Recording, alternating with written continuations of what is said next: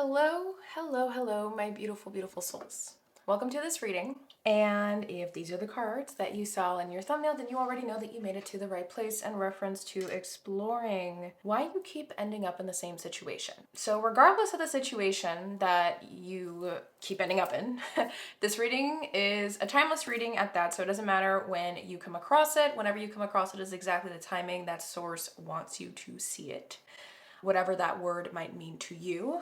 And not only that, but with this topic in particular, there's a lot to unpack here. And I did feel called to explore this topic kind of differently. I've done this before, like once in a pick a card on my YouTube channel before, but I did want to just share it in the intro. That way I don't have to explain it a million bazillion times.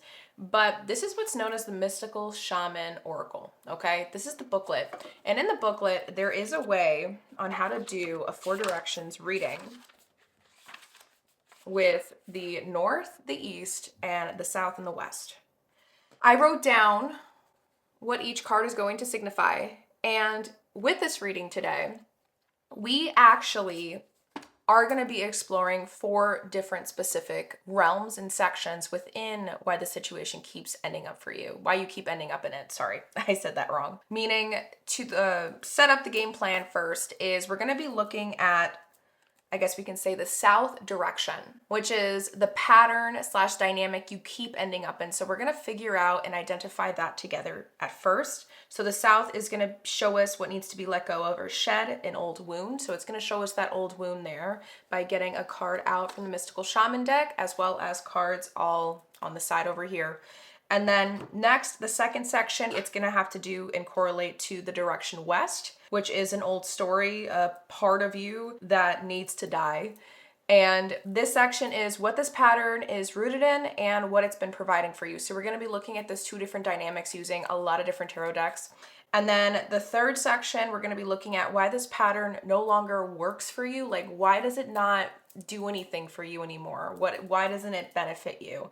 So we're going to be looking at that with oracles, as well as, again, pulling out a card with the north direction, which is the wisdom that you need. So this is going to be your great medicine. This is the medicine that you're ready to receive, because we're seeing why it no longer works for you. And then lastly, we're going to be looking at the east direction, where we're going to be looking at how this pattern changes now that it's brought to awareness. Now that you have figured it out, you identified it, you've listened to the reading up until this point, we're going to now explore, like, how does it start to change now that you have awareness with it? And this is the east, your possible destiny, okay? So like I said, we're going to be pulling out a card for each in the Mystical Shaman, each section that we dive into. And then at the very end, we're going to be looking at your final messages from source, as well as your higher self, okay? Which is what I always do in my readings, if you haven't noticed, if you haven't been here for a while. But hello, nice to meet you. If this is your first time here, my name, or I call myself here, Ahimsa, which is the practice of nonviolence towards all living things and non-living things, including the self. So that's exactly why I love that name. That's why my business is called Ahimsa Heals. And with these cards in front of you, my loves, before we end up going to the pile selection portion, I really extremely felt called to share with you guys the back of the deck collective energy that came through. And I think in my last reading that I uploaded recently, I ended up sharing that separately amongst you guys in the piles, but I just couldn't help myself. And there is a little excerpt in the booklet because I was reading the meaning of this card. This is the back of the deck. So regardless of where you go, your pile, faith in the process, with the number 32, 3 and 2 adding to 5 is the energy of what's going on in your life. But I wanted to share. I'm talking too much, so let me just get straight to the point. This is where it gets really interesting. There was an excerpt that I actually wrote on my booklet to read to you guys, because this is where it gets interesting. The guidance from this oracle comes direct from the greater source of life itself. There is now an opportunity for you to be moved from the situation you are currently in to the next chapter in your life story. You can't do it on your own. It is too big of a shift. It needs the grace of life to intervene on your behalf. You will need faith, though. You may feel as though the wheels of your trolley are coming off, or that they are a bit rickety. But you must also understand that the voice of life is now coming straight to your heart with this message. I have resources you know not of. It is safe to trust in my ways and in my wisdom, for I love you, and I am guiding you into all that is rightfully yours. Know that what is rightfully yours is what your heart truly desires, and you need not fear loss. Nothing that is meant to come to you will be denied, and it is safe for you to let go and allow me to move you. Through faith, peace is restored, and you are able to know this, and perhaps have some fun in the process.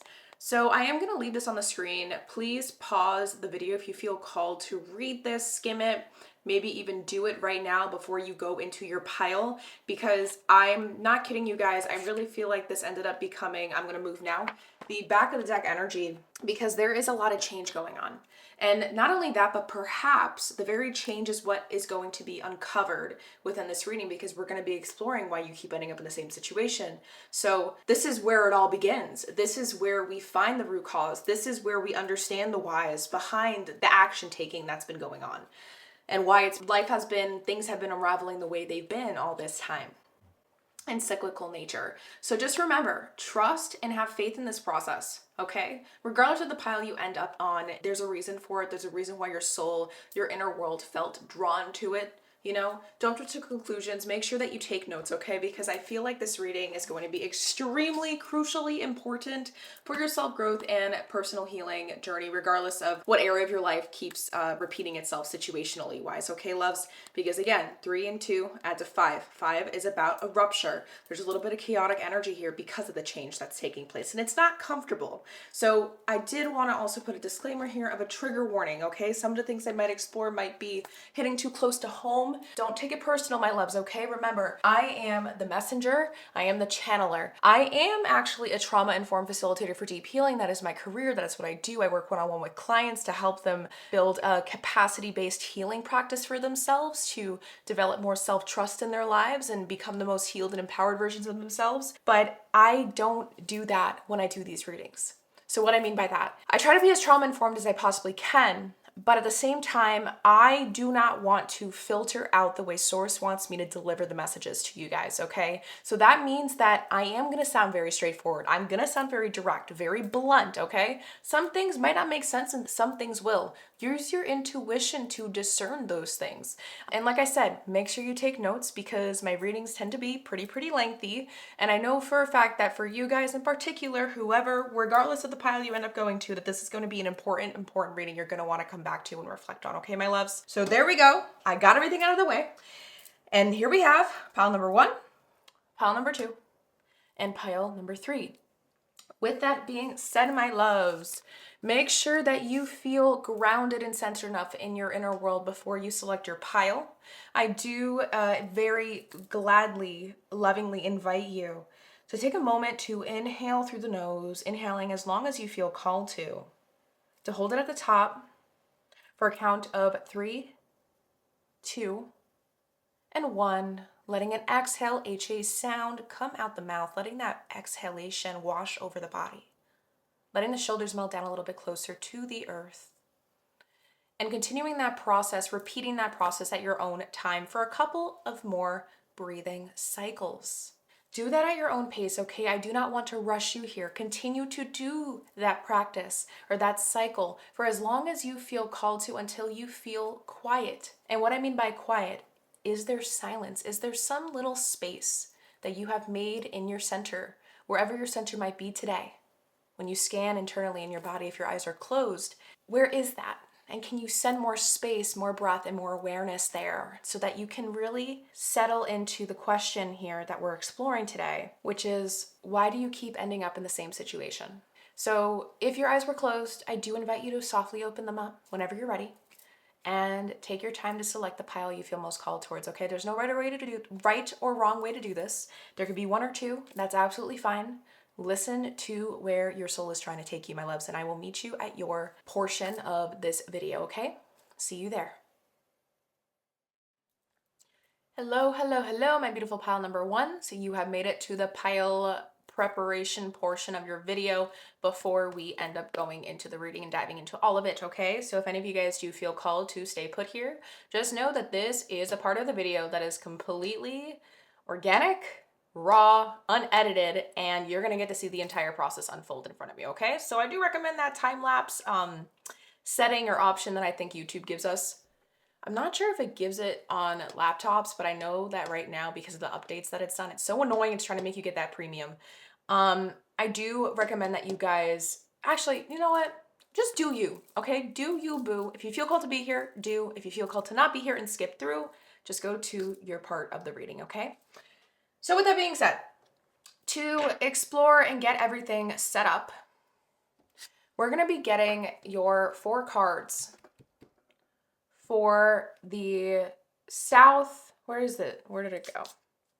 I already lost the paper that I had. Oh, there it is.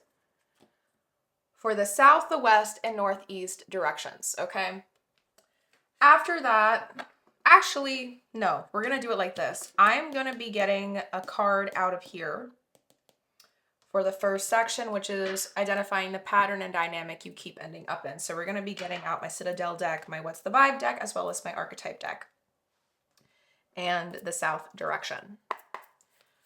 So let us do this together now.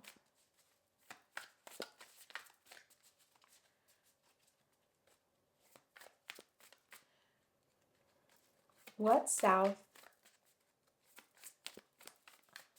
Oh, how do I even say this?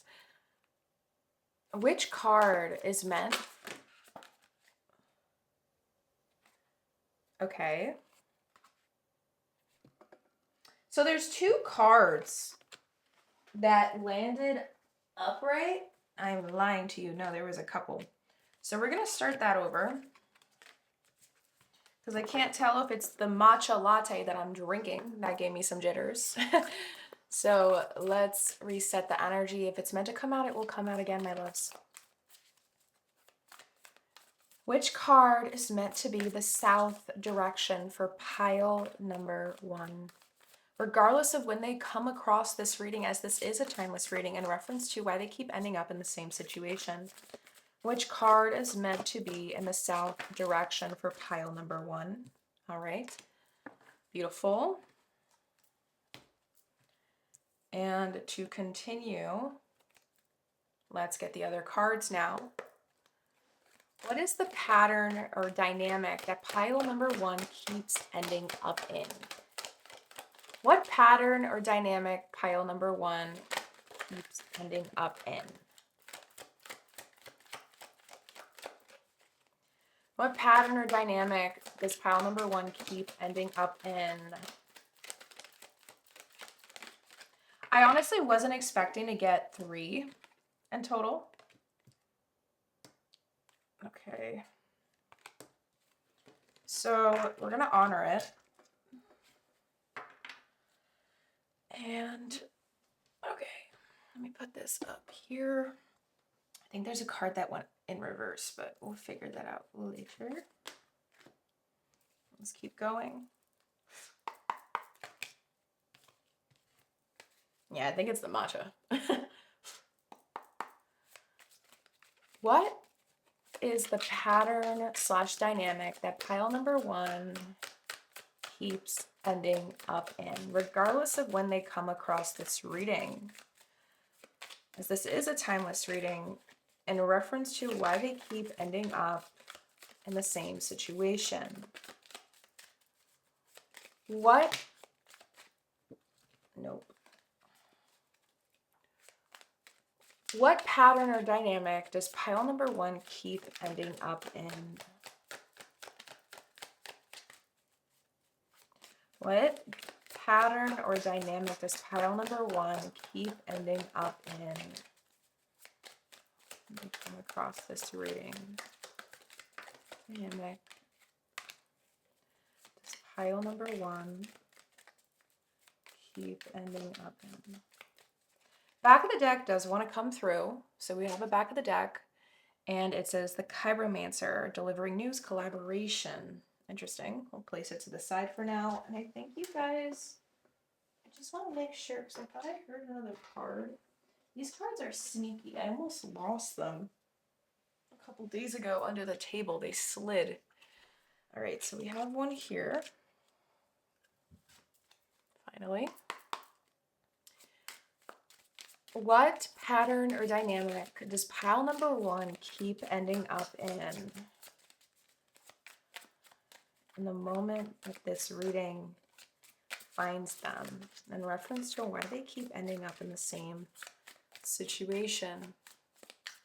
What pattern slash dynamic does pile number 1 keep ending up in?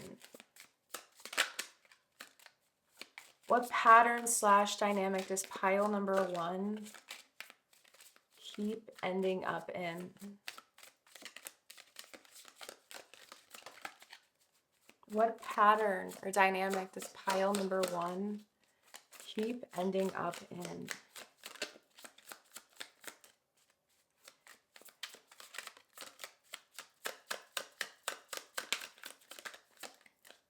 Shuffle. Back of the deck, soulmate. Interesting. This one came up, right? So this is going to be important. I think this might be a significator energy. So we might have to place it next to this. Interesting. Okay, so we got the set of cards here. We're going to place these to the side, and we're going to move into the second section for your reading. Okay, so there's 3 different tarot decks. We're going to be using the Hermetic Tarot for clarifiers, and my Santa Muerte deck is going to be for the second portion of this section, and then the Black Tarot deck is going to be for the first. And then again, we're going to grab the Mystical Shaman deck out and get your West direction. Which card is the West direction for pile number 1? Which card is the West direction for pile number 1? Which card is the West direction for pile number 1, regardless of when they come across this reading? Which card is the West direction for pile number 1? Okay. We got 1. And, okay, so we're going to do this. And now this is for exploring what this pattern is rooted in. What is this pattern slash dynamic rooted in for pile number 1? What is this pattern slash dynamic rooted in for pile number 1? What is this pattern slash dynamic rooted in for pile number 1?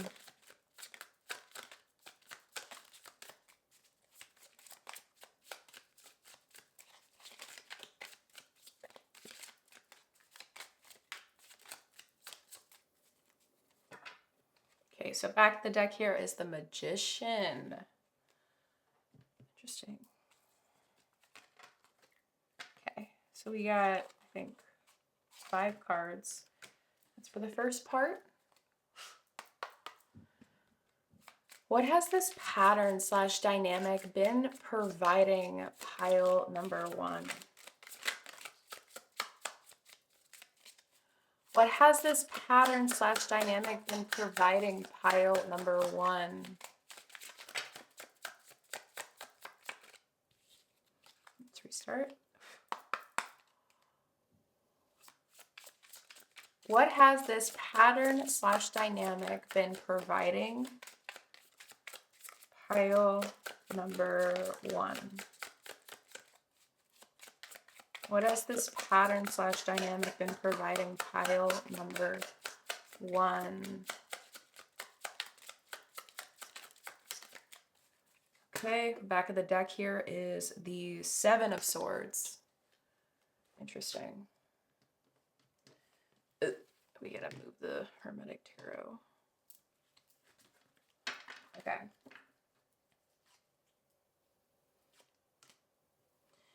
All right, this will stay here. And then, I don't know, we got these 3 cards here. Beautiful. All right. So We are set with this portion.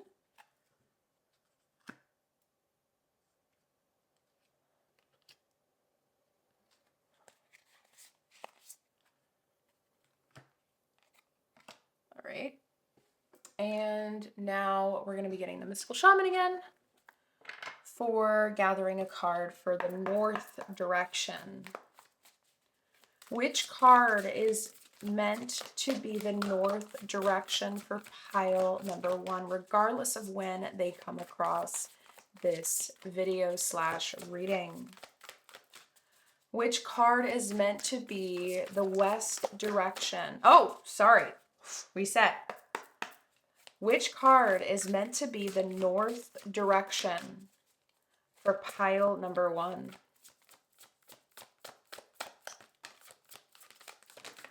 Oops.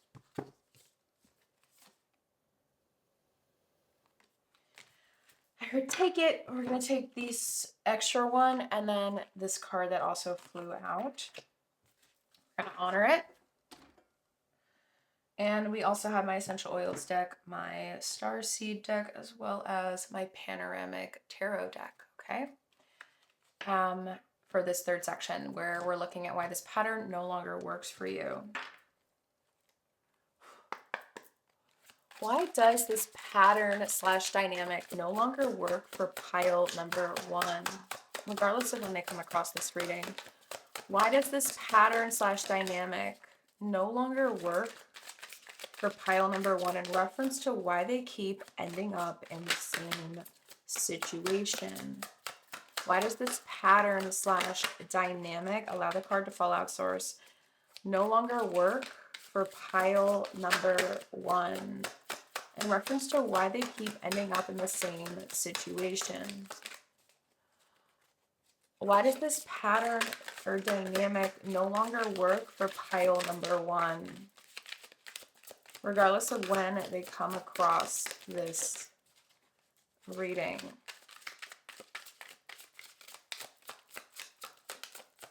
Okay, so no cards wanted to come out with this deck. I'm going to fully honor it, and we're going to keep, I felt called to use the back of the deck. So it actually says anti-aging for the essential oil spirituality. Okay, we're not going to explore it fully now because this isn't the time.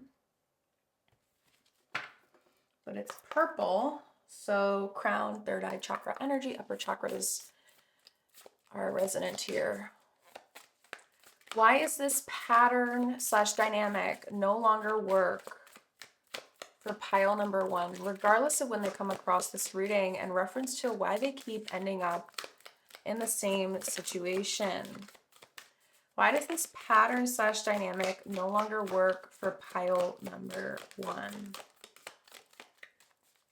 Why does this pattern / dynamic no longer work for pile number 1? All right. We got one here, back of the deck wants to come through again. It says, I'm sorry, we're not going to be exploring it fully yet, but it also has that purple color as the other back of the deck. So it's interesting.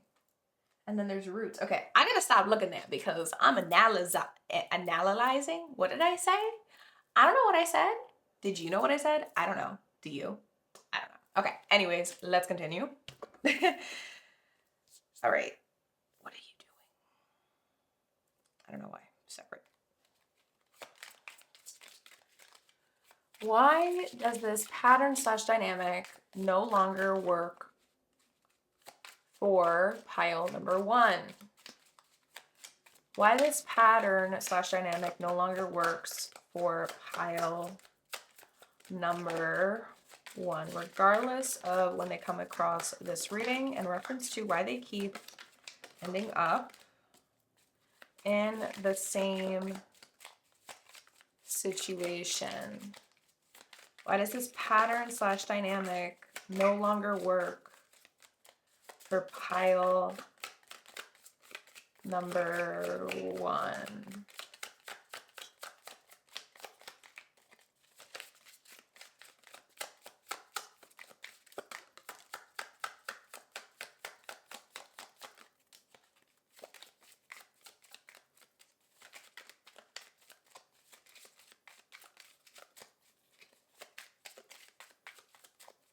Back of the deck here is the Five of Wands. Okay, so we have what, 5? This one landed this way. I'm gonna honor, well, okay. Okay. And then this one is in reverse. I'm a little bit confused. I think these are all in reverse. Yeah. Yeah. Are they? No, I think I'm gonna honor them all to be upright. Because that was my initial plan. So, but you guys got some really intense cards. I'm doing this so I can reset the energy so I know the way Source wants me to lay it down. Does that make sense? I hope it does. Okay, so we got the cards set up here.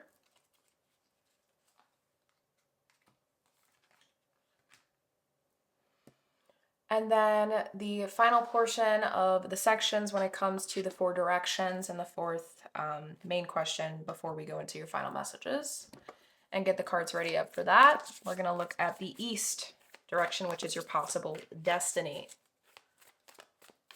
Which card is meant for the East direction? For pile number 1, regardless of when they come across this reading, in reference to why they keep ending up in the same situation. Which card is meant to be in the East direction for pile number 1? Which card is meant to be in the East direction for pile number 1? Okay. And I believe that the back of the deck, there's medicine here for your final message. So it's the Gatherer. We're going to read that when we finish your reading. So I'm going to leave that up there. Beautiful. And now we're going to get the cards out for this section as well. We have my Wisdom Oracle deck, my Moonology deck, as well as my Sacred Destiny deck here. All right.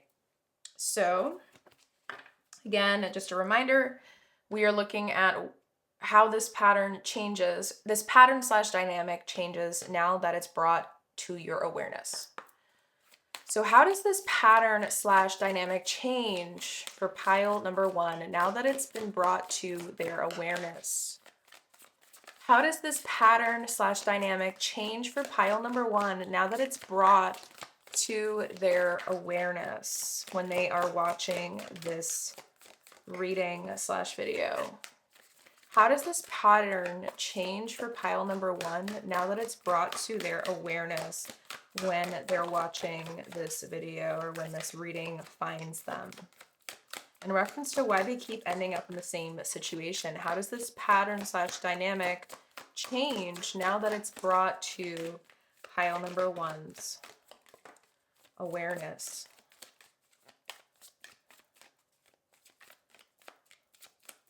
Back of the deck here, the answers you need are coming, full moon, and Gemini. This is here. How does this pattern slash dynamic change for pile number 1 now that it's brought to their awareness? How does this pattern change for pile number 1 now that it's brought to their awareness? How does this pattern slash dynamic change for pile number 1 now that it's brought to their awareness? How does this pattern slash dynamic change for pile number 1 now that it's brought to their awareness?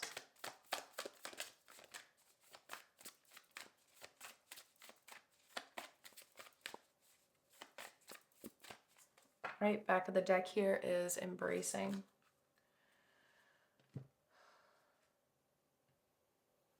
Okay. And then for the Wisdom Oracle deck, okay. How does this pattern change, or how does this pattern / dynamic change for pile number 1 now that it's brought to their awareness? How does this pattern / dynamic change for pile number 1 now that it's brought to their awareness?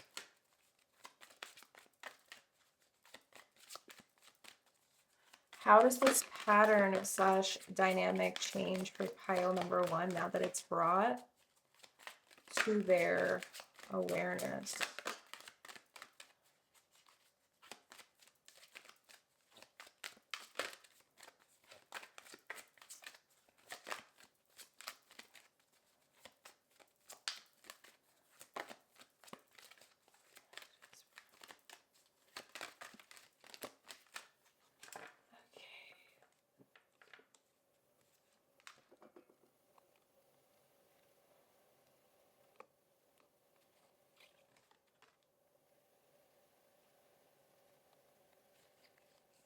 Okay.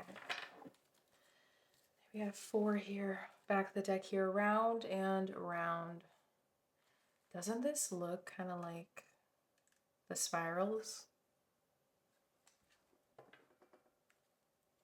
Spirals of manifestation, round and round. That's so trippy.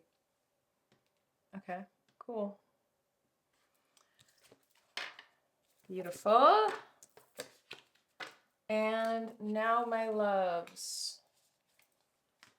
what we are going to do to finish this up is gather your final message cards and see if a stress less exercise wants to come through for you for practical application after this reading is complete, you know, that you can do down the road. Are there any cards meant for pile number 1 to walk away with?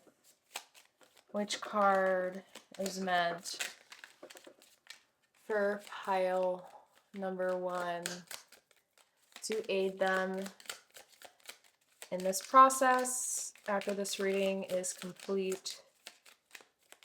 Which card is meant for pile number 1 to aid them in this process after their reading is complete?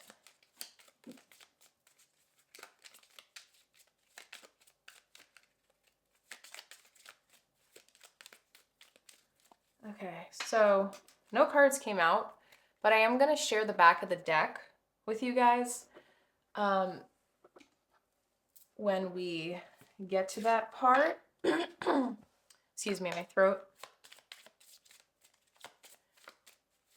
Final message from Source for pile number 1. Final message from Source for pile number 1.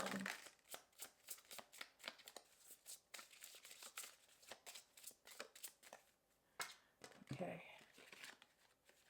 We got 3 cards, so maybe not all messages will resonate. And then lastly, we have here. Sorry, I'm just trying to get myself a little bit organized. And then lastly, we have the Angel Numbers deck.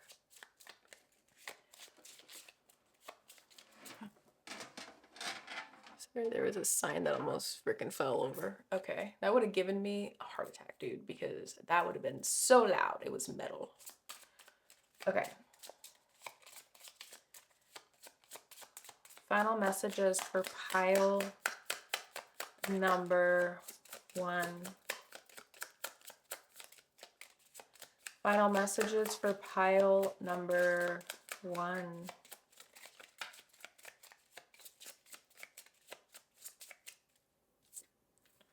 Okay, Beautiful. And yes. All right, so we are set here, my loves.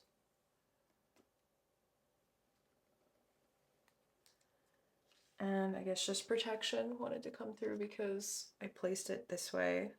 So just remember that you are always protected, my love. All right. So I want you guys to know that I'm really excited to do this reading for you. We have got everything ready, and now it is game time, my loves, okay? So if you were here for the whole time, thank you. I appreciate you. I honor you, and I started adding in this part of my process to getting the readings and stuff all set up for you guys, okay, for the viewers. So I really hope you guys appreciate it. Let me know in the comments down below if you ended up listening to this, okay? Just so I know and get feedback to know that like this is something to like worth continuing to do instead of just leaving it out completely, because I know how long my process can take. So with that being said, I will meet you at your reading portion of your video. See you there.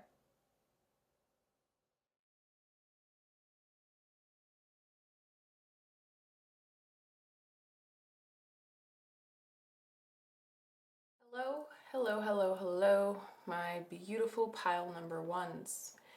If this is the card that aided you in selecting this pile, the Spirals of Manifestation card with the number 18 here, then you already know that this reading is 100% meant for you in reference to why you keep ending up in the same situation.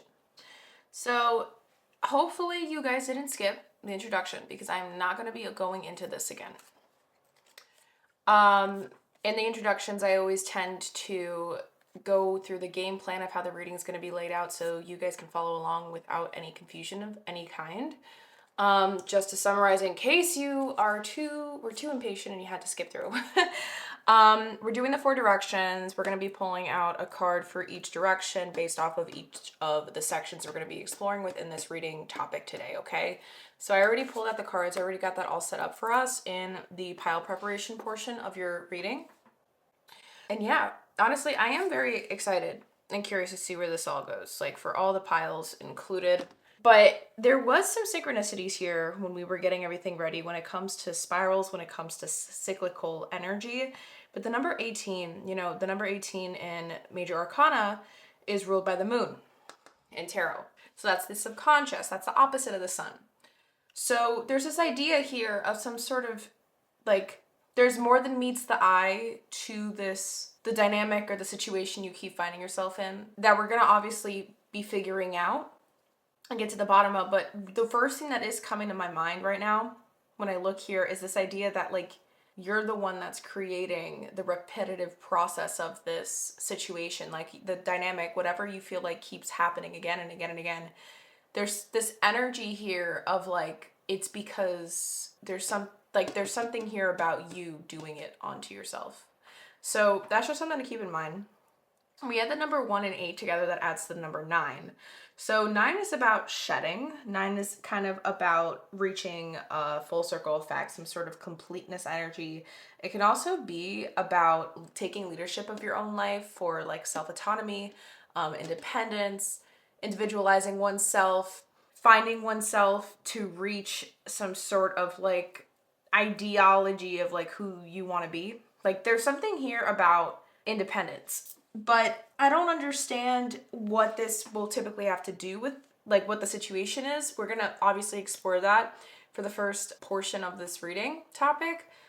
But I don't know if like you're desiring more, like what's coming through in my head is this idea of someone that's like desiring more independence or more like, maybe not alone time, maybe that's not the right word, but more time to like figure stuff out or like figure yourself out. There's something here about like solitude, but not in a negative light. But then there's also a fear of it at the same time. So now it's at 2 sides of the same coin sort of effect where it's like you want it, but then you don't want it at the same time. I don't know what that is. So that's just my intuitive nudge. That's just what I'm sensing when I look at this card. We're gonna read some insight within the booklet here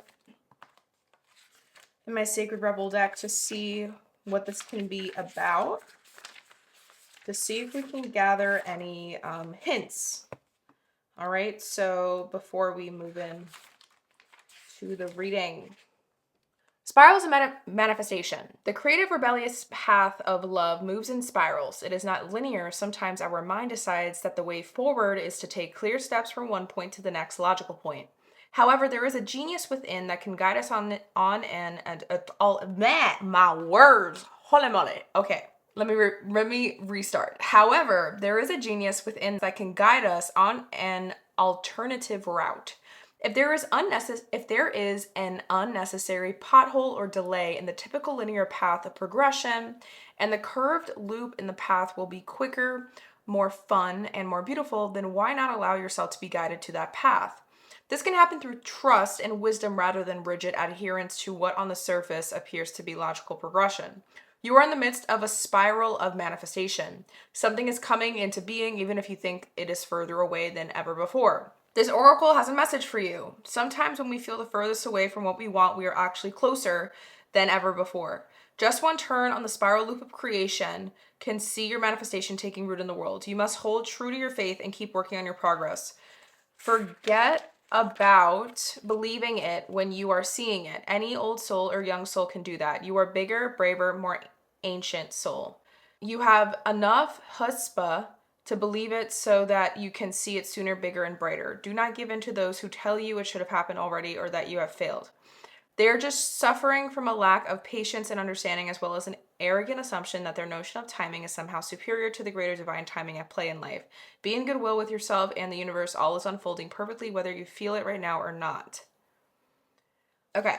Remember, too, that your life path is unfolding in harmony with the paths of others. You will meet with each other for the greatest benefit when you trust in the flow of the one great creative spiral upon which this galaxy spins. Everything is ultimately in harmony with everything else to fulfill the great big creative intent of the supreme creative force of love. You're included in that. Lucky. Okay.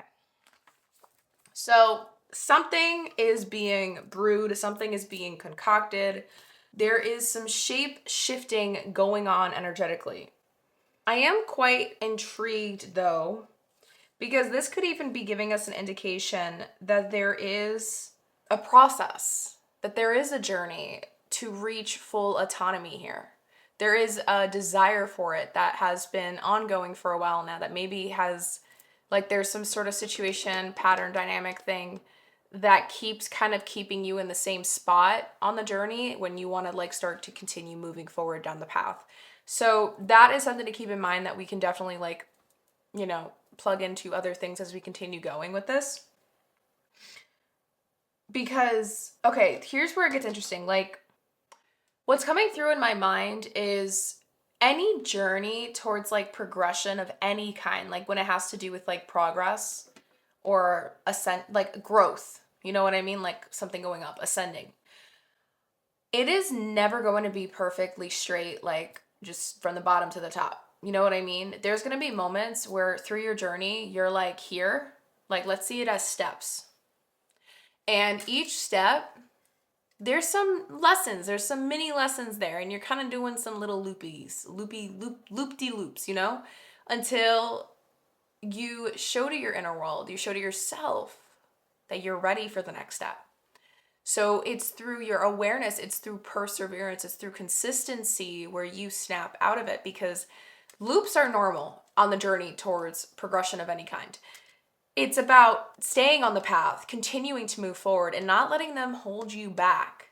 That allows you to break out of the loop cycle to go into the next step. And then, you know, the same thing repeats, and then the same thing repeats. Does that make sense? So there's something here about this has to do with one of those steps. Like you're at one of these moments where, I'm sorry if you're hearing a lot of shaking. You're at one of these moments, pile number one, in the journey where this dynamic or pattern, this loop is coming up. It's happening again. There's something here. And when I say again, it feels as if like you've just been on a journey and they might not be the same. Like when I say again, there was some sort of, I guess I'm going to use the reference or the analogy that the book used because I kind of like this. You know, when you're driving on a road and there's a pothole and then it's like, boop, and it hits your tire. I'm picturing like you hit a pothole on your journey recently, but this pothole is a different pothole than that one, but they both got hit because of the same reason. You didn't see them, you didn't pay attention. There's a similarity here that is gonna make things kind of click into better perspective for you. That's what's really coming through for me. So let us move into this by exploring, or actually, I'm so curious. I want to know what your south direction is, which is what needs to be let go of / shed. It's your old wound. And it's also going to help us gain insight on the significator card energy for the pattern / dynamic you keep ending up in, okay? So when we reveal that, we're also going to be getting out the other cards. Just wanted to go with it. If you guys are curious to know how I got this whole setup already, look at the video before this one in the timestamps. It's your pile preparation, okay? So for the back of the deck energy here, before we look at everything, we did receive two decks that wanted to be back of the deck. So we have soulmate, twin flame, friendship, and romantic partner.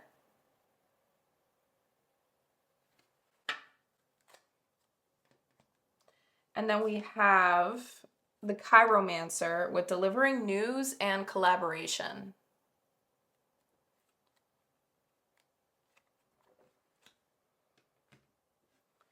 And you ended up receiving 3 archetype. We're going to plug everything in. Okay, guys? So just, yeah, okay. My brain's kind of weird today, guys. Thank you for your patience. All right, let's do this. For the first significator card that's going to go along with the South Direction card, we have Smell the Roses, Slow Down, Take some you time, and get out in nature.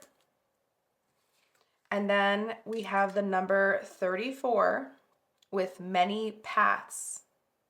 3 and 4 adding to 7. 7s are always, to me, about like that really awkward in-between state before you're hitting like a breaking point, like a good point on your journey. It's that weird in-between space where you're not seeing a lot of progress, but it's kind of trickling in, and it's enough to be like, okay, like there's something there, but you still could use some reassurance every once in a while. Like that's the energy I'm picking up on when I think of the 7 here with 3 and 4. What is Many Paths, though? I am quite curious. So let us see what the booklet says so we can look at the rest of the cards and plug it all together. All right. So the essence of this card: all paths lead to spirit.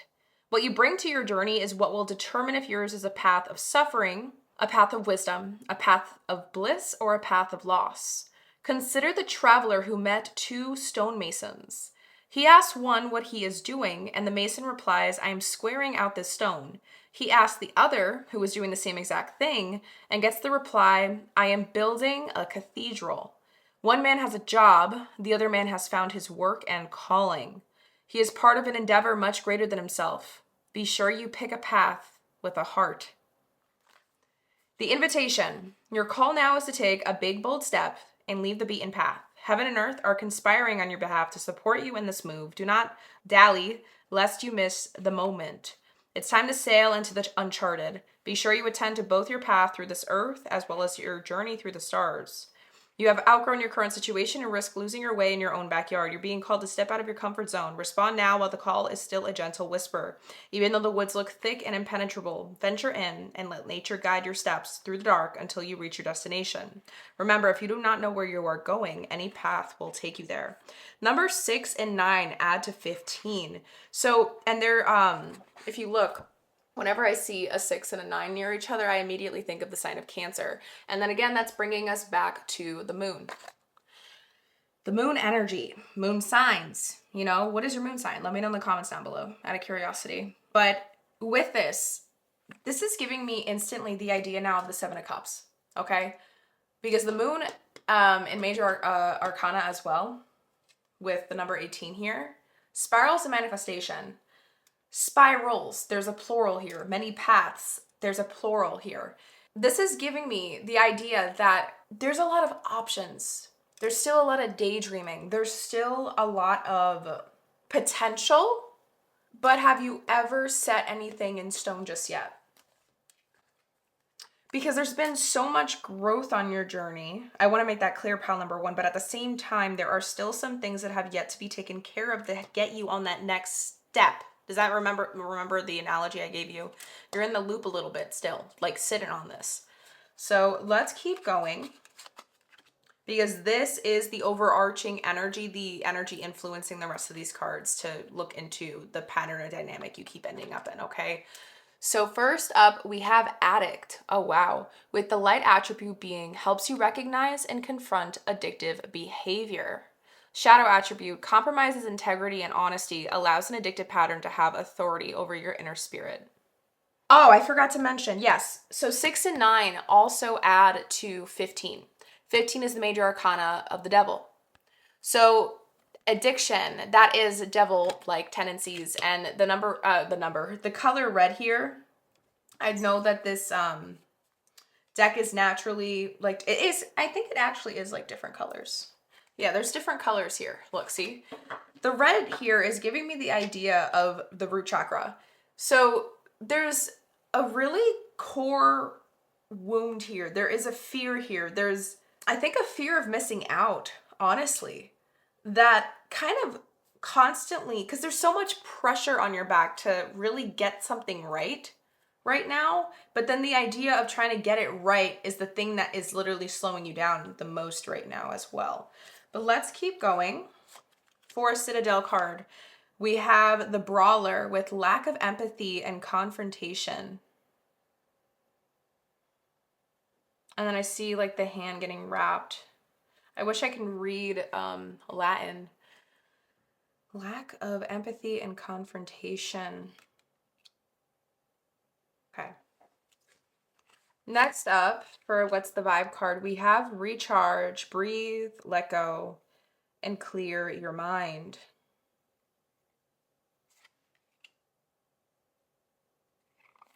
Next up, we have artist, light attributes, expressing a dimension of life that is just beyond the five senses, inspiring others to see life symbolically. Shadow attributes, using talent as an excuse to mistreat others, posing as the starving artist to elicit pity. And then lastly, oh, this is in reverse, we have the mediator. So because it came out in reverse like this, I'm going to be just reading the shadow attribute of this card. And it says, negotiating with an ulterior motive or hidden agenda, either personally or professionally. Okay. I'm going to do it like this. Oh, I just realized you guys can't even see that. I'm sorry. Pile number one, when it comes to the pattern / dynamic that you keep ending up in, this has to do with somebody who can't make up their mind. Or they're too focused on like putting themselves first so heavily that it's kind of like limiting. Okay, this is where it's a little bit of a, it's going to feel contradictory what I'm about to say, because we should always like put ourselves first when it comes to like our mental health, you know, self-care, things like that.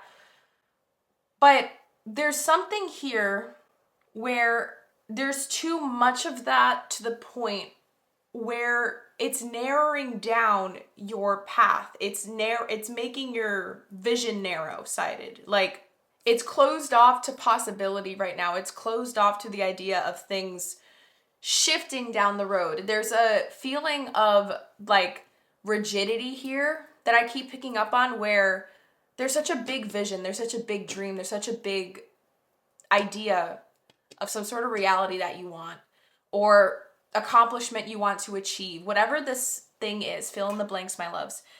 It's kind of hindering your ability to think rationally and realistically, because the desire for it is so strong that pressure is getting developed within. There's like a self-induced pressure of some kind happening. That pressure is triggering your brain to think that if you don't do it this way, or things don't happen this way, then it's the end of the world, like the thing that you want isn't going to be there, and there's a chance of losing something really, really, really valuable to you. So your brain's trying to sort of like maneuver out of that by either making you kind of fixate really aggressively on like one way to do this. And if it's not done that way, then it's the end and I'm done. Like, I don't know. This is, okay, so what I'm picking up on is the idea of someone in a relationship. This might not, you guys don't have to be in a relationship, but this is the example that I'm going to use. So hopefully it'll like make you guys understand what I'm trying to explain. Someone's in a relationship with somebody else. Maybe you guys are in a relationship and this is going to be you. So you'll see. In that relationship, there's this idea of somebody who, like, one person has gone through some trauma in the relationship, their past relationships. They've gone through trauma that led them to wanting to prioritize setting boundaries. When they set the boundaries, one of the boundaries is, I want to have kids. I'm just making this up. I want to have kids by this age. And if I don't have kids by this age, that means I didn't succeed. That means that I didn't make it in life. That means that I'm a failure. That means that I screwed up. And that's the story that they're putting in their head. They planted it in their head. So they're making that the final say for the relationship to be something that can progress and move forward with, or else you're going to walk away. That's a lot of rigidity. That's a lot of pressure on you and on the other person. There's some forcefulness here.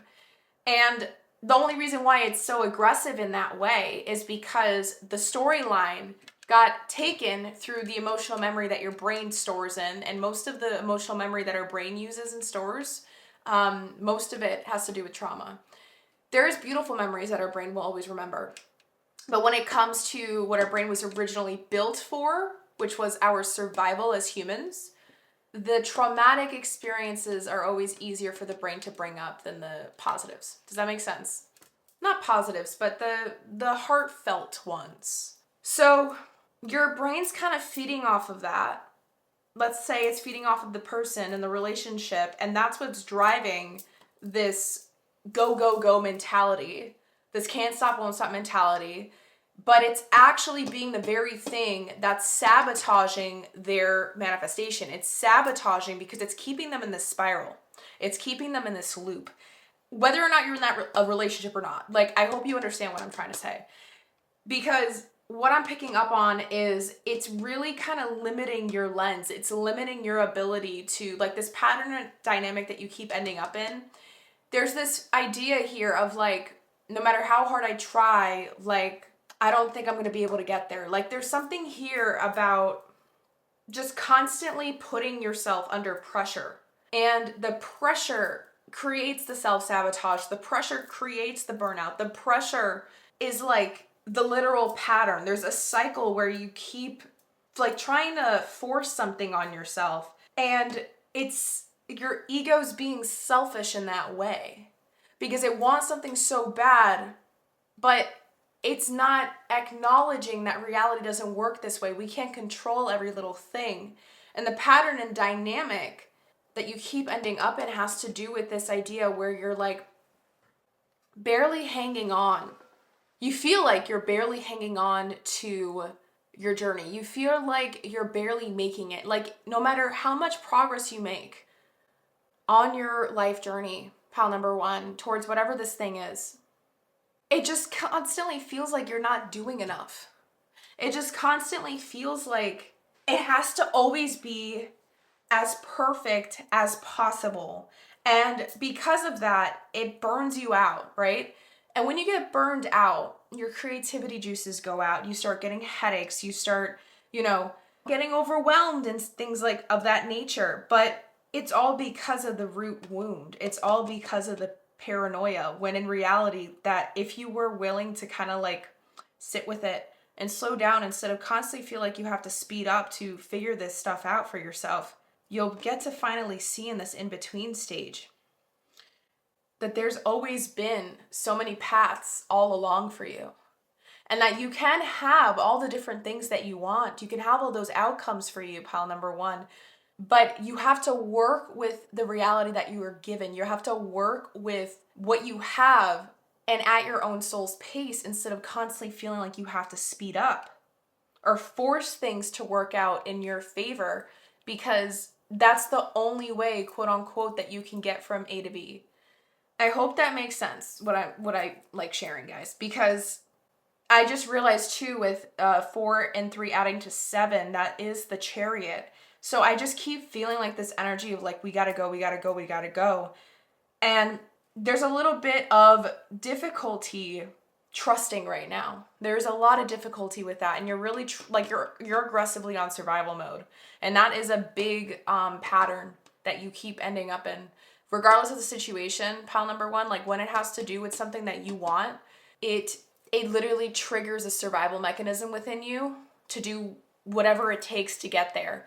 But it only narrows down your mind. It narrows down your ability to think cognitively about the situation, because our brains do that. It shuts down the prefrontal cortex of our brain, which is the part that helps us think rationally and be logical and do like pros and cons and, like open, like longer term, bigger picture thinking. Does that make sense?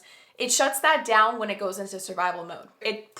Self-induced pressure triggers the brain to do this, is what I'm trying to say. So when this happens, you have tunnel vision.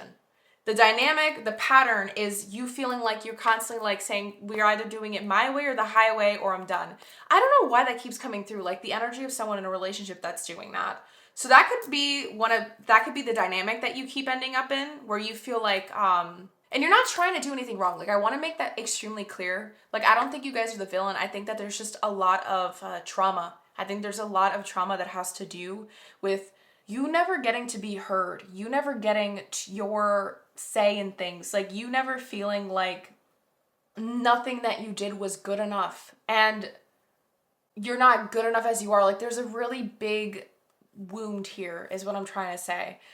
And that's also why there's a little bit of greed energy here, because you do want it all, but at the same time, I don't think you're asking yourself enough questions about like what things matter more versus the other, but it's because you're just not thinking in that way right now. And that's fine. Like, I understand that. I feel like I used to be this way in the beginning of my relationship too, but it's because I was scared. But when we're scared, we try to control. But there's things that we can't control. So there is a really bad dynamic here where someone is trying to control a lot, control the story, control the narrative, control the illusion that's being fed to somebody. I don't know if it has to do with you being in a relationship and there's like a control dynamic going on, or it's about control of life in general and this pattern of constantly trying to force something to move in a very specific favor for you without letting yourself be open to the idea that it can happen in different ways. So that is what is coming through. Let us keep going, my loves. I know that was so specific, but that's what came through. Okay, my loves? So let us move forward. And yeah. Okay, I'm just moving the cards so we have space. This can also be, I do want to say one more thing, is like arguments where you're very confused why you keep ending up in situations with loved ones, or it could be a very specific person in your life where you're so confused why no one, like, you're trying to make them see your side, or you're trying to only have them see your side. It's constantly like that way. And you feel like you're never being understood or seen or valued or appreciated. There's something here about that. Like, what about me?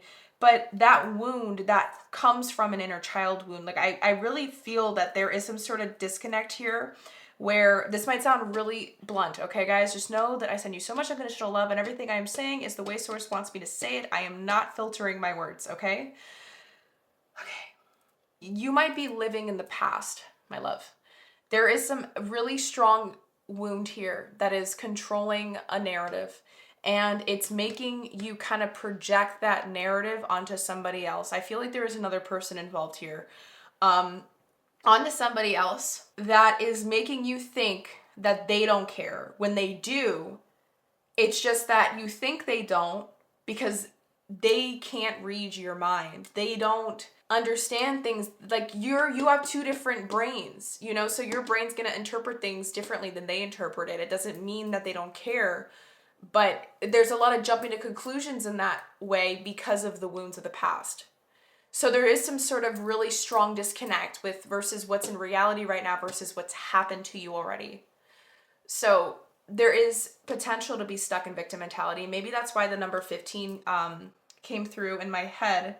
Oh, not came through in my head. What am I saying? When we were reading here. Oh, did you just see that? I just opened and it was 15. I thought that was so funny. But the page, when we were reading the page, it said like 69. Yeah, 69, remember? The Cancer. Oh, sign of Cancer! That's trippy. That's confirmation then.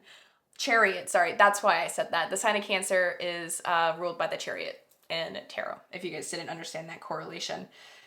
What was I saying? Oh my God. I don't remember. Okay, let's go. So, my loves, let us move forward. And we're going to be looking at now the west direction, which is the part of you that needs to die. It's an old story. This is the old wound. This is the old story. Okay? So, I think this wound has to do with the fear of missing out, right? We were talking about the pattern and dynamic, but now we're going to be seeing what this pattern is rooted in. And words. We're going to be seeing what this pattern is rooted in, and then we're also going to be seeing what it's been providing for you. So we're using 3 different tarot decks. One of the decks is what's known as my Hermetic Tarot deck. Okay. We're going to be using it for clarifiers if I feel called to clarify anything, I guess. And we're going to be using my Black Tarot deck for what this pattern is rooted in, and then my Santa Muerte deck for what it's been providing for you. So we're going to be looking at what this pattern is rooted in first. And we're going to be exploring the west direction card you received. I'm just trying to figure out where to put this. Okay. So for the west direction, I'm going to be placing this here. I don't even know. I don't think you guys can see it. Okay. For the west direction, we have the number 20 with flow. Again, the 7 of Cups energy. There is some weird, like, avoidant energy here. I'm curious. So for flow, what needs to die? A part of you, an old story. Okay. Wow. Okay.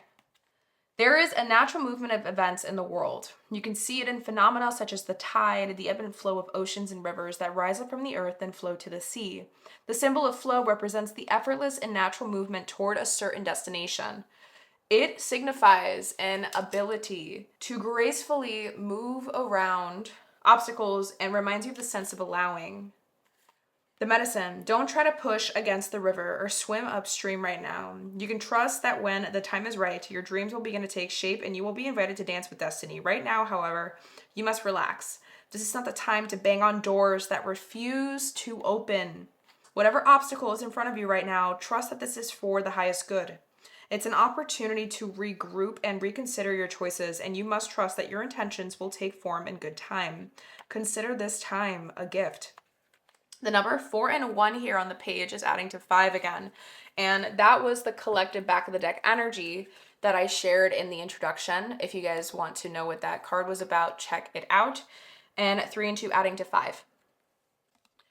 This is kind of giving me an indication that the thing that you're paranoid about, the thing that you're confused about, the obstacle, the dynamic, the pattern that you hit again, this pattern is rooted in an original story of trying to control the dynamic, okay? Trying to control something, trying to control the situation, and in general, overall, regardless of what the storyline is for you, my love.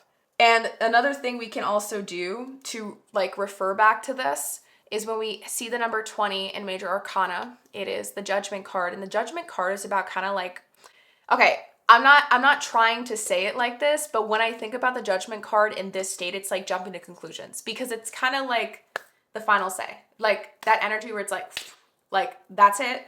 This is what it is. I have made my decision. It's final. It's like the gavel when they hit it in the courtroom. Like I had the final say. Like that's what judgment energy is about. And it just feels like there is that energy here too, like an authoritative energy. Like this is it. Like this is what I want. This is how it's done. Blah. Does that make sense? So this is continuing to feed into it because of the fear of missing out. So where are the cards? Okay, there we go. So we have 5 cards that ended up coming out here. And for the back of the deck energy for the Black Tarot, you guys received the Magician. I know there's a lot of darkness in these cards. I specifically got this deck for this reason. I'm interested to see where this is going to take us.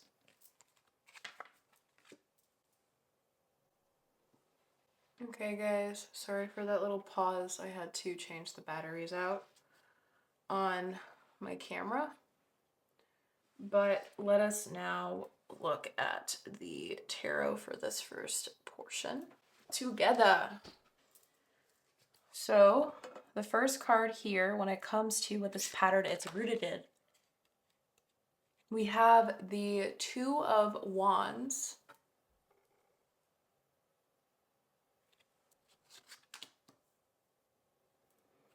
Next up,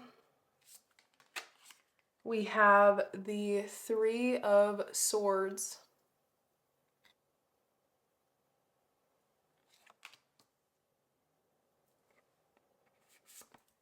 The Four of Spheres, known as the Four of Pentacles. I knew it. The second to last card we have here is the Fool.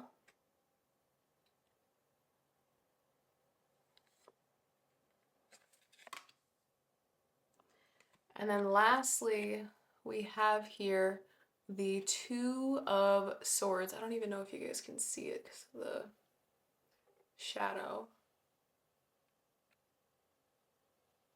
Okay.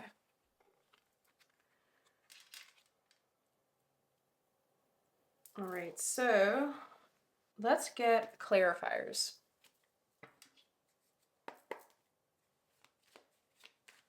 What is the clarifying card for the Two of Wands here? Thank you. We have the Ace of Pentacles. What is the clarifying card here for the Three of Swords? Ooh! Thank you. We have the Hermit. Picking up the cards that fell. I made that one the card because that was the only card that didn't fall.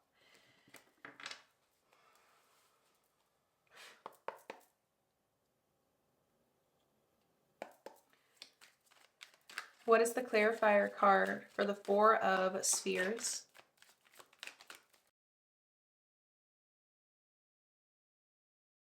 Thank you. It is the Knight of Pentacles. Please clarify the Fool.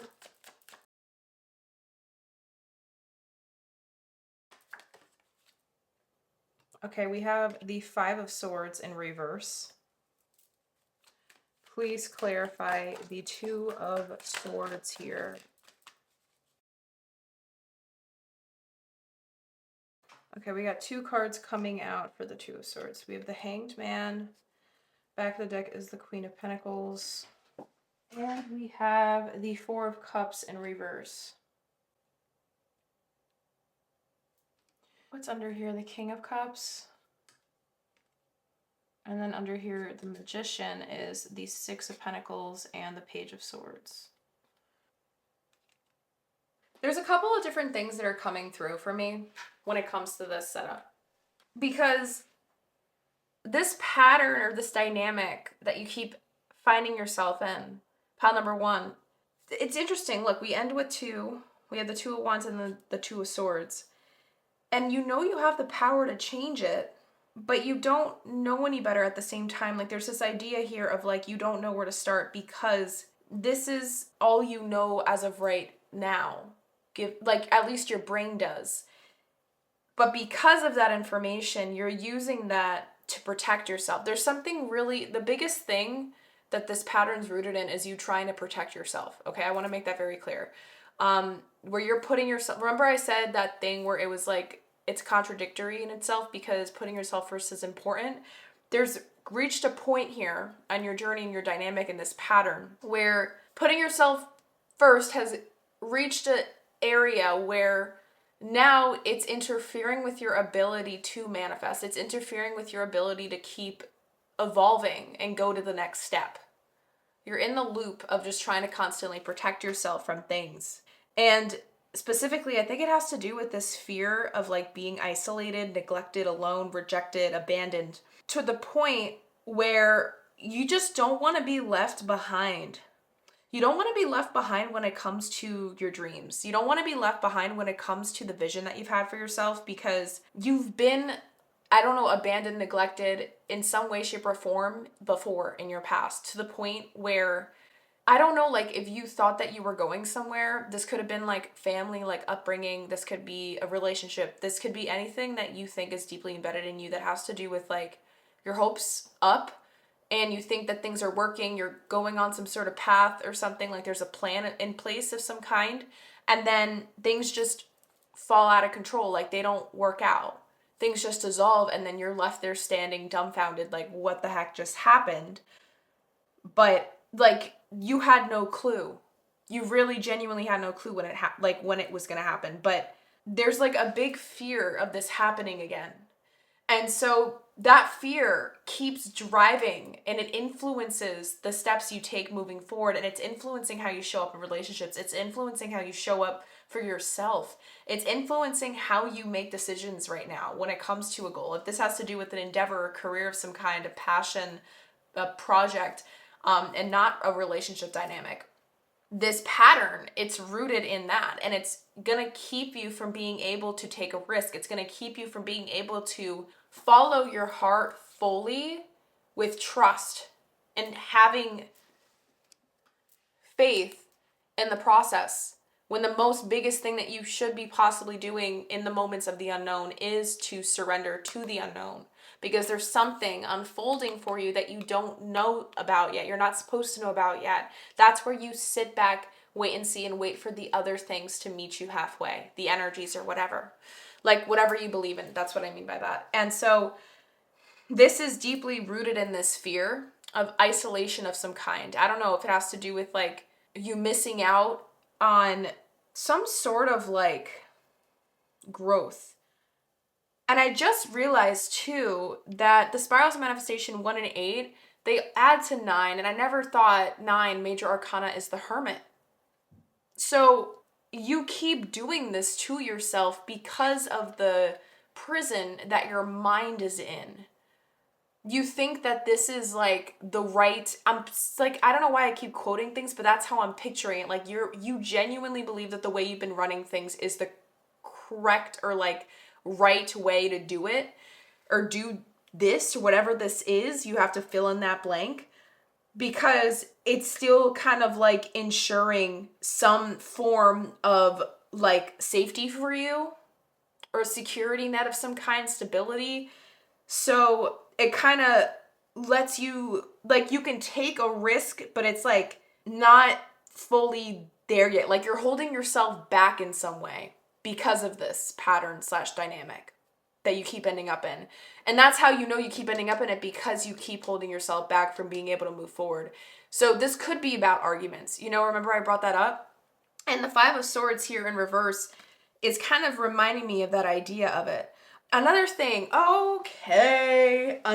that's coming through, this could be about fear of commitment, having trouble committing, having trouble with settling, because you think settling means that your life is over. You think that settling means that you can't fly any higher. But here's the idea, and I really want you to think about this. When people say you're settling, what if you just said, I'm settling ... You're settling on the ground. You're grounding. There's nothing bad with grounding, Because after you ground, there's more space for expansion afterwards. But you have to trust that the expansion is there. You have to trust that in some way, shape, or form, after the settling, there is expansion. And it's not going to be an expansion that you get to control the outcome of. It's not going to be an expansion that you're going to get to know what it is around the corner sort of thing. It is an expansion, and that's simply what it is. But you need to know that it's helping you continue to grow. It's helping you down your path. And all these things are leading you to something for a reason. But you need to believe in that, pile number one. Because this pattern, there is a fear of running away. Okay? There is a fear of averting. There is a fear of running away. No, not a fear of. There's a fear of staying put and trusting in the process. So you keep switching up. And now another thing that's coming through is like another dynamic or pattern is the idea of like you being in a relationship, or not in a relationship, but maybe just talking to somebody, but you're not giving them the time of day, because the second things start getting serious, you break. Because the idea of having to settle scares you. When in reality, it's the very medicine that your soul is desiring deeply of, because it's so tired of carrying all this crap. It's so tired of it. But you're not seeing that. There's a disconnect here. You're not seeing it because it's hard to see it. It pains you to see it. So this could be like you're good at flings, you're good at one night stands, you're good at friends with benefits, but when it gets too serious, or dating around, but when it gets too serious, there's a fear and you might break. You might run away. This can be applied when it comes to like just continuing on a journey or a goal. Even when things get in the way, you have to keep persevering through it. Because remember the number 7, where is the 7? Here. Remember the number 7 I told you was about like perseverance? There's a lack of that. Okay, because we got to keep in mind that the many paths card was about what needs to be let go of and shed. But there is a difficulty of moving forward regardless of not knowing like what unfolds for you, but just doing it because you know that that's what your heart wants. That's where peace comes in. That's where emotional fulfillment lies. But that's where it gets too scary. So that's what it's rooted in. It's rooted in the idea that like the same end result is waiting for you on the other side of something that may have happened in your past. Like you're gonna feel that all over again, but in reality that's just your brain playing tricks on you, because that's the only information it's feeding its crap off on, or it's basing its assumptions off of, is only emotional memory, when in reality there's billions and millions of different ways that life and all the stuff that you move through can play out. And you're not possibly going to be able to figure out each and every way. You know, an asteroid or a comet can literally just land on your house right now, for God's sake. And you want to be able to plan for that. So what I'm trying to say is that this pattern, though, is rooted in this need for control and safety and security. And that's the biggest thing that is been holding you back from being able to move forward, because you're stuck in this loop when you're supposed to keep ascending the steps. So let us now explore further and see what this pattern and dynamic, though, has been providing for you. So we're going to get all the cards. We're going to shuffle them up to get it set up for this next portion. Because next up, what we are going to be laying on top of the Black Tarot is the Santa Muerte, okay? I'm hearing you didn't know any better, and I don't know why that's coming through. Because you do have a big heart. I really want to make that clear, pile number 1. Like, I don't think that you're a bad person at all. I don't want you to think that anything I said makes me judge you at all. Like, I'm not criticizing you. This is just what's coming through. Okay, like in the channels and the downloads, I'm just letting source come through me. But I do want to say that you didn't know any better when these things happened, okay? There may be some form of guilt when it comes to opportunity of some kind, where there was opportunity and things felt too scary to take the leap. You need to remember that that was a spiral you were in, okay? And you didn't have the knowledge, you didn't have the awareness that it was a spiral in the first place at all.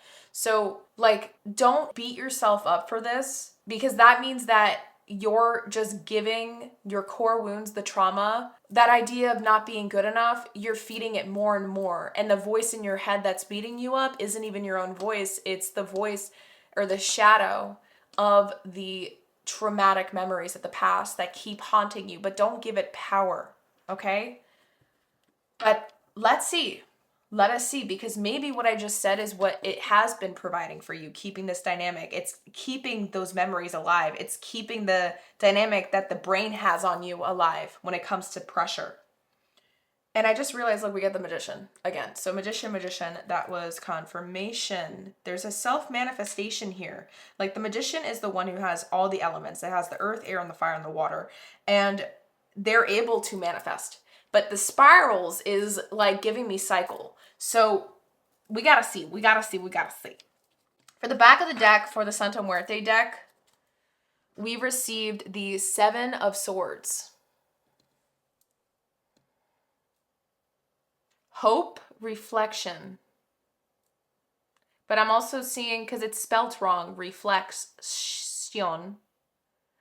It's spelt like reflex, the word reflex, like when you have a reflex of some kind.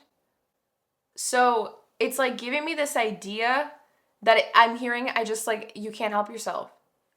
It's been providing a perfect environment for this, this pattern, this tendency, this habit to kind of like consume you. Okay, so here we have 4 cards. No, I lied. We have 3. So I'm trying to figure out how I want it. I don't know if I want to keep it like this. We'll keep it like this for now, and then I'll see what I got to do, if there is anything I have to do as we move forward. Okay, so first up, is this upside down? I don't know. Oh, these 2 are in reverse, I remember now. First up, we have the 6 of Wands in reverse. So this is the 6 of Wands upright. And this is the 6 of Wands in reverse. Next up, we have Judgment. Wow. The Judgment. Remember I was talking about the West direction, wanting to die, the part of you that needs to die, the old story. Judgment. 20, Judgment. I was talking about that earlier. And then lastly, that's the only card in upright, we have the 6 of Swords in reverse as well.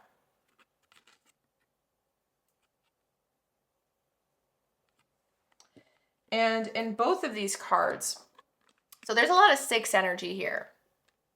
And when you bring them together, the 6 looks like a 9 on the side. So there is just a lot of that energy of the Cancer energy, but also yin and yang, give and take. We have the 6 of Pentacles underneath the back of the deck energy here. So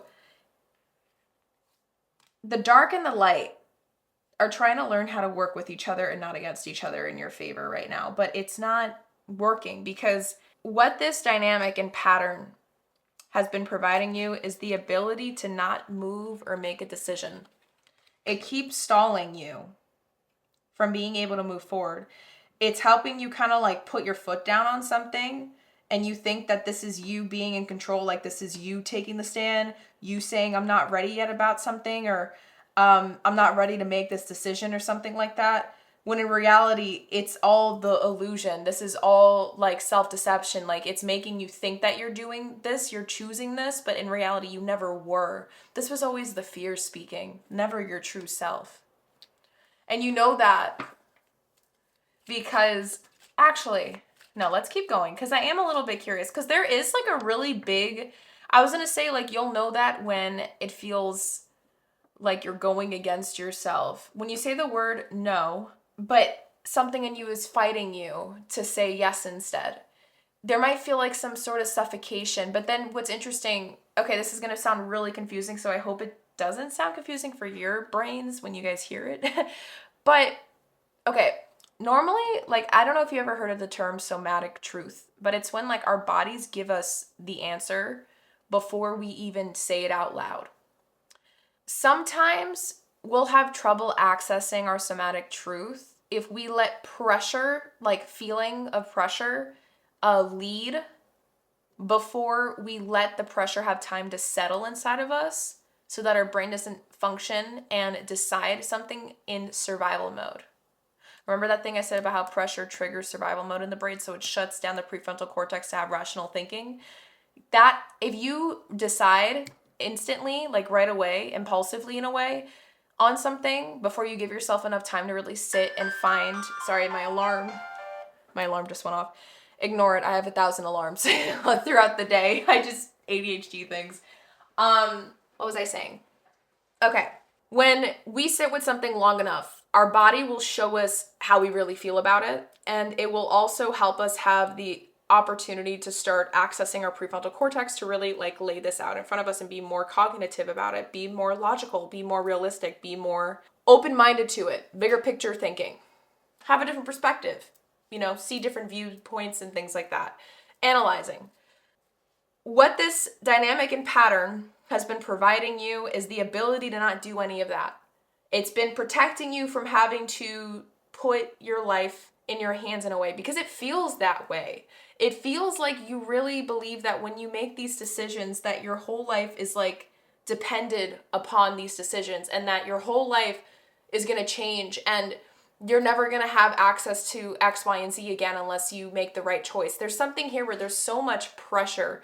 And to let this pattern and dynamic stay, it's been providing you the ability to just not think about any of that and just stay where you are, because that way you can predict things easily, because you're the one who thinks is in control, when in reality, this is the only thing that's holding you back the most. So I was going to say, remember earlier I said it's going to sound confusing what I was going to say about like when we say no out loud, but it's based off of like pressure, we're gonna feel suffocating inside, because that suffocating like feeling is your fight and flight response turning on. It's your nervous system kicking in, your survival mode. We have to let that settle and breathe. We have to breathe and we have to ground. This isn't giving you the opportunity to do that. It's bypassing that and making you think that no is the right answer, or that I don't want to do this is the right answer, to run away is the right answer, to fight it is the right answer. So, but it's because you never gave yourself a moment to ground where your real truth gets accessed. And so it's like, in the moment, yes, it's going to feel like a no. Because in the moment, you're just getting triggered, your brain's getting triggered, it's jumping to conclusions, it's assuming, it's only looking at what it wants to look at. It's not giving you the reality of it all, though. It's not showing you the many, many options that you have, the many, many paths that you have. It's not showing you that this is just one of the spirals. It's not all of them in one. And what I mean by that, this doesn't mean that this is the end all be all if you say yes. But this holds you back from being able to think about that, to even consider that, the possibilities of growth and expansion. That's what it's been providing you, some sort of little container and box to keep yourself in. So I'm going to just get little final clarifying cards for each of these, just to see if we can add anything more here before we move into the next part. So can you please clarify the Six of Wands in reverse for me, Source? For pile number 1, clarify the Six of Wands for me. Okay, so we have the Chariot. Yes, so that is confirmed. Can you please clarify the Judgment card for me? Judgment card. We have the King of Wands in reverse. You're not taking action. And then clarify the Six of Swords in reverse. Okay, the back of the deck is the Star. So I'm glad to see that we have the Star here, because that means that you're putting things into perspective as you're listening to this. Yes, you're realizing how much power you have and that you're always capable of writing your story. But now there's this inner battle, and we're gonna figure it out. We're gonna get to the point, so do not worry about it. Look how trippy that is. It ended the back of it. I was telling your story. So that's so trippy. Let me know in the comments down below if you're at this point of the video, please. I just love how Source shows us these little things. It's like Source wanted me to do this to show you, like, your story doesn't stop there. It just feels like it, because this is what it does. It blocks the story from continuing forward. This anxiety thing, this dynamic, this pattern, it blocks you from realizing, oh my God, the Nine of Pentacles is right underneath it in the Hierophant. It blocks you from realizing your true potential. It blocks you from realizing how much you actually got it in the bag. The Nine of Pentacles is my most favorite card in all of tarot. And the reason for it is it's about fulfillment. Fulfillment of the self, reaching self-independence, reaching some sort of personal endeavor all by yourself through all the hard work that you had to get through to get there. And it's about self-leadership. It's about showing up, feeling strong, you know? It is a successful card. So the fact that this card had blocked it, and then we have the Hierophant right next to it with higher learning, like divine teachings, like this is the wisdom that's been passed down for the ages. You know, this is about, source, higher knowing, higher power, energy. Next to the Nine of Pentacles, it's as if it's giving you a reminder, pile number one, that your story isn't over, but this thing has been providing you safe haven that's been an illusion from where you're actually meant to be going. And then we had the Queen of Pentacles land like this, so I feel like it's going to be influencing this card, which is the Page of Swords. And that's clarifying the Six of Swords. Yeah, it just keeps it's just confirming everything we said already, guys. So we have the confirmation. Look, it says the Princess of the Rushing Winds. So the rushing, the jumping to conclusions, the instant, like, yes or no, whatever it is, this cutthroat energy that we have, it's because you're trying to protect yourself. There's this need to protect you and your goods, like whatever this is, but it's all a facade, pile number one. It's making you clutch too tightly. Okay. So with this, we are now going to, I'm just resetting the deck, move into the third section, which is why this pattern no longer works for you. So I want to see, like, why is it that it's time for this pattern to, like, expose itself? Like, what made you come to this reading? Like, what brought you here is what I'm saying. What brought me to want to make this video? It's like, everything happens for a reason, right? So let us explore that together. And we're going to be, oh, you guys ended up receiving two mystical shaman cards here because this has to do with the north direction. So this is the wisdom that you need. This is the great medicine. This is the thing that shows to you, like, when applied, why this pattern no longer works for you. And it never did. Or at least now, not anymore. Maybe, yeah, well, everything serves us at a time, for a certain time, for a certain reason. But now there's a bigger picture thing that needs to get applied. It's time to take that next step. Before we go here, we have I lied. We have 3 back of the deck energies. The second one. And we're also using my panoramic tarot deck. So you guys got 1, 2, 3, 4, 5. I think you had reversals, but I don't remember. Actually, no, I think I made everything upright because that's how I wanted it to be. And then, okay, so we're going to look at all the back of the deck energies first. So for my Starseed deck, you received, I'm sorry, defenselessness, righting past wrongs, and uprooting. Uprooting, look at the roots. Oh, my heart, oh, my heart, oh, my heart. I don't know, I just feel a lot of just guilt, shame. There's something here. Sorry, I'm just putting my hand on my chest and just like breathing, taking it in.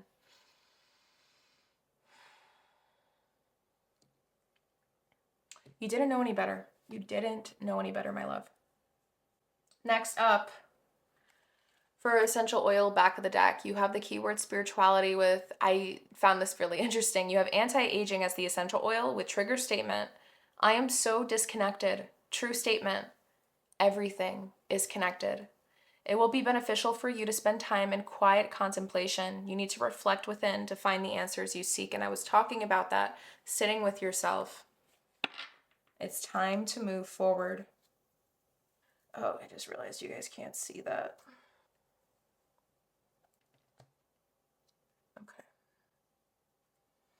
And then for the final back of the energy we have here in this section, we have the 5 of Wands. And underneath it, we have the 6 of Wands and the High Priestess. So you're at that, remember when we saw the 5 of Wands earlier, you're at that weird like point right now in the reading where things are starting to click. Maybe something I said is starting to click. There's something here that you've been reflecting on pretty heavily since this reading began.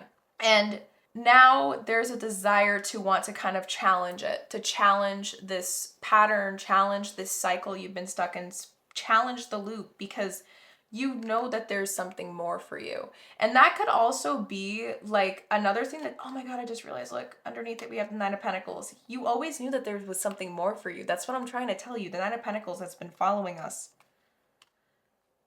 So what I mean by this, you feel as if there's something more because there is something more, but you thought you would get that feeling if you stayed put or like stayed in this energy, because it was deceiving you. It would only tell you the information based off of the assumption that it would come to by putting together pieces of your past to get information out of, but it doesn't know your future. It doesn't know what's around the corner. Does that make sense? That's why you can't always just jump the gun, be impulsive, and just make decisions quick on the spot like that without letting yourself have a moment to process it fully, because then we're going to be kind of talking out of our ass. Does that make sense? Like, we're not realizing that what we're saying is a voice from our past self. It's not us this time who we're meant to be and embody. So this pattern doesn't work for you, and you know this. You've known this for a while, pile number one, and that's probably what led you to clicking into this video in the first place, because you felt a draw. Like, you felt like it's time.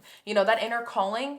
You know, maybe that's a reason why you ended up getting 2 cards here in the north direction, but let's see. I'm jumping ahead. I'm getting too ahead of myself. It's just because this is some powerful energy. So this is where I start layering, guys. So I just want you to be like aware and like warned for that. Is there any other cards that I'm missing? I don't think so. All right, so we're actually going to do it like this. Actually, no, we're going to do it like, nope, we're going to do it that way. Okay, sorry. Thank you for your patience. Okay. We have the Sun card with the number 53, adding to 8. And we have the number 60 with the Vision Quest. And cracked open, rock bottom, surrender to the alchemy of life. That's what I'm saying. You're ready now. You are ready, my love. Let us see what these cards have to share with us. We're going to look at the Vision Quest first because I feel drawn to. The essence. In the Vision Quest, you face your fear, embrace your mortality, and then meet face to face with spirit.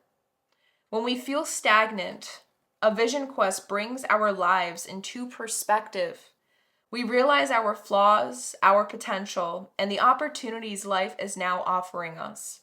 We remain on a vision quest until we find the key to open a new door or write a new chapter in our lives. Find clarity by spending time alone in nature. If you live in a city, go for walks in a park. If you live in the country, make sure that you spend time outside in contemplation. Get off the couch, get away from the desk, go outside. Spirit helps those who help themselves. So set your intention and ask nature for a guiding vision for your life. This is giving me goosebumps because this is the start of your healing journey, I think, guys. When it comes to the situation, you are ready. The situation you keep ending up in pile number 1, I think this is the call for your commencement of your healing, of your uprooting, of your remembrance of the soul. You're coming and finding yourself and your way back home. For 53, I love how I was able to just flip it like that. The essence for the sun. The sun is acknowledged by many cultures as the foremost masculine force. In other traditions, it is seen as the feminine in her full power. Either way, it is the most brilliant light for all beings and allows life to sprout from the dark, feminine earth. It can be gentle and warming, close to sunrise or sunset, fall or winter. Or it can be destructive, as in its zenith during a scorching summer. The invitation. Have you been hibernating? Have you been introspective? It's time to come out of your cave and savor the life-giving light of our star. The sun, where is she? We had the star card. I don't know where it went. It's somewhere. The sun rekindles your passion and your creative energy. Life is calling you to shine your light and to add your lightness and humor to the seriousness around you. Get out and play. All right. Your light is starting to shine through now. This pattern no longer works for you, pile number 1, because you have woken up. You are waking up to your truth. You're realizing that this was never who you are. With anti-aging, this is actually putting in the idea even further here that this did have to do with a younger version of you and a wound of the past. This did have to do with something that you've been carrying on your back to the point where it led you to disconnecting yourself to the reality in front of you. The reality that you get to carve, the reality that you get to make through every decision you take moving forward. And here's the beauty of it, love. All you got to do is follow the heart, and the rest of the path gets figured out without you having to know anything about it. You just trust and you just keep on following the heart. It takes you where you're meant to be. You'll never regret as long as you always go with the heart. If you have to choose between the mind and the heart, always go with the heart, because at least that way you know that you honored your truth. Let's keep going though, because maybe the tarot has more to plug in here. First up, we have the 9 of Swords,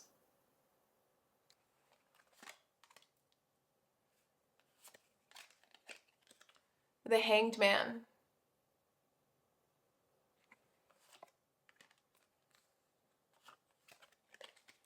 the 4 of Swords. I'm understanding now. And then the last 2 here is the 6 of Swords and the Devil. Beautiful.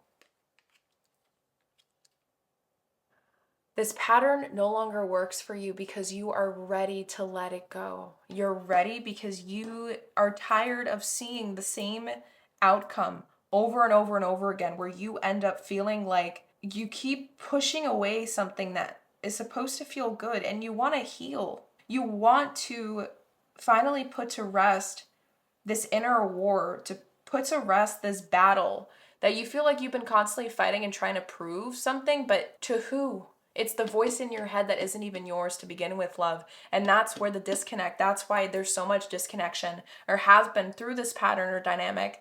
And it's no longer working for you because you're waking up. You don't want to have sleepless nights anymore where you're suffering, and you're ready to start shifting the perspective. But with the seagulls here, it's giving me this idea. Well, I don't know if you knew this, but seagulls symbolize a deep emotional healing. Okay? Emotional healing. So something to do with the emotions. And with this energy here, the fact that he's higher than the mountains behind him, the way he's hung, and there's like a light orb around his head, there is a perspective shift. But in order for the perspective shift to happen, it's like you're ready to start going in your underworld. And when I say underworld, that's not supposed to come off as like threatening or scary or like negative. But the underworld, honestly, let me see if there is a card for it. Because then I'll be able to just like, there's the upper world, but there's no underworld. Damn, there's no underworld here. Oh, the lower world. Okay, they call it the lower world. So let me read it for you so you understand, because I think you're ready to go there. So the lower world holds the hidden treasures of humanity. It's a place of rich and fruitful darkness where we can find the disowned parts of ourselves and the abandoned aspects of our psyches. The lower world is the place of our ancestors, where we discover the gifts and lessons from the past. It's the realm of the collective unconscious. Here we can meet our demons and transform them into pure energy, our source of personal power. It's time to unearth your hidden treasures. Do not make yourself small in order for others to like or accept you. Bring out the gems and precious stones that you've kept inside your heart, hidden even from yourself. It's time to honor your past and recast your life as a heroic quest. As you journey into the lower world, you will be offered all the gifts of your ancestors, their struggles, the way they hurt, the way they lived, and the way they died will become blessings. Are you one of those people who don't like to face the past? Now your past is calling to be acknowledged, to be heard, and to be embraced. The only way to become unstuck is to honor everything that has transpired in your life, reflect on the lessons learned, and move on. If you bear witness to your past and learn its lessons, it will stop haunting you. As you embrace its gifts, you will recover a missing part of your soul. 6 and 3 add to 9. This is confirmation that this is exactly the next step for you. 9. And I got goosebumps, guys. Like, this couldn't be any more clearer. Rock bottom is when we get cracked open, because that's when we realize the truth. And you're realizing the truth in real time. And I just want to let you know, this stuff makes you feel bonkers. Okay, like, I want to validate each and every single one of you that might be feeling that way right now. You might be feeling overwhelmed. Maybe there's something I said that triggered something.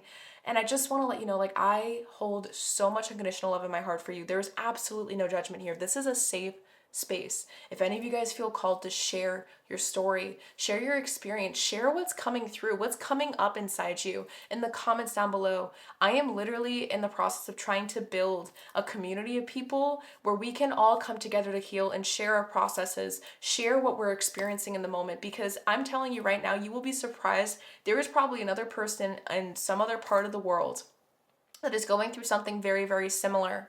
And maybe they need to see your comment, they need to see your story so that they don't feel like they're alone. And maybe that helps encourage them to do their step and take their next step. You know, we need to start showing up for each other more here. So I do challenge you guys, if you feel called to share anything at the end or by the end of this reading, please share it in the comments. Not for me, but like for yourself, to take a stand for awareness, you know, bringing that awareness out into the world so it doesn't keep feeding into your head, because that's where loops start. We need to bring it out so it feels more real, and so we're going to want to take action. All right, my loves. So with that being said, we are now going to move in to the final thing before we look at final messages from source for you guys, which is where we see how this pattern or dynamic changes for you now that it's brought to your awareness. Now that we've seen it, now that we've found it, now that we've identified it, we figured it out, we're going to now see how it changes, how it shapeshifts now that it's brought to your awareness. Okay, love? So we have my Sacred Destiny deck that we use, my Monology deck, and then my Wisdom Oracle deck. Sorry, so I'm trying to make sure. Okay, we ended up getting like 5 wisdom cards for you. And for the back of the deck energies, this is the East direction, so this is your possible destiny card. For the back of the deck energies, you guys have embracing. How beautiful, because you see, I believe this is a heron, the reflection in the water. And so they're embracing, they're sitting in the stillness, they're not moving. They're ready. They're ready to see what else is out there. And for the other, we have two more back of the deck energies. We have the answers you need are coming with full moon in Gemini. I just realized you guys can't see. And then for the final back of the deck, we have round and round, with the number 2 and 5 adding to 7. 777 may be of significance to you. I highly recommend that you guys write that number down, okay? Yes, sorry, I'm just trying to make sure that this is the correct way to do this. All right. So write the number 777 down and look up the meaning of it in your own time after this reading is complete, as well as the numbers 666. Okay, loves? So first up, we have love.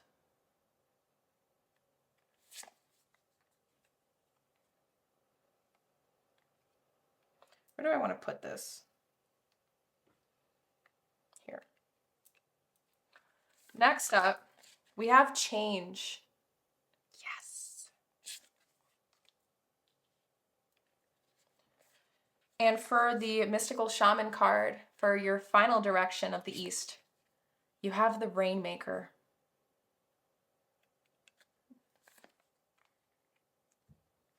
For the Moonology card, you have full moon in Scorpio.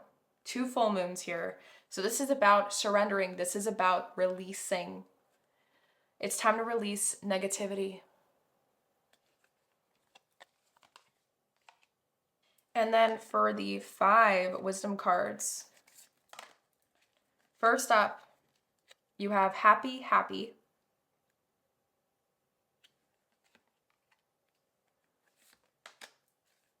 Loyal heart. 888 is also important here. Deep knowing.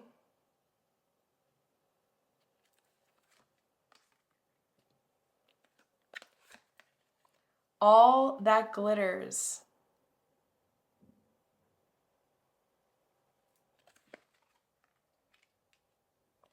And in the final card, I feel like this is like supposed to be paired with this one because it doesn't fit here. Like, I don't know why, I just feel like that's how it's supposed to be. So we're gonna do this. And we're gonna just move this way so it doesn't get confusing. We have all that glitters. And then lastly, we have no peace, no place like home. Remember when I said you're gonna get to find a home inside yourself? This is the real home that you've been lacking, and you thought that you were giving yourself safety, but this is where real safety is. But it's when you show up for yourself, you rely on yourself, you can trust yourself, you can not abandon, betray yourself, betray your truth, abandon how you really feel, abandon your heart, abandon your soul, abandon your real higher self's voice inside you speaking to you. We have 7, 7, 4 and 3, 7, 1 and 6 is a 7. And then we have 3 and 5 is 8, 2 and 6 is 8, 8, 8, and 7, 7. See the repetition here, my loves. 6, 6, 8. This is the Judgment, 7. Okay, what was the last thing? Oh, we're going to read the Rainmaker, and then we're going to share everything that's coming through. The Rainmaker, 42. Okay.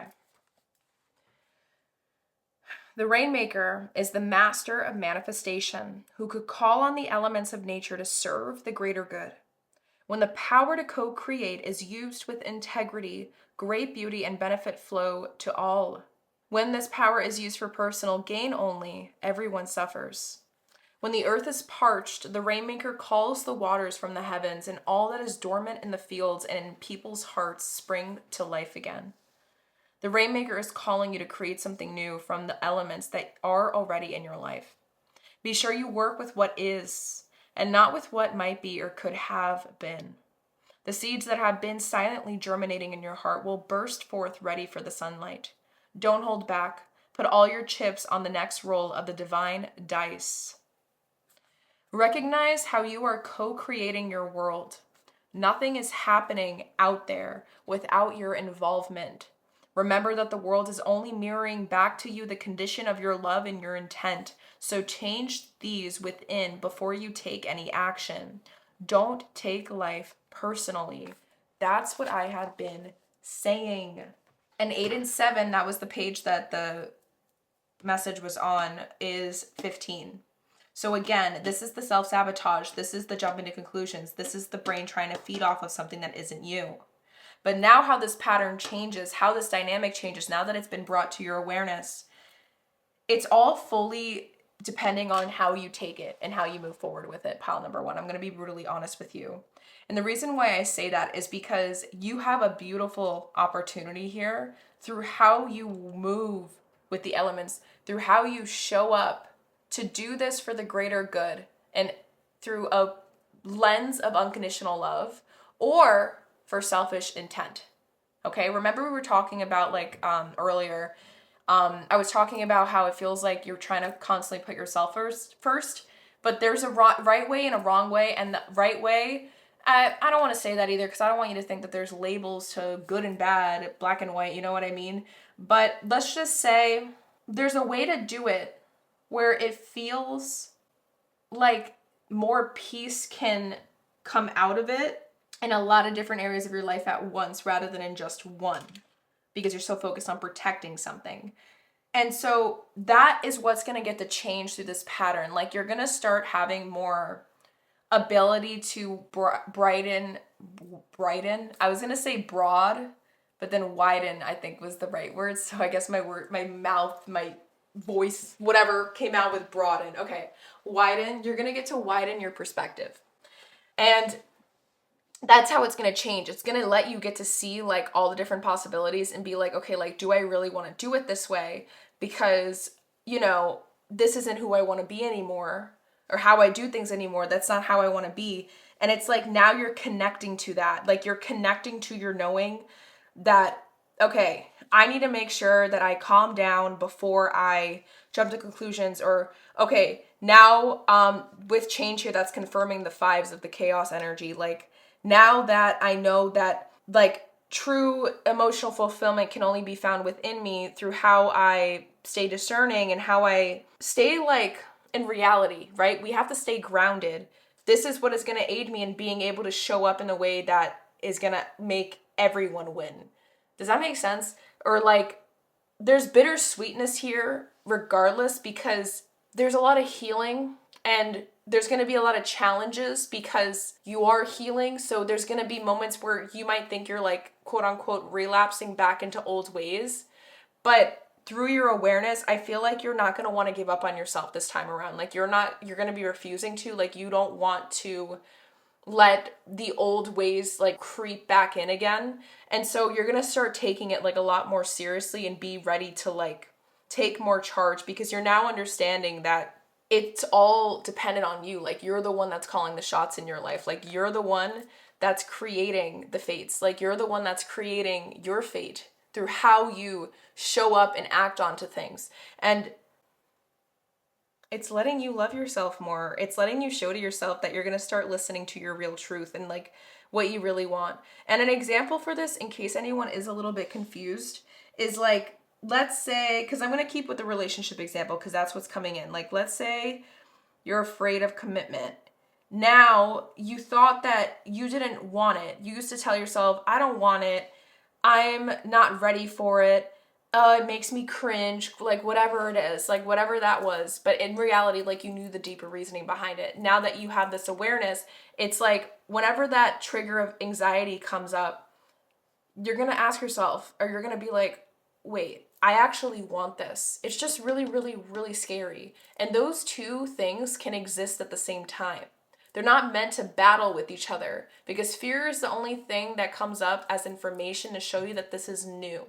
But that just means that there's change. But in reality, it's because you're listening to your heart for the first time. Like, you get what I mean? Like, the first time you do it that way differently, the different way.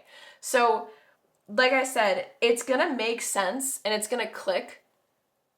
And things are going to start to fall into place, like, mentally. But you have to let all of this download. And that's how it's going to change, because you're going to realize what you have to do, what it's going to take. And I do actually feel called to share here before we move into your final messages, my loves. I am currently accepting clients right now for one-on-one work. So like I said earlier, I am a trauma-informed facilitator for deep healing, or maybe I only shared that in the intro. I don't remember. But what that basically means is that I work one-on-one with people to build a personalized practice where we can come together, work one-on-one. This is virtual sessions, and then also, like, readings and looking at chakra psychology, kind of creating your own little healing modalities toolbox to help create a capacity-based journey to aid you in the journeying of your own inner world, to understand who you truly are and to uproot any core wounds that have been getting in the way and creating all the self-sabotage that you know in your life today. We're going to get to explore that together.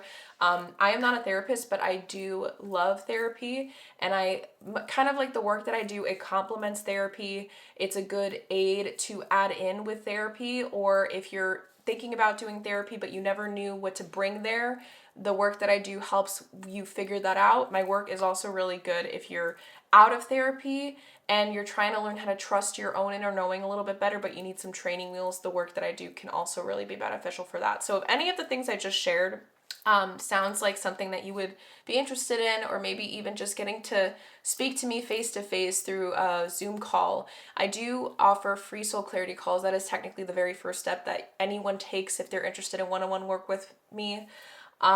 In the description, or the link to that is in the description box below, okay, my love? So if that's something you're interested in, just know, free soul clarity call, absolutely no pressure. It's just there and an option for people to see if any of what I do would serve or complement what they're looking for in their healing or personal self-growth journey. And we can always talk about what came up in the reading and just see like if anything would be a good fit for you, my loves, okay? So if that's something you're open to, there it is. And let us now get to your final messages from Source. So for this, you ended up receiving quite a couple of guidance from your angels cards. And you had two angel number cards come out, but the back of the deck for the angel numbers did want to come up. And you guys ended up not receiving any stress less practices, but the back of the deck for it did want to be seen alongside the angel number back of the deck. So I am going to share the angel number one first and then the practice. I'm going to read them up close because I'm going to encourage anyone that feels called to do it. You can pause the video while I have it up close so you can write down the affirmation so you can recite it to yourself if you feel called to. And same when I share the stress less practice, okay? So you have the number 444 with protection. Angel whispers, this is your time to take confidence in all that you pursue. The divine universe is working through you and protecting you. Time has come to allow all the doors of opportunity to welcome you with open arms. Affirmation, I feel the loving care of the divine protecting me. I allow myself to pursue growth and opportunity. How beautiful.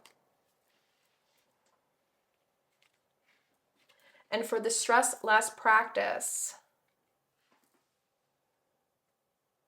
we have pay close interest. Pay interest to your body or your surroundings for a minute. Instead of placing a good or bad label on things, try to think of them as interesting, like looking at a painting with lots of details. When you begin to label things around you, turn it around and just call it interesting. When you stop labeling things, your mind is free and vigilant. When you feel these feelings, you will feel peace, which reduces stress from the body and mind. Stress often causes negative thinking, which causes stress. Non-labeling will stop this vicious circle. Okay? So I kept it as still as I could for a moment for anyone that wanted it. And for your final messages, we're gonna look at them. I'm just trying to figure out how I want to do this because when I got your cards prepared, there is a back of the deck for the mystical shaman that I felt called to be like your final message. So I'm actually going to share that first before we do the little messages. And it is the number 21 with the gatherer. So this is like the message, the takeaway that Source wanted you to know when you walk away from this reading. So it says, before we cultivated grains, we collected the wild bounty of nature. The gatherer finds abundant seeds, nuts, berries, and wild greens where the ordinary person sees only barren soil. The gatherer is the provider, the forager, and the gardener who collects roots and vegetables for the long winter when game is scarce.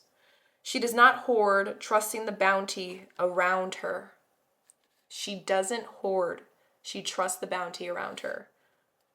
Look at the resources you already have close at hand. This is a time of abundance. Everything around you is ripe and ready for harvest. Banish the notions of scarcity that have limited your choices and colored your destiny. Pack your food for the winter and start with the low-hanging fruit that's all around you. I love this. The magician, they gather resources. So that's so, so cool. There we go, my loves. Let's do it. For your first angel message, steady progress. We acknowledge you for the progress you've made in remembering love in your daily activities. We can clearly see the contribution you're making to the world through your thoughts, feelings, and actions of love.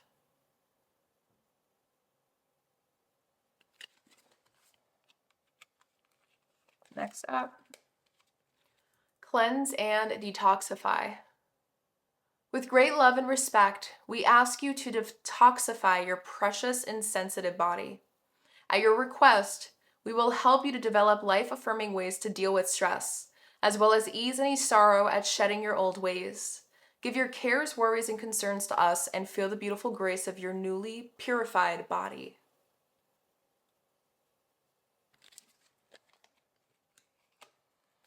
And then for the final angel message, creative project. Your soul longs to express itself in creative ways. We're guiding you to infuse artistry and creativity into your life. Creative expression makes you feel alive and excited and reignites passion toward your life.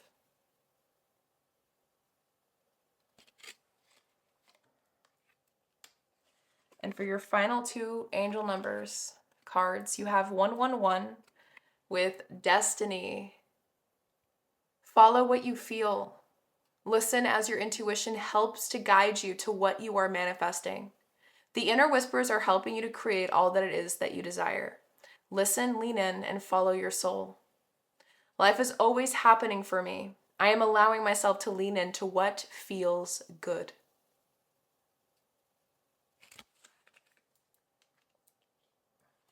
And to finish this up, my loves, the final card you have today. 1717, self-reliance. Time has come to rely on your knowledge, your wisdom, and your ambition. You have an important soul mission and life purpose.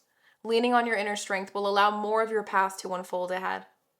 As I take leadership of my life brings a flow of good fortune and good blessings.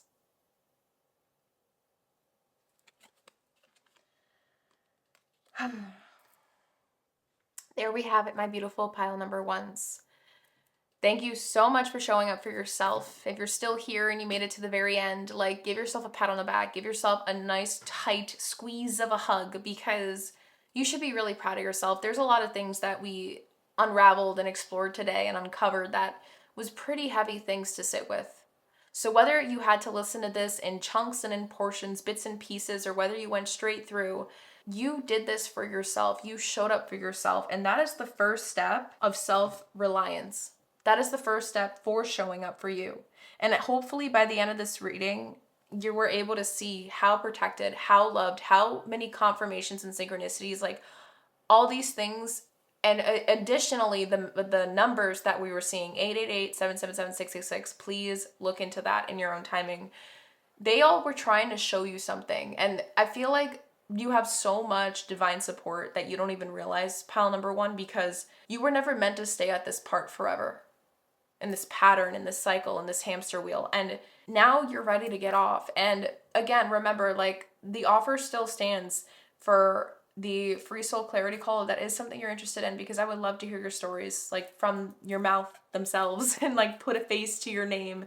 Or at the same time, please, like, do not hesitate to share your story in the comments. You have no clue who that can touch, that could so desperately, like, use what you have to say, you know what I mean, for themselves and healing. And that's like energetic exchange, you know? Through you doing that, you can also inspire someone else to want to do the same thing. And those things are healing. They're steps to showing awareness. They're steps to recognizing that there is something that we're here trying to overcome. And that shows to source that you're ready for the next step and the next step. It's like we need to put them into reality, you know, take them out of our head. So if that's something you feel called to, please, please, by all means do it. This is a safe space. And honestly, I'll probably be able to talk to you and we can do some back and forth there as well.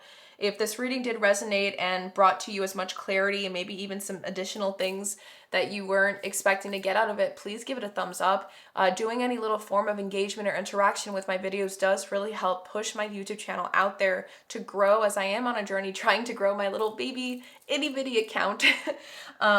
it just means so much to me. I like saw that I was at 440 subscribers this morning, and I was like, oh, okay, I'm almost at 500, and I've always been trying to hit that goal of 500 for quite a while now, but it's like I'm just letting Source take the lead, and it just feels so beautiful. Like I've been able to come and like meet so many people around the world through YouTube and finding like dream clients. And what I mean by dream clients, I'm talking about like soul aligned clients where like we are on the same frequency, like it feels right to work together. I've been able to find people here through this, and it's so crazy how technology works. Like if you feel in your soul in any way, shape, and form that there is something here that you want to explore, don't hesitate, my love. Whether it's through subscribing to stay tuned with other videos and pick a cards down the road, whether it's to just share your story in the comments to join the community, you know, or whether it's to book a soul clarity call. That's completely free and 100% no pressure, and there's no force or expectation for you to buy anything. You know what I mean? Like,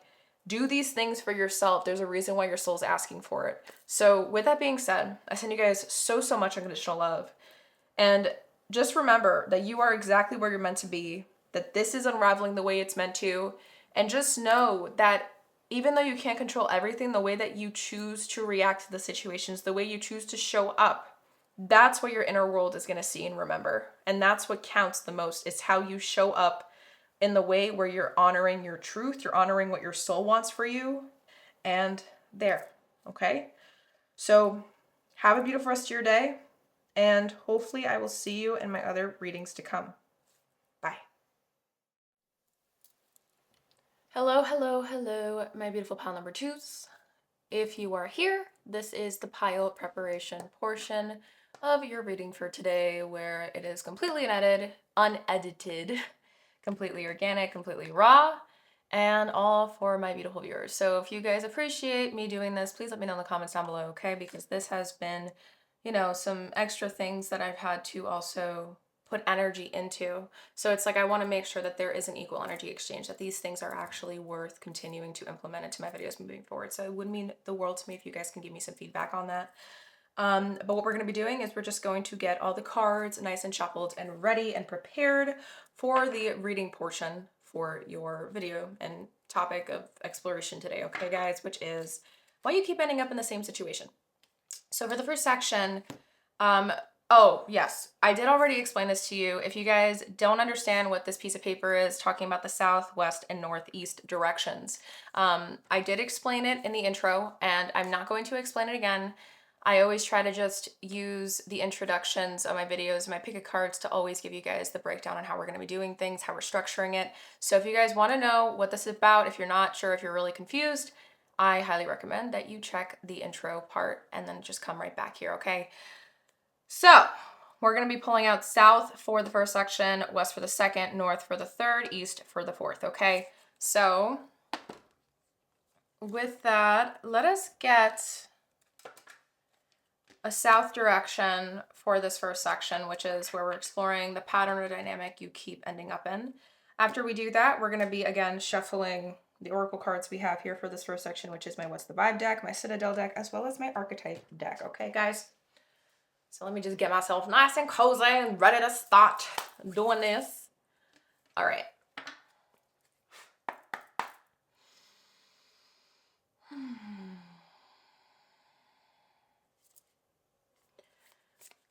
Which card is meant to be in the south direction for pile number 2? Regardless of when this reading or video has found them, in reference to why they keep ending up in the same situation. Which card is meant to be in the south direction for pile number 2?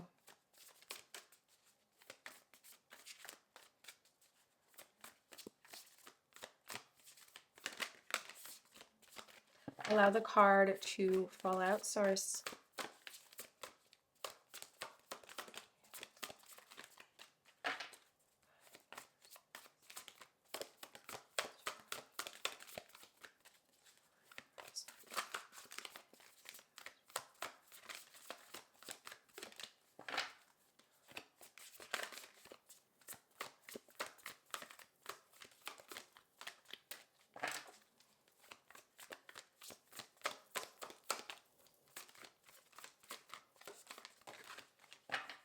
Okay. This one's for the south, west, and the north.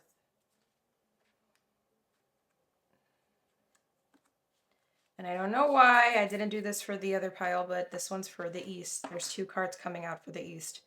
The back of the deck is going to be the message, the final message for you to finish up your reading. You get the Vision Quest card. So we're going to be reading the meaning of that when we finish up your reading at the end, at the very end of your video. All right, I wasn't expecting this, but this is how Source wants it to happen. So I'm going to embrace and trust. Okay, so this is the south. Wait, number 8. Yeah, south, west goes up here, north over here, and then the 2 easts go up there. Okay. All right, so for the north we have, south. This is the south. Let us see now. What is the pattern / dynamic that pile number 2 keeps ending up in when this reading finds them? What is the pattern / dynamic that pile number 2 keeps ending up in, regardless of when they come across this reading, in reference to why they keep ending up in the same situation? What is the pattern / dynamic that pile number 2 keeps ending up in?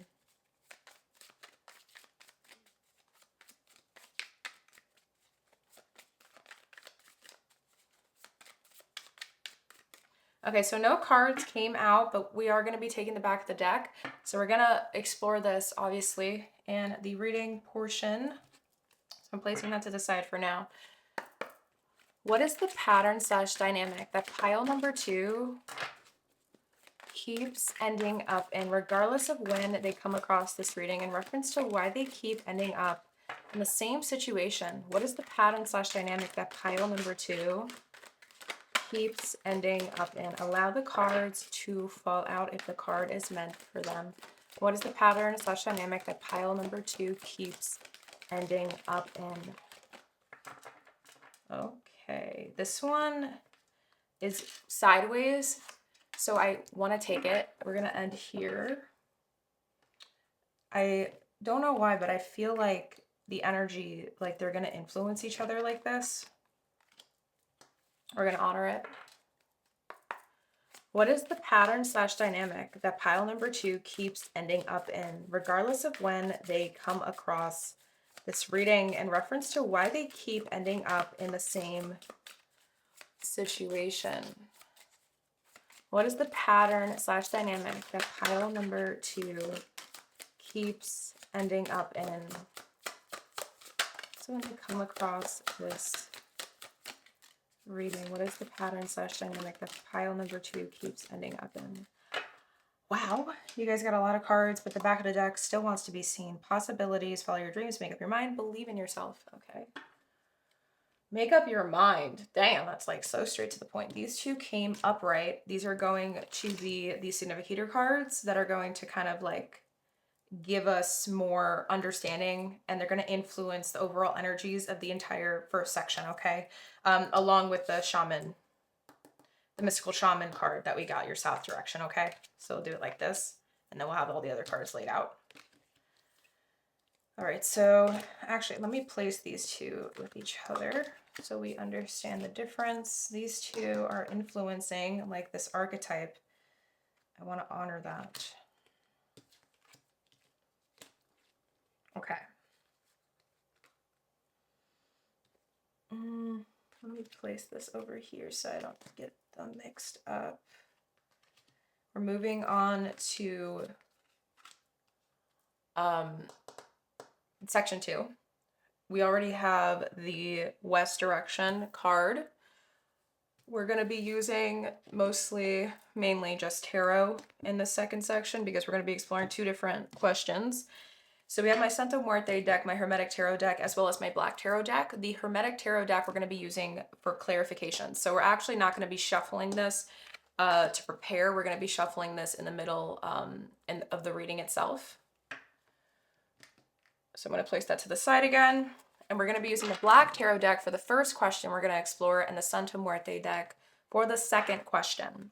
And then this is this west direction, this is like the significator card. It's the overall energy kind of everything within the section that we're exploring, which is what this pattern is rooted in and what it has been providing for you. So like keeping this pattern or dynamic, like continuing in it, like what has it been providing you? That's what we're exploring. I hope that made sense for clarification. But okay, let's get out the cards for the first question. What is this pattern / dynamic rooted in for pile number 2? Regardless of when they come across this reading in reference to why they keep ending up in the same situation. What is this pattern / dynamic rooted in? What is this pattern / dynamic rooted in for pile number 2? What is this pattern / dynamic rooted in for pile number 2? What is this pattern / dynamic rooted in for pile number 2? All right, so we're going to be pulling, listening to source here. What is this pattern / dynamic rooted in for pile number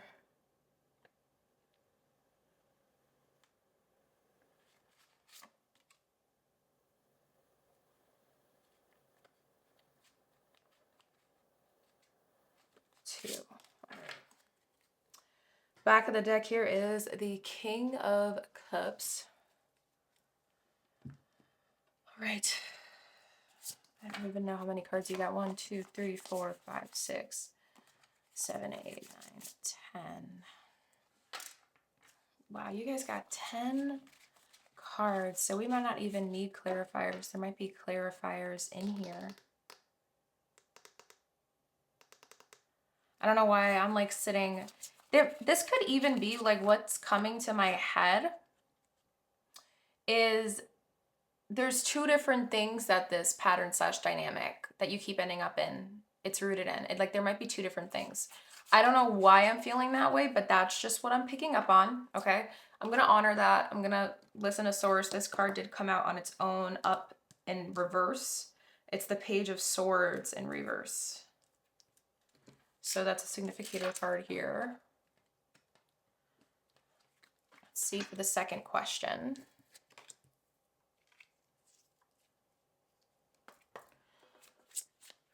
What has this pattern / dynamic been providing pile number 2? What has this pattern / dynamic been providing pile number 2? What has this pattern / dynamic been providing pile number 2? What has this pattern / dynamic, ooh, let the card fall out, been providing pile number 2?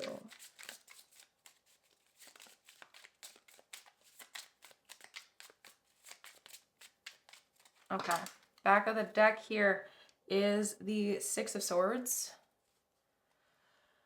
All right, what we got 1, 2, and I think we have a third one that fell. Yes, we do. All right, so we have 3 here. We got 10 cards for what it's been rooted in and what it's been providing for you. We just have 3.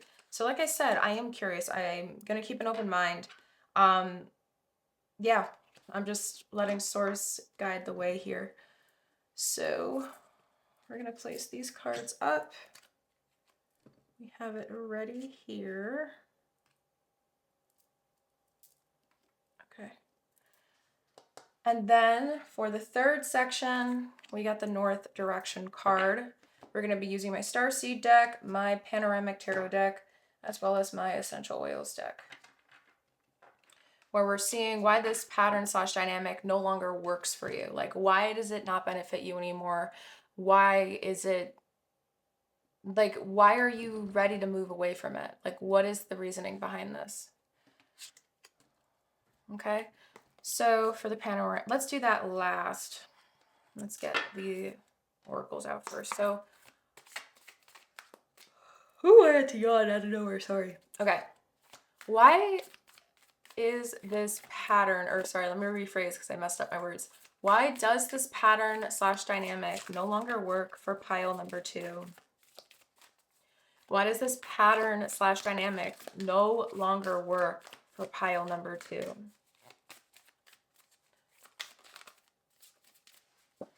Why does this pattern / dynamic no longer work for pile number 2?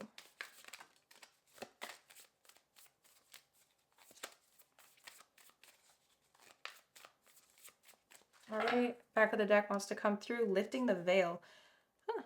This is actually a really beautiful card. Look at the art here. I've never seen this card. And what's trippy is this is like the second deck I've ever owned in my entire life that I bought. I was like 19. So it's like one of the first decks I ever bought myself, because the first deck I ever received was gifted to me by my mom. So that's really, really interesting. And you got one card. Why does this pattern / dynamic no longer work for pile number 2? Why does this pattern / dynamic no longer work for pile number 2?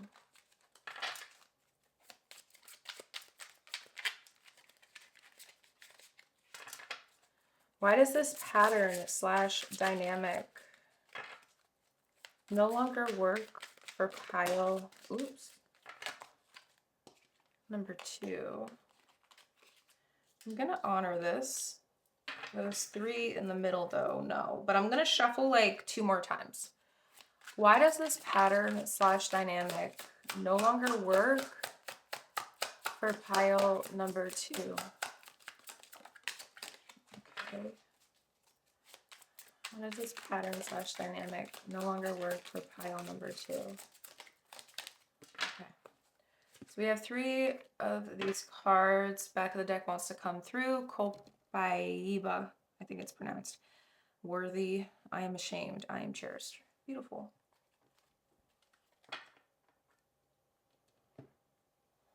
All right, so we got those cards. Now for the panoramic tarot. All right. Why does this pattern / dynamic no longer work for pile number 2? Regardless of when they come across this reading, in reference to why they keep ending up in the same situation.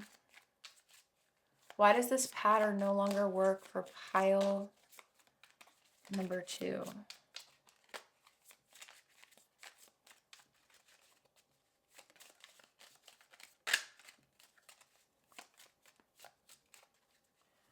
Why does this pattern no longer work for pile number 2?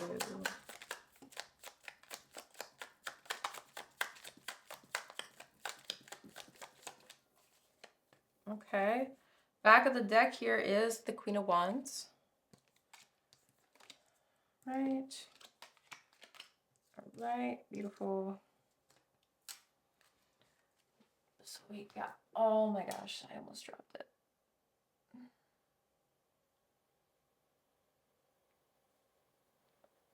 Okay.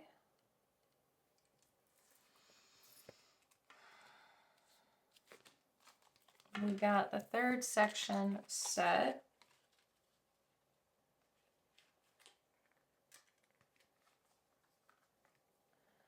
And then lastly, well, second to last before we do final messages from source, we have the fourth section with the 2 east direction cards. And this is where we explore how this pattern changes now that, or this, how this pattern / dynamic changes now that it is brought to your awareness, okay? So we have my Moonology deck here, my Sacred Destiny deck, as well as my Wisdom Oracle deck. Let's see. How does this pattern / dynamic change for pile number 2 now that it's brought to their awareness? How does it change moving forward? How does this pattern / dynamic change now moving forward for pile number 2 since it's been brought to their awareness?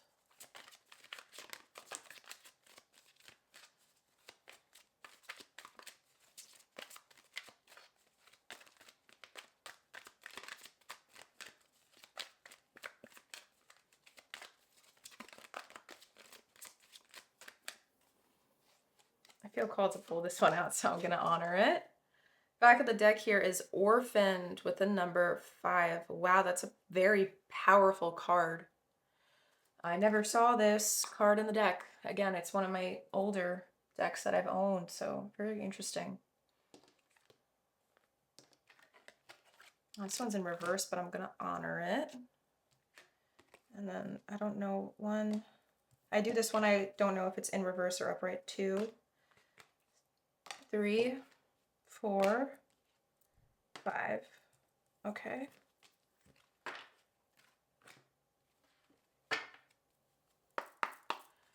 How does this pattern or dynamic change for pile number 2 moving forward now that it's been brought to their awareness?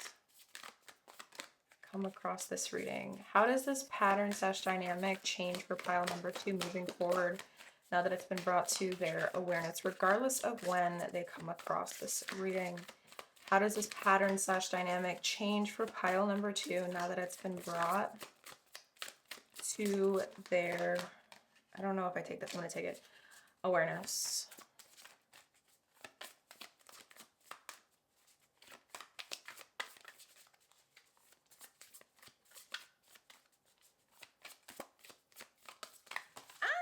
Ay. Take it. Okay, back of the deck here, embracing. We got these two. And then for the final deck, how does this pattern / dynamic change for pile number 2 moving forward now that it's been brought to their awareness, regardless of when they come across this reading? How does this pattern / dynamic change for pile number 2 moving forward now that it's been brought to their awareness, regardless of when they come across this reading? How does this pattern / dynamic change for pile number 2 moving forward now that it's been brought to their awareness?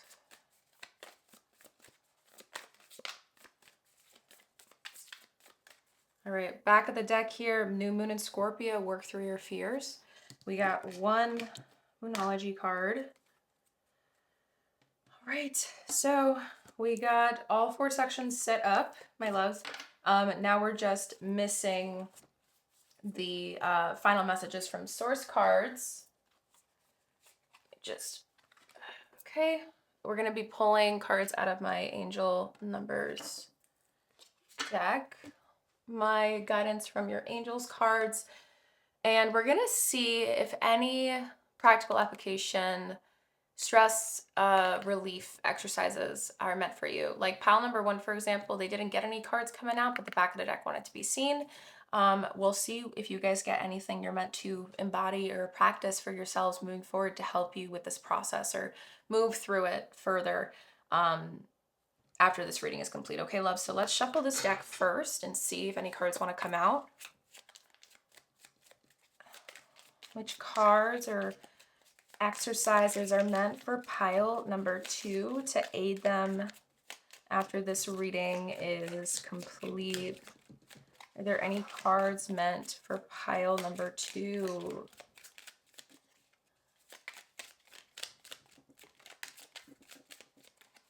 Any cards meant for pile number 2?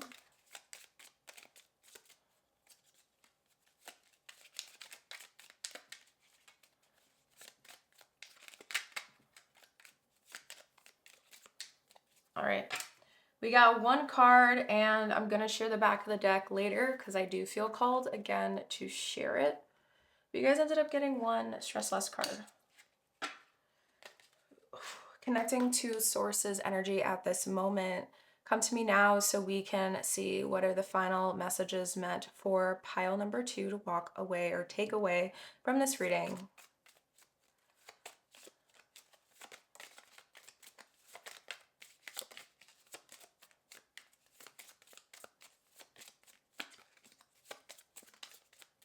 All right, we have 2 coming here. And then for the final pile, connecting to Source, pile number 2's higher selves.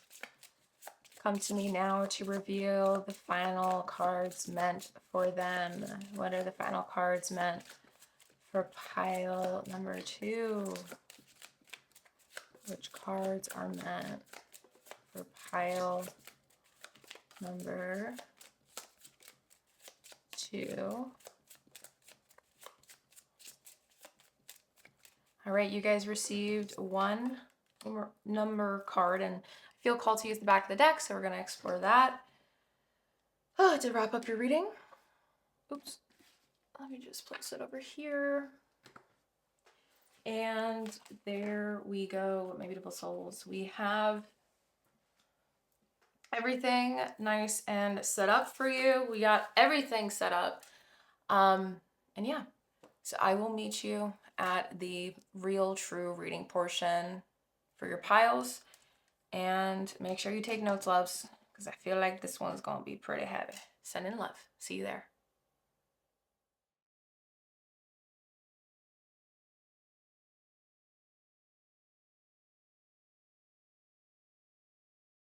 Hello, hello, hello, my beautiful, beautiful pile number 2s.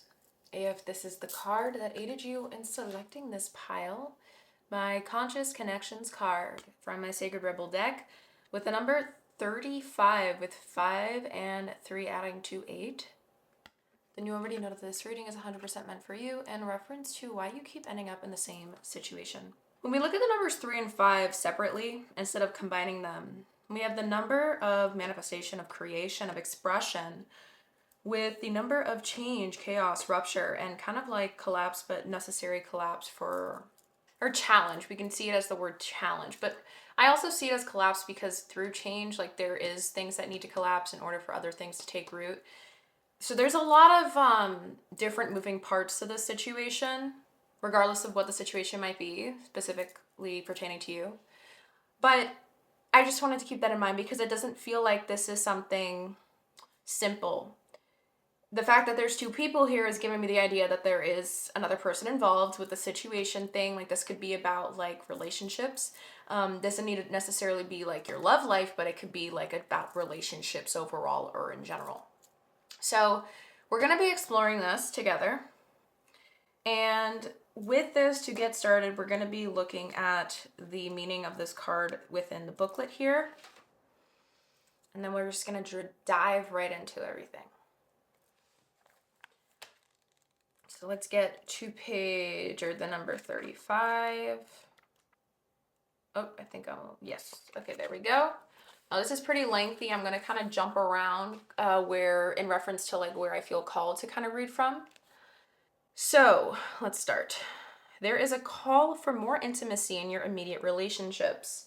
There is an opening for heart-to-heart communication that can salvage and restore a broken relationship or friendship if you are willing to honor your differences and look to what unites you.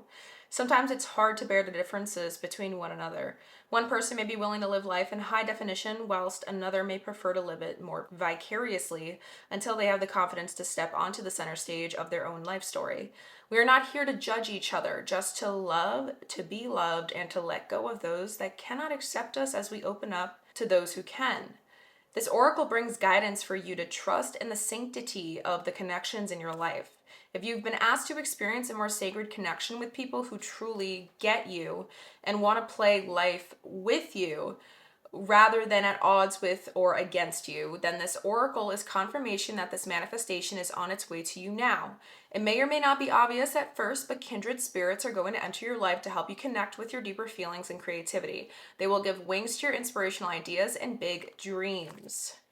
If you've been asking for healing in your current friendships or other immediate relationships, know that this can happen through your willingness to express your true feelings and allow the situation to either fall apart or come together according to the greater workings of life. This oracle asks you to remain open to healing connections and to allow people to be close to you. Trust in the process that draws people in and out of your life. Resist nothing and seek wisdom in all. Either way, healing happens in the resolution of our feelings, and we are once again able to feel free, forgive, and be ready to move on to the next stage of relating, either with a person or who has been in connection with us for a time or with someone new. Sometimes the ties that bind us together are so strong that they are able to withstand a great deal of pressure and still remain intact. The webs of connection between us will sever or sustain based on the higher wisdom of life itself. Yes. Okay. So, I know that was a lot, but there is something to do here, right? With relationships, connections, obviously. And honestly, I need more context. I want more context before I start diving into this. So, let's just kind of get into this.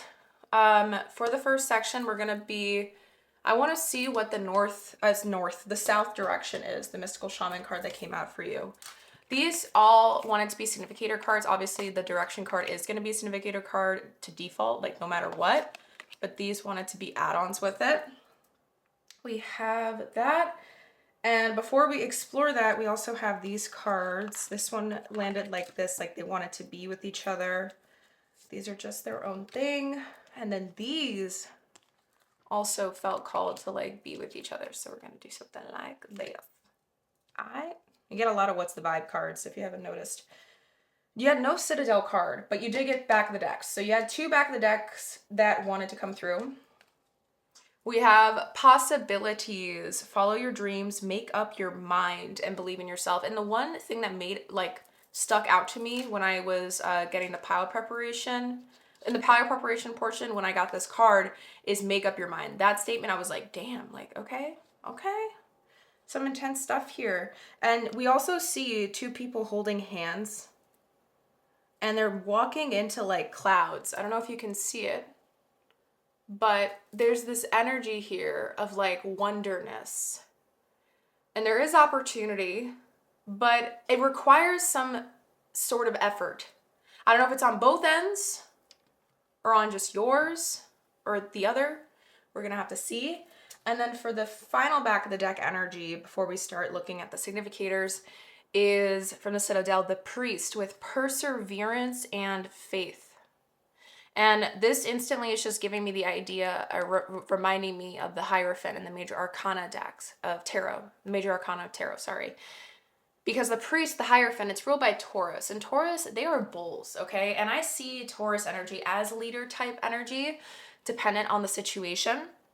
But when they really, really, really want something, they can show up and they can lead if they have to. They don't like to lead people. They would prefer to lead themselves and take care of things on their own. But, you know, if it had to come to that, I feel like a Taurus is your best shot because they take things pretty seriously if it comes to something they care about or that's important to them in any way, shape, or form. Or if it has to do with like survival, for example. And with the Hierophant, I get that energy here where there's something about repetition, like there's something about endurance that's going to be like required to make this something work. And what's interesting is the fact that this is coming up as the back of the deck energy. This is giving me an indication that like based off of your current energy, pile number 2, you are in a state where you're trying to like mentally prepare for something, or you're just mentally aware that there's something that requires effort here. And when it comes to that dynamic or pattern that you keep ending up in, like, you know that in order to break it, I feel like you're semi-aware of what's been going on is what I'm trying to say. So it's interesting, you know? Let me know in the comments down below, like, what is the biggest reason that led you to clicking into this video? Because my title for this video, I think, is like, why you keep ending up in the same situation. So what is it? Like, because I feel like a lot of the people that chose this pile, they have some sort of grasp on it already. Like they're already like semi or like mostly aware, but at the same time, like they're missing some like keys or like little pieces to it. So maybe that's what led you. I don't know, but I'm just really curious. So if you feel called to share, feel free to share. If not, that's absolutely okay. But let us keep going. All right. And okay, let's look at the add-ons and then we'll read this. Or no, we'll look at this first and then we'll look at add-ons. Okay. For the mystical shaman, we're going to be reading it. We have the crow with the number 13. This is the south direction, which is about what needs to be let go of or shed. It's an old wound that needs to be let go of. It's an old wound that needs to be shed, okay? But we have the crow with the number 13. 13 is the major arcana death in tarot. So there is transformational energy. There's transitionary energy as well. Sort of like, in order for the transition to happen, though, there needs to be a release of the old to welcome in the new that's trying to come through. And like I said, there's this like, oh, transitional energy too. Look, like you see how this woman, she's guiding him, like there's lights wrapped, like there is possibility, but in order to walk into that, you have to pick up your feet and keep moving, and you have to leave where you originally were behind. Like there's something here about that. But you're like self-aware of it, because the crow, I know crows, they're seen in certain like cultures as being like psychic, kind of like they can tell the future, like they can see the future, the past, and the present. So there is a journey. I'm very much picking up on that intuitively, but it's kind of something that you're foreseeing, or it's like you're expecting, like you're aware. That's what I'm trying to say. Like I kept on picking up on that before, but it's here even stronger. Like I feel like you know the things that are going to be required. It's just annoying. You know what I mean? It's a bittersweet, mostly bitter though, I'm going to be honest. Let's see. But okay, one more thing. So I don't know if you guys are familiar with ammonite. I'm actually going to grab it so that you guys know what it is, in case you don't. This is one of them. I have many favorite crystals and stones, but this is ammonite, polished. This is it rough. Okay, ammonite it's for giving me the energy of ammonite. Do you see it? Right there. And ammonite is about ancestry, connection to your ancestors, like connecting to Mama Earth, connecting to Pachamama, connecting to the physical, the tangible, your root chakra, like that type of energy. When I see it here with the crow, this has been passed down is what I'm trying to say. I'm immediately picking up on this energy of like generationally based things that were taught, things that you, not taught, but like you picked up on growing up that you just saw as like second nature. It's kind of like monkey see, monkey do. It's not that you're trying to like make that your truth. It's just that you were around it enough where it kind of rubbed off on you like unconsciously, and you didn't realize it. You know what I mean? So it's followed you now up until this point when it comes to this pattern dynamic that you keep ending up in. Okay, let me shut up. Let's keep going. So with the crow, let's get to number 13. All right. The essence. Crow is the keeper of universal law, the law of truth. Crow teaches us to walk our talk, to find congruence between who we say we are and who we really know ourselves to be. This winged one insists that we speak truth, that we create truth instead of searching for it, and that we bring truth to every situation we find ourselves in. When you speak the truth and practice truth, eventually everything you say becomes true. Your power to co-create with the truth is the universal law. Correct what is untrue in your life without judgment.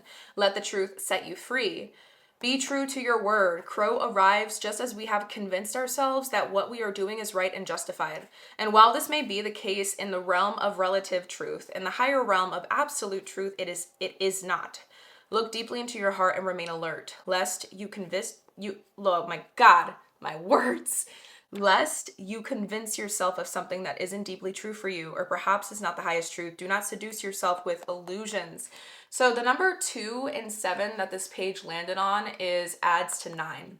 9 is about individuation. It's about self-leadership, something of like embodiment of the self. That's what I immediately think of when I think of the number 9, because 9 is about, the 9th house is like Sagittarius energy, but Sagittarius, like they say Leos are really true to themselves. But that's when they're wounded. No, no, no, no, no, no, no. They're too focused on trying to be everything and be everyone, look like everyone for everyone else to be loved and appreciated.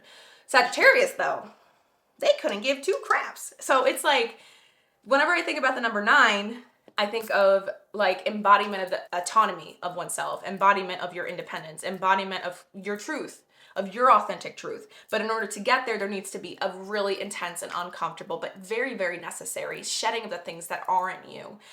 So there is an old wound here at play where there is perhaps a tendency of a generational trauma that's been brought down. When it comes to this pattern dynamic, you keep ending up in pile number 2. I almost said 1.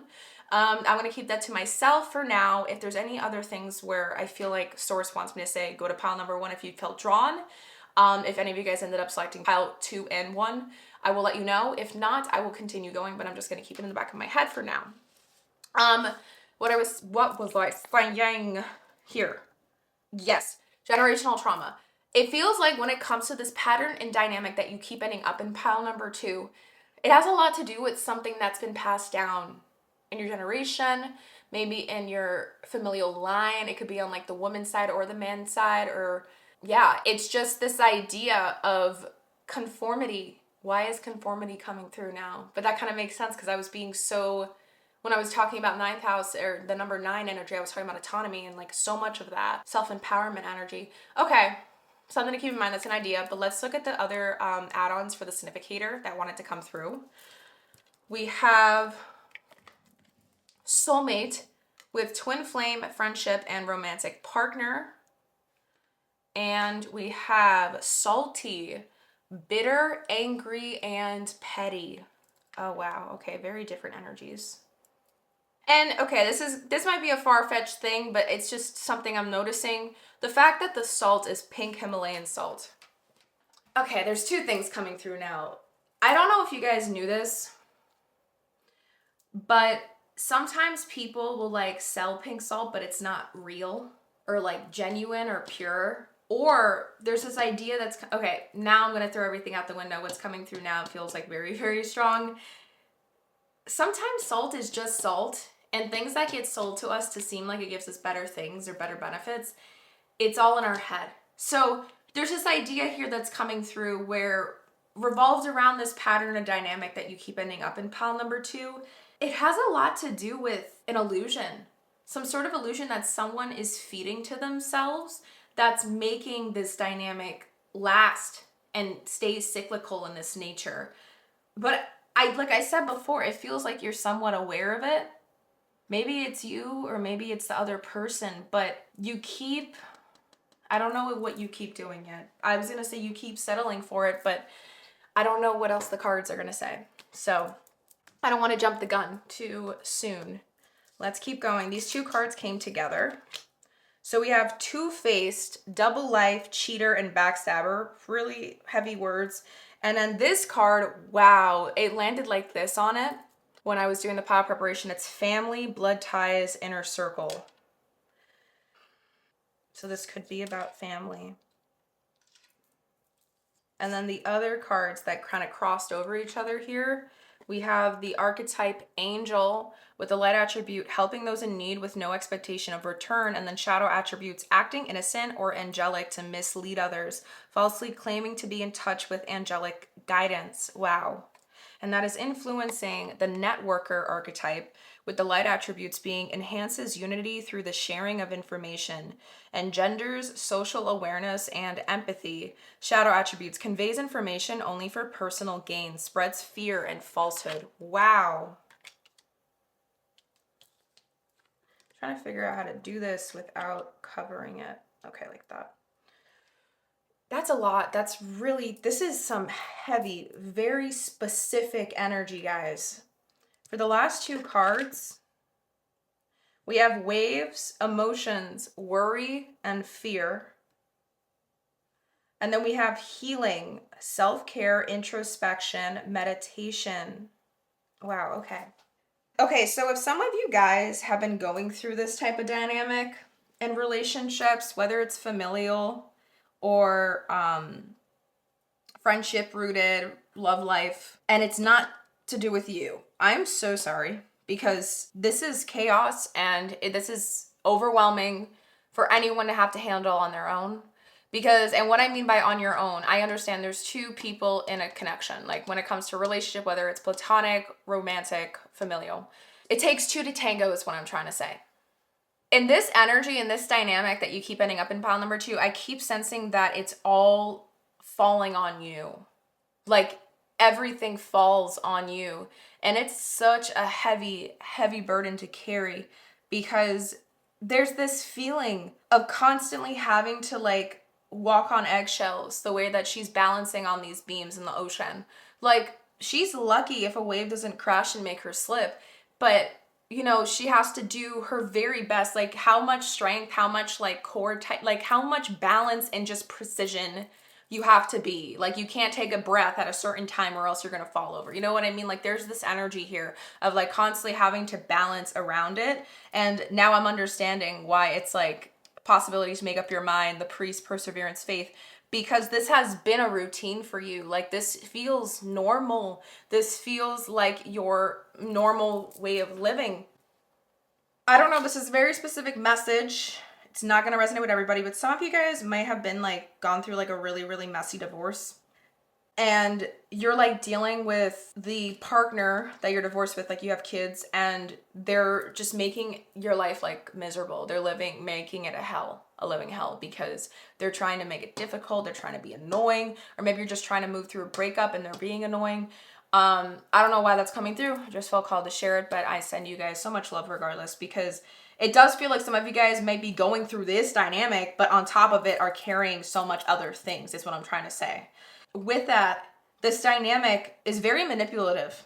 It's very gaslighty. It's very one-sided in nature, like I said, but it's I don't think that this person realizes like what they are doing, but you know it too well. And then this is where it sucks. I might be jumping the gun here because this is the next part we're going to be exploring, because we're going to be seeing what this pattern or dynamic is rooted in.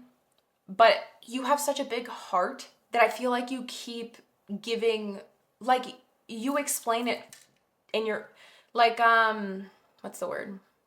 You justify the behavior in your own mind to help you from feeling like your boundaries are getting violated, because you feel like it would be wrong to not give that person like some flexibility or like leeway for some reason. Like, it's so weird. Like, it feels like I have to watch how I'm saying this or else it can come off misinterpreted or misunderstood. I don't know. Like, it just, that's how hard you have to try is what I'm trying to say. And I don't know. And this is where it gets interesting. It feels like for some reason, there's people here that are, I don't know if it's you or them within the dynamic, but feel free to share your story, guys. Comments are there for a reason. The comment section, because I want you guys to share your story. You have no clue how your story can help and benefit somebody else somewhere else in the world who doesn't know you at all, that just needs to hear something to know that they are not alone. So remember, like, sharing these comments, they're not just healing and helpful for you to take a first step in recognizing these things, or when it comes to self-growth and deep healing and stuff, but they also can help others want to take that step too. Like, you can be the thing that inspires someone else to want to begin their healing. So just keep that in mind. Just wanted to throw that out there. But what I was saying, there's this idea here. I don't know if it's from the person that is very, very wounded, stuck in this illusion, that's doing all this manipulative gaslighting energy stuff, or if it's you, but there's someone here that really, really wants to please every single person 24/7. And it creates so much inner turmoil to the point where you have to watch, or they have to watch what they're saying.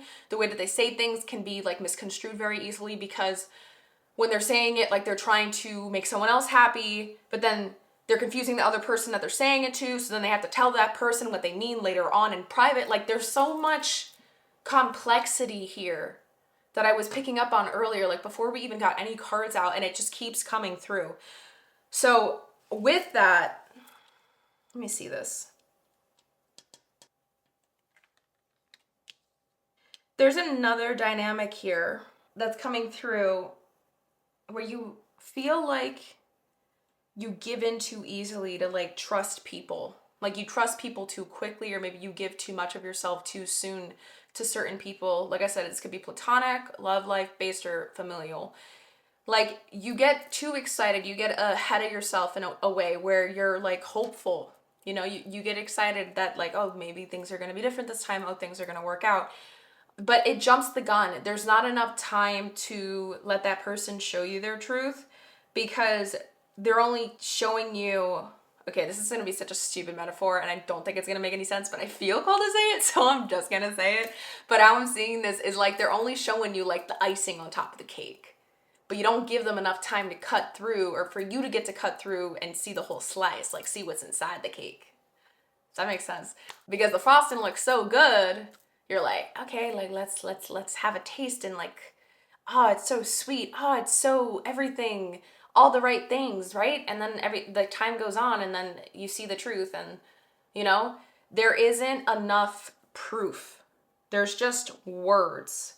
And that's the facade here. But they have no idea that they're doing this, because when they do it, it's like a projection. Or when you do it, it's like a projection. You're not realizing in that moment you are stuck because you've interpreted, or they've interpreted something through a filter of their generational trauma, their generational wounds, these things that have been passed down, and they're trapped in it. But it's like someone else in the party, the one who isn't doing that, the trapping and the filtering, like the one who isn't doing that, that's taking it, that's being this emotional punching bag, basically, or verbal punching bag, whatever it is. They are aware of it, so it's like they keep like cutting them slack. Or it could even be like the person just keeps saying that they're gonna work on it and then they never do. And now it's like they gotta hold accountability, or someone's gotta put their foot down. Like there's something here. That's what this dynamic is that I'm seeing. Okay, guys? So make sure that you plug it all in into your situation as you see fit, but we're gonna move into the next section together. I do like to layer up my cards on top of each other.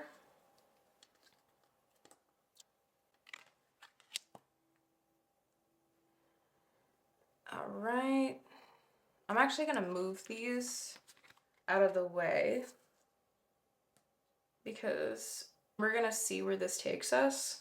All right, so for the second section, you guys ended up getting a lot of tarot cards for one specific question. You got 10 cards. This is my black tarot deck. Before we explore that, we're going to be looking at the back of the deck energies and the significator energies. This one black tarot card wanted to be paired with the significator for this second section. This is the West direction card you received, and this is about what needs to die, what part of you needs to die, what old story within you needs to die right now, what doesn't serve you, like what is ready to go. So that's what this card is. This is the one that paired with it, so it's going to give us some more deeper insight and depth into that story. And then we have my Santa Muerte deck, where I already pulled out. You guys ended up getting 3 tarot cards here. This is for the second question. Right now we're just looking at what this pattern or dynamic is rooted in for you. Like, how did it come about? What is it rooted in?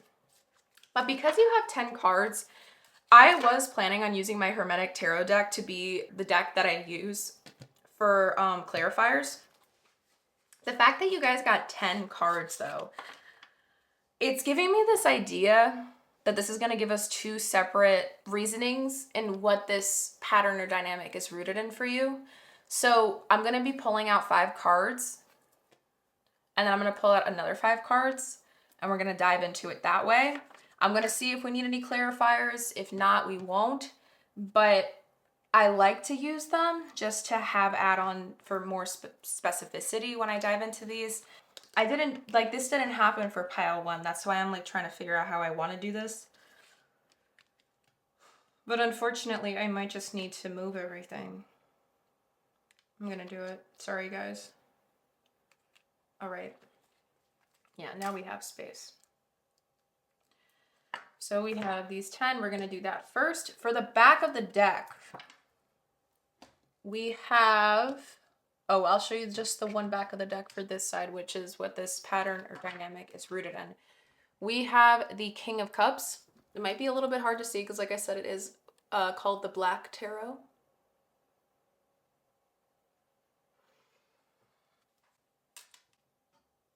There's this energy here that's coming through with this card about like stability, because it like their one leg is like missing. So it's like there is a lot of, you might be the stable force that's carrying all of this, is what I'm trying to say. This might not be you doing it. This could be kind of giving me that confirmation or answer on like you're just trying to lead, but it's hard to lead when you feel like you're already carrying the world on your back. So it's like the emotional stability can only go so far. What's underneath this card? Justice. Yeah, it can only go so far, to the point where it's like you have to kind of put a pause on what matters to you, because you have to be putting the stability and that healing energy into other places. Does that make sense? Because in this connection is what I'm saying. Like you have to be putting all of that into this dynamic that you keep ending up in.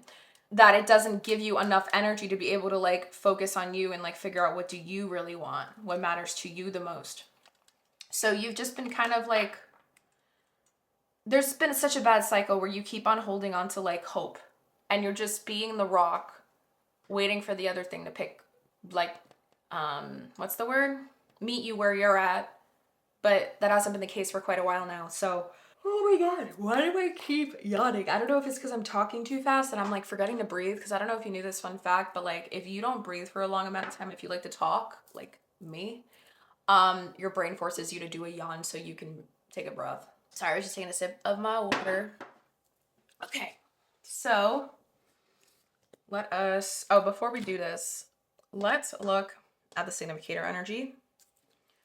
We have the Page of Swords in reverse here.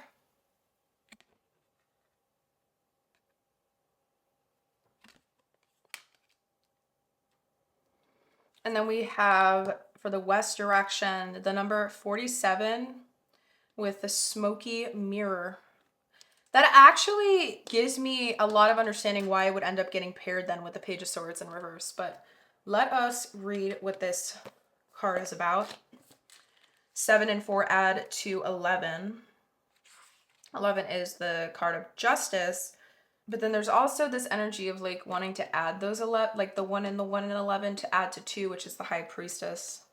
You're aware. You're so flipping aware of all of this. I don't know if this person just keeps telling you what you want to hear, so you keep thinking that it's going to change, so you stay in this situation and you don't give yourself the chance to start being curious for other possibilities. That's another thing. Like they keep kind of like floating something over your head to keep you put. Okay. So for the essence, the smoky mirror represents the aspects of what is implied yet cannot be immediately known in the world. The mystery of how things come together and how they fall apart without obvious casualty or cause. I can't pronounce that. It says causality, not casualty. Sorry, guys. Causality. So I'm going to repeat that sentence. The smoky mirror represents the aspects of what is implied yet cannot be immediately known in the world, the mystery of how things come together and how they fall apart without obvious causality. This symbol also represents the shadow of the human psyche, the parts of the self that one disowns. The smoky mirror can also represent a state of denial or the inability or refusal to see the truth. You see how there's a pattern that keeps coming through. Rose-tinted glasses energy. Understanding the shadow of the human journey requires that you go deep into your story to discover the wound that prevents you from seeing the truth of your current situation. Your fears and expectations of disappointment and unworthiness may be clouding your capacity to see the potential in yourself and others. The smoky mirror may be showing you things you don't want as a result of your conditioning. These can become even more real, but only because you are making it so. The choice is yours. The world will hold you accountable for what you see and create. Can you see through the eyes of truth and faith instead? Number 9 and 7, adding to the number 16, which is immediately giving me the Tower card in Major Arcana. And when you add 1 and 6, 7, and the Chariot. So this is a collapse that is meant to hurt. Pile number 2, I'm going to be very honest with you.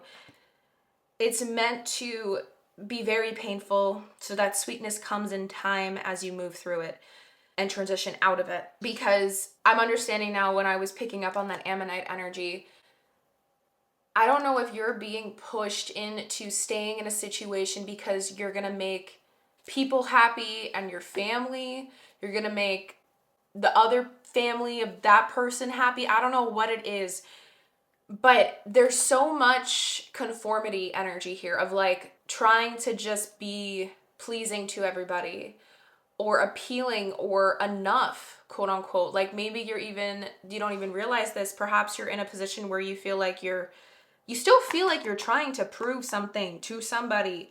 And I want to make it clear, if you feel that way, but you're in this type of situation, what we've discussed so far, pile number 2, this isn't fair. This isn't balanced. This isn't something where you feel like you have to prove yourself for.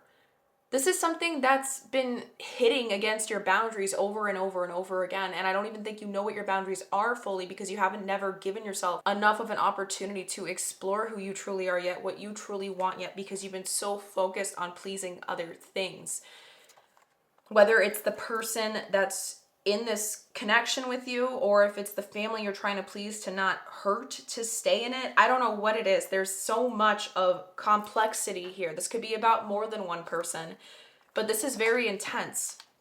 And the fact of the matter is, with this old story, you keep telling yourself this thing that needs to stay, or you need to keep doing. It's part of your journey, your destiny, your mission. I don't like that. I don't like those words. I don't even know, like, some of you guys might have some religious trauma. That's another thing that's coming through. Some of you guys might actually be very religious in general, and so you feel like it's part of your quote unquote duty to do this. I don't know what it is. Like, there's something here about destiny, but you're putting too much like force on it. It's like you're trying to justify why you've stayed in the situation so long that you keep giving it deeper meaning than what it really is. And that's why it just feels so second nature. And that's why you're able to just persevere through it like a freaking warrior, even though you never deserved it in the first place.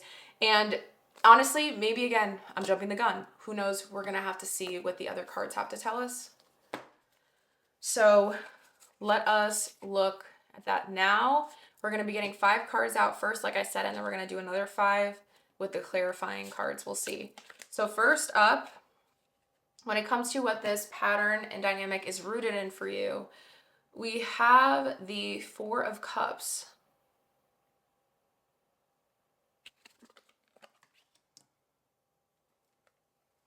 Next up, we have the 6 of Spheres,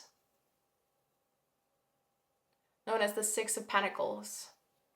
I don't know if you guys can see that there's a black handprint and a white handprint.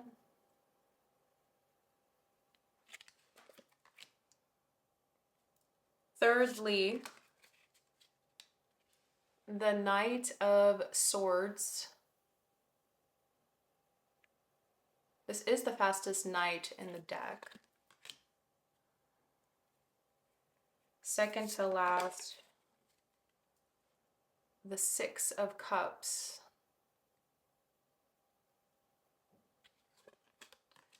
And then finally, to finish up this first thing we'll explore, it is the High Priestess. Wow.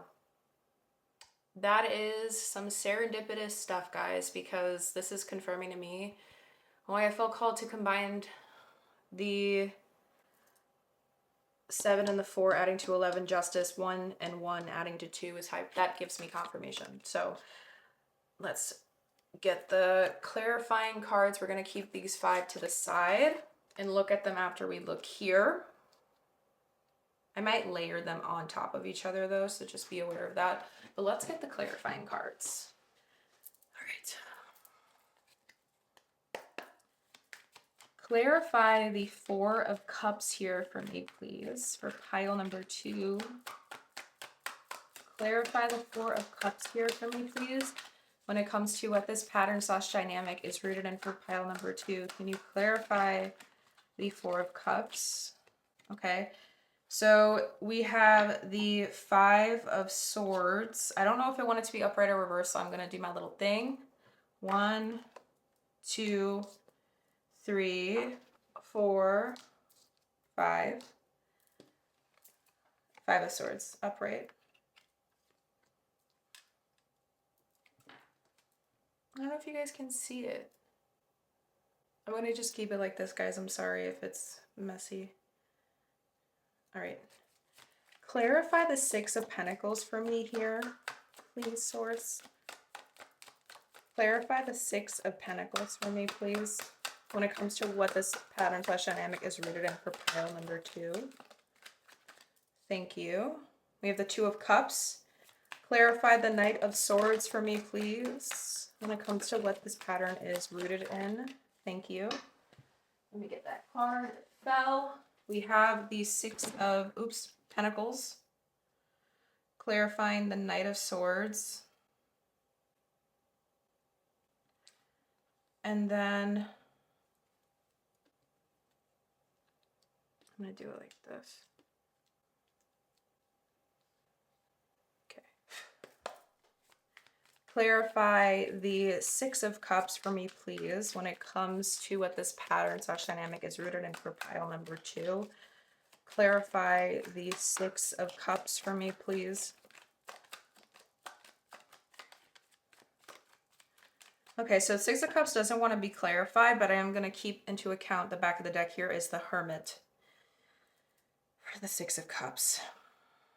Though this is one of the things that has to do with like what this dynamic that you've been finding yourself in again and again, it's rooted in a story. Like you keep keeping yourself or putting yourself in it because of a storyline you keep feeding in your head. Like this is your past. Like this is familially based. This is rooted into you. It was a conditioning. It was something that wasn't your choosing. And you didn't realize that it wasn't something bad at the time, if that makes sense. Like you thought it was normal. All right. Clarify the High Priestess, please. I feel like this is now clarifying this because I'm just going to go with it, guys, but clarify the High Priestess because this is giving me rose tinted glasses energy. It came out like this, so maybe I'll just keep it like that in case you guys think I'm like BSing. Clarify the High Priestess for me, please, Source, when it comes to what this pattern / dynamic is rooted in for pile number 2. All right, and we have the 8 of Cups in reverse here. You are so smart, pile number 2. But with the 8 of Cups in reverse, it's like, I keep thinking like there's a duty here. There's this, with the priest, it's like they're following. They feel like they are a servant for something of a higher power. And there's this energy here where like you are being told or like drilled into your mind, the Lover's card in the back of the deck. You're being drilled into your mind that like this is the soul aligned way. Like this is correct. Even though you know it's brought so much suffering, you're willing to take that stand because of how important this is to you. And when it comes to the Chariot, what's underneath it? We stop here. See, like somehow this happened with pile number 1 as well. Like I was talking about the story and then it just goes blank. Like this is where it ends. And I love that. It's confirmation even further. So with here right now, you know you have a choice to make like moving forward. Because maybe even hearing this reading up until this point has been like hard things to hear. And I want to validate that. I'm a pretty blunt reader. I am a trauma-informed facilitator for DPL. That's what I do. I work one-on-one with clients to help them heal and embody enough self-trust so they can like walk life on their own and deal with it as it comes through self-regulation, self-leadership, self-responsibility, all those things. But when I do the readings, I just let Source channel through me. I do not try to filter. I try to be as trauma-informed as I can sometimes, but it's hard because then I keep the filter and then that'll make me second guess what's coming through. And I never want that to happen when it comes to working with Source. So I'm going to honor what comes through. Just don't take anything I say so personally to think that I'm attacking your character. I am just the messenger, okay, my loves? But continuing forward and use your own judgment. Like if it doesn't resonate, it doesn't resonate. You know what I mean? Choose what resonates, leave what doesn't. This is a general reading and people that choose this pile, like the things I say that don't resonate with you are going to resonate with somebody else. Okay, loves? But moving forward, it's like you're at this state where you are aware that you have to make a choice. But the choice is hard. It's a hard one because this is where it determines your entire life and the trajectory it's going to be going moving forward. Because now you got to ask yourself, are you ready to break the chain? Are you ready to cut through it and get out of this situation for good? But it feels like there's so much like hurdles you have to cross to simply like get out of it. Because, and I don't know why this is. Like, I keep thinking this has to do with like so much pressure on it and expectation for it to be good that it's like the idea of even walking out is terrifying, even though you know that deep down, like you really do want to escape. My heart goes out to you guys. So, for the first reason or understanding behind what this pattern is rooted in, or this dynamic that you keep finding yourself in, like what it's rooted in, to start pile number 2. One of the biggest things that it is rooted in, with a 4 of Cups, 5 of Swords, and then we have the 6 of Pentacles coming out twice. So these 4 cards all have to do with the same situation. 6 of Pentacles, 6 of Pentacles. Let me see. High Priestess, 8 of Cups in reverse, 6 of Cups on its own, but the 7 of Cups did come out sideways, kind of like rose-tinted glasses energy. Like this is a lot of illusion, but you need to be disillusioned. But this is all a facade of some kind. So one of the reasons, or one of the things that this pattern or dynamic you keep finding yourself in, it does have to do with love, relationship, not love, but commitment, showing up. There's something here about responsibility that keeps coming through. And it's your duty. It's your like due diligence to show up this way. There's an expectation on you that like in order for it to happen, or like in life, like this is just meant to happen this way. You have 3 sixes forming an upside down triangle. So that's the south direction. You were taught to believe this. You were taught to believe that you had to suffer in this. You were taught to believe that this is the right way, that this is what you have to go through to do this. This is normal. You were taught that this is what it takes to be. I don't know if some of you guys are in like a marriage. This is the thing that keeps coming through, like some sort of serious connection, commitment. And people have been telling you one of the reasons, or one of the things that this pattern's rooted in, or this dynamic you keep ending up in, has a lot to do with like what you've been told. Like this is normal, this is typical, like you're supposed to deal with this. But because of it, I don't think these people are understanding how difficult this actually is. Like the things that you're actually told, and like I don't know if they understand the connection, because they're the third party, they're the party looking on the outside in. And this is just something that you think you're supposed to deal with. So you put on this mask, you put on the face that isn't your truth to keep walking through it because it's your duty. And I feel like you've learned how to like shut down the part of you that used to get like quote unquote triggered. And triggers, like, okay, triggers are information. When we feel like a jolt in our nervous system, when someone is stepping on our toes, metaphorically speaking, that is a sign that they aren't honoring a boundary. Like they're not, like there's something in you that's getting angry or heated because now you're learning that this is somewhere that you gotta set a boundary on, you know what I mean? But you kind of learned to like tone that down, or you were taught how to, I don't even like this word, but trained how to. And this is just giving me like submissive woman energy, and it bothers me because I'm just thinking about like this era and like the battles and the division in the world, and oh my god, it just breaks my heart because you just think that this is normal, like you think that this is how it's supposed to be, and you just got to suck it up, because or else you're going to be the evil villain. It's going to be all on you. And you don't want this life, and you shouldn't feel guilty for wanting something else at all, pile number 2. But I feel like there might be other people relying on you. Maybe you have kids or expecting something of you, and you don't want to disappoint them. That's what it's like, a really crazy tug of war. So at this point, you just reached a consensus within yourself where you're just willing to keep the blindfold on, because that's really the only way you can live with this. and move forward with it. So that's the first thing that this pattern / dynamic is rooted in. We're going to look at the second one together now. I'm going to get the clarifying cards out from under here because we're going to need this deck for the more clarifiers. So that's the first thing, my love. I'm just shuffling to reset the energy. And we are going to be layering. Actually, I'm going to move these cards. And we're going to look at the next thing that this pattern / dynamic is rooted in, because there was two things. So first up, we have the moon.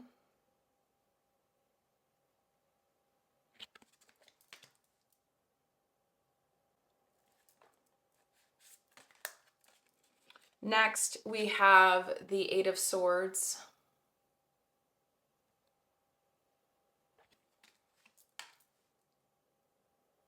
You see this ammonite, the shape of ammonite keeps coming through.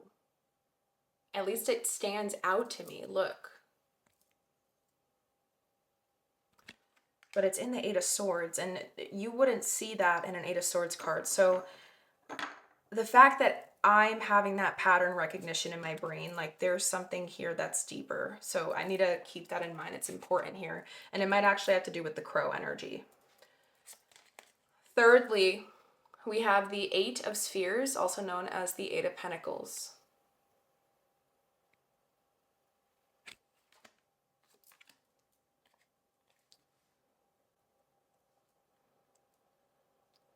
The second to last card is the Ace of Swords.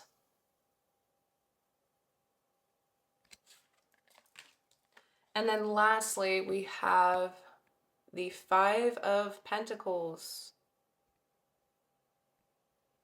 Heavy, heavy. Oh, my heart goes out to you. And these are two very different reasons on what this dynamic and pattern is rooted in. So I understand now why Source took 10 cards out for you guys. I'm still going to get clarifiers because they give us more specifics. So we're going to do that now. 18, 8, and 8. 8 is important here. Okay, let's clarify. Please, Source, come to me and provide a clarifier. My words. Please provide a clarifying card to clarify the moon card here for pile number 2. Clarify the moon card for me, please. When it comes to what this pattern / dynamic is rooted in for pile number 2.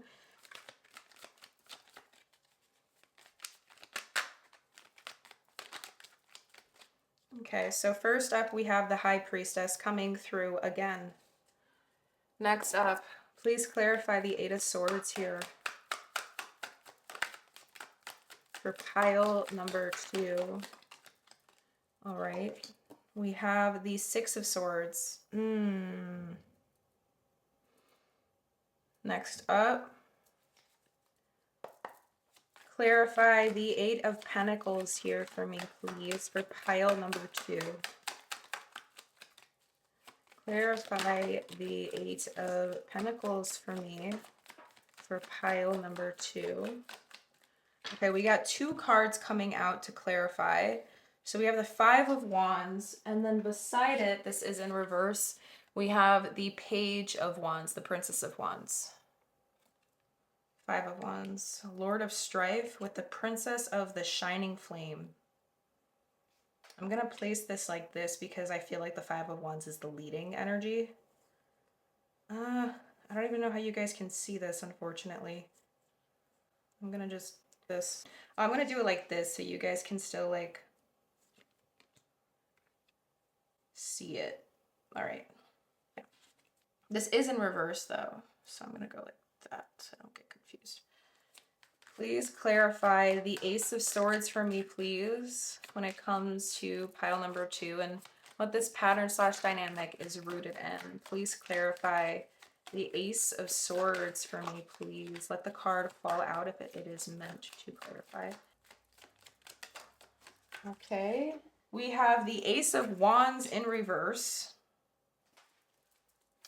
Please clarify the Five of Pentacles here.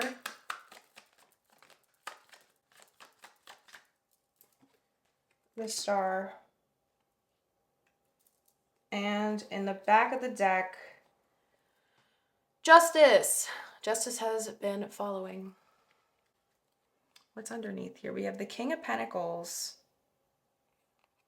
the Queen of Cups, the Hermit, and the Six of Cups.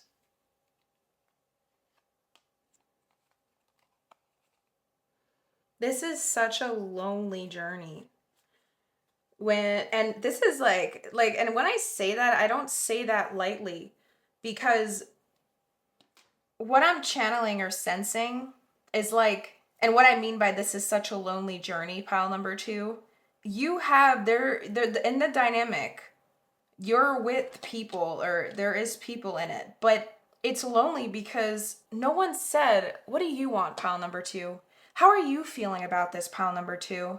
How is this affecting you, pile number 2? How do you feel? What are your thoughts? Have you been triggered? Does this matter to you? Like, there's been none of that. And one of the things that this dynamic / pattern is rooted in, the second thing, I need to do this because it's going to keep confusing me, guys. Sorry. You're not going to be able to see it, but just trust that I have it here for myself. So the second thing that this pattern or dynamic is rooted in, I'm going to place this on top. Oh, I forgot to show you the other back of the deck. My bad. Oh, no, we're still on the first part. Oh my God, I just forgot. I got confused, but we're still on the first part. All right. It's too heavily embedded into who you are. There's a fear here. I don't know if you were like told, again, growing up, this keeps coming through. And the reason why I'm saying this is because this has to do with the Ammonite. The Ammonite has been following us here. And the fact that the Eight of Swords is with the Six of Swords, there's no pairs of repeating cards here.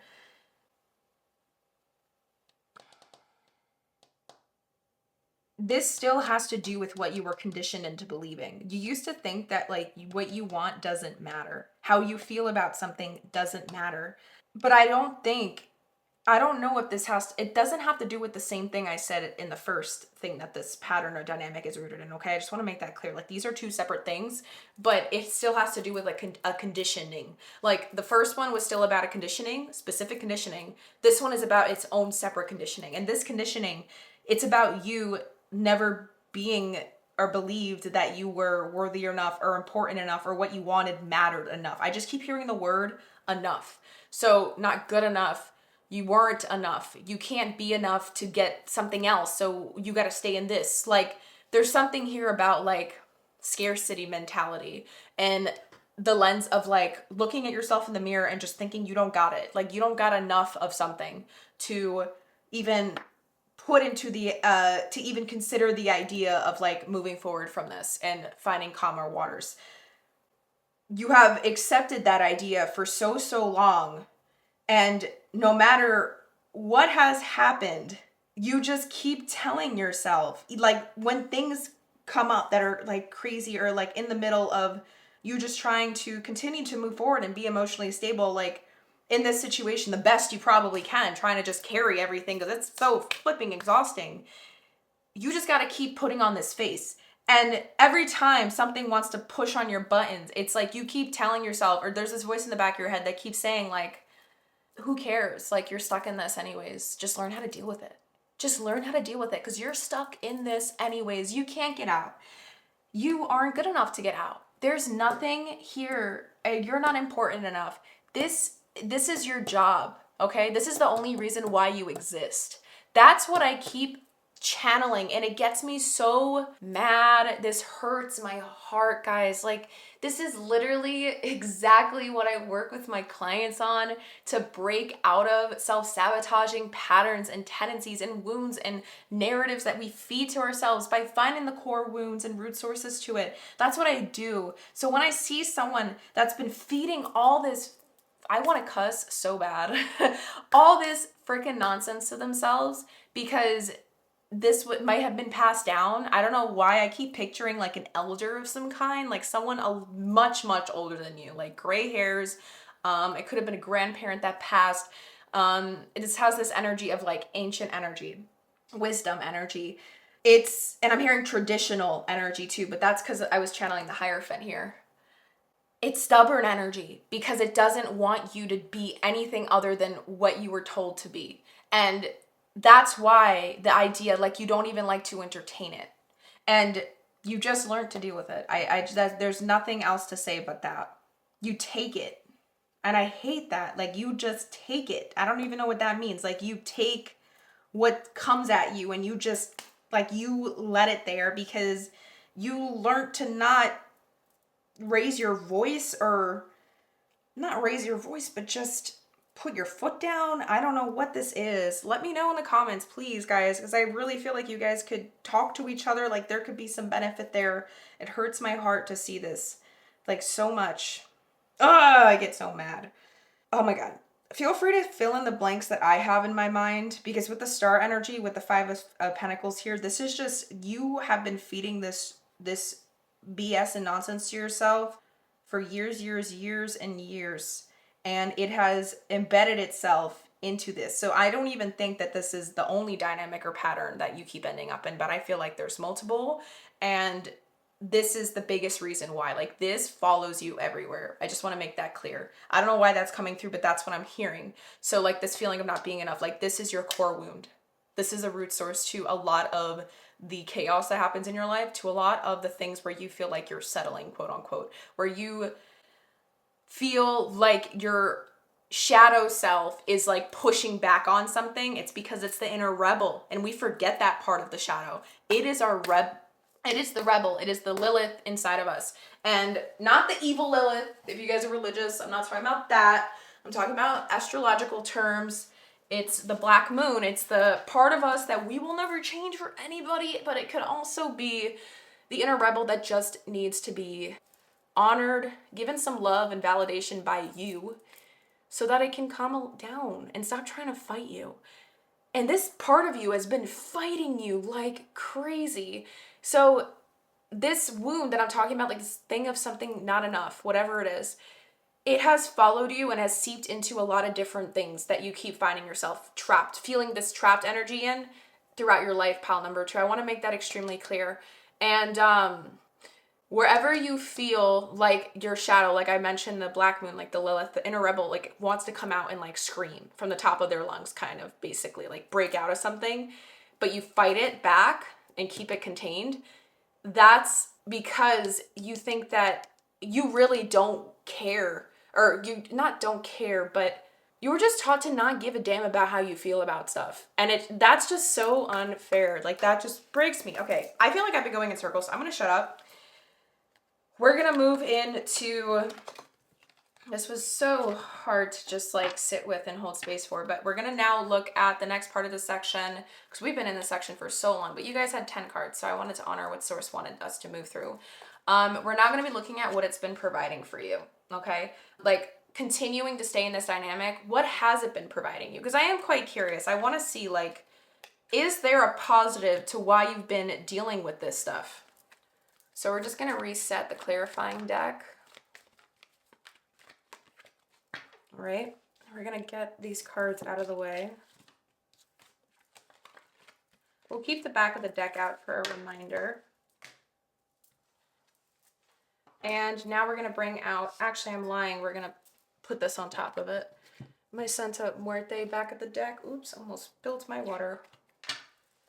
We have the Six of Swords coming up for this back of the deck.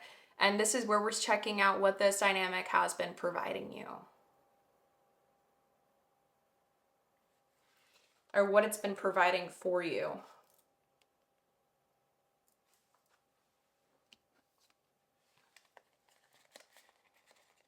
Okay, we have 3 cards. What's underneath this? The Five of Swords. And then the World card. Honestly, this is just giving me, again, like, I think you're still learning how to, like, step out of that wound.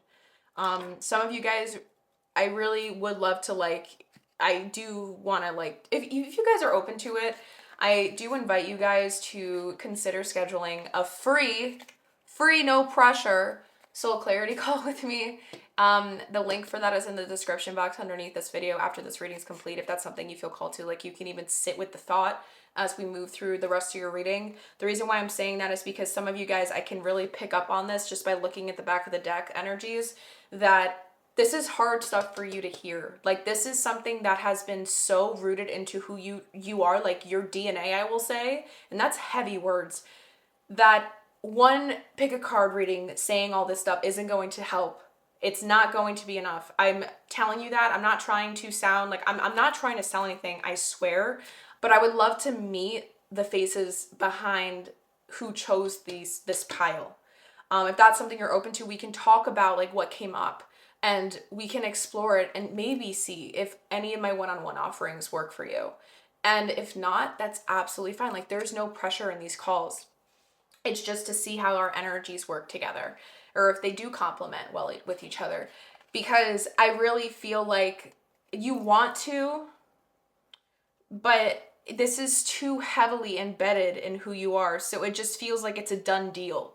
Or some of you guys are even cutting to the chase in this with this ideology that I'm too old to do it. Like, it's too late for me. And I hate that. It hurts me because, oops, I hit the camera. Sorry. It's like, that's so unfair to all the different versions that live inside you that never got to be seen or heard at all. Like, are you just gonna let yourself pass and like live up to the moment where you're ready to pass away, and just never get to see what was at the end of the tunnel? Like, just, are you just gonna stay in the dark the whole time, you know? And that's not fair to you. But I'm gonna shut up. Again, I'm gonna keep going. What it's been providing you. We have the Star.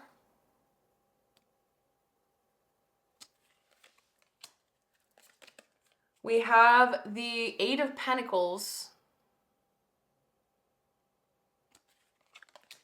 And we have the Knight of Cups. I need clarifiers. I need to understand, what has it been providing you? Because some form of stability, but it's not healthy stability. It's just something that your brain, it's like your brain's tricking you to thinking that this is a safe, comfortable situation to be in, when in reality, or a dynamic that's like normal, when in reality, like, it's just familiar. Like, your brain just knows how to handle it. So it's easier to be in this type of dynamic than like do something completely new. Does that make sense? So let me get clarifiers. Please clarify the Star card here for me, please, Source, when it comes to what this dynamic / pattern has been providing pile number 2. Okay, so we have the Empress in reverse. It says the daughter of the mighty ones, the Empress in reverse.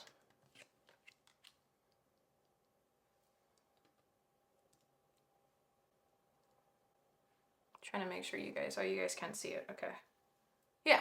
Oh, okay.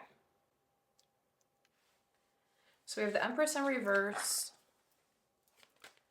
Clarify the Eight of Pentacles here for me, Source, when it comes to what this pattern / dynamic has been providing for pile number 2. Clarify the Eight of Pentacles for me. Okay, we have 3 cards coming out. Oh, back of the deck is 3 swords. Okay, so we have the Universe. The Star is sideways. So the Universe, the Star came out again. The Star has been following us a lot, actually. I just realized. Okay. Sorry, I just had an idea come to my head, but I need to sit with it a little. So the Universe and the Star. This is the World card. The Universe card, and then we have the Four of Swords, clarifying the Eight of Pentacles here, or they're influencing both. And then let's get our final clarifying card. Clarify the Knight of Cups for me here, please, for pile number 2, when it comes to what this pattern / dynamic has been providing for pile number 2. Okay, we have 2 cards. The back of the deck here is the Seven of Cups. Illusion, Queen of Pentacles, and the Three of Wands with the Nine of Wands. It's like a false form of security and stability because you always know what to expect.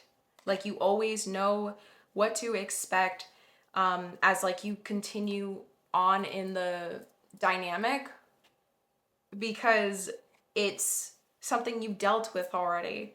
And it's exhausting, but you like push through it because like what else is there to do? But that's the illusion. All right, so here we have the Seven of Pentacles with the Eight of Cups clarifying the Knight of Cups.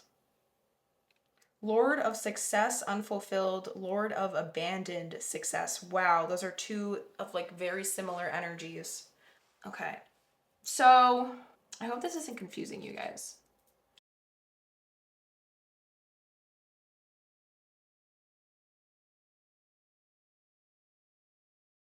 All right. So, in terms of what this dynamic and pattern has been providing for you, pile number two, there's this idea here that I don't know, I keep like having this feeling that you're very spiritual, like you're naturally religious or spiritual. I don't know if you just believe very strongly in God, source, whatever this is. And you're just seeing this situation like it's been providing for you this idea that like there's a bigger reasoning behind it. So you keep like feeding that into your mind saying like I'm meant to go through this, like I'm meant to suffer, like this is something that has to do with karma. I don't know if like you think that you deserve it. You're deserving of this experience, but because of it, it's like you think that you're fulfilling some sort of contract, some end of the bargain. Maybe it's like a karmic relationship that you think you're meant to like learn from, so you just deal with it. But it's the thing that like keeps you stuck there. Like the biggest thing, what it's been providing you is the thing that makes you stay stuck there longer is the illusion.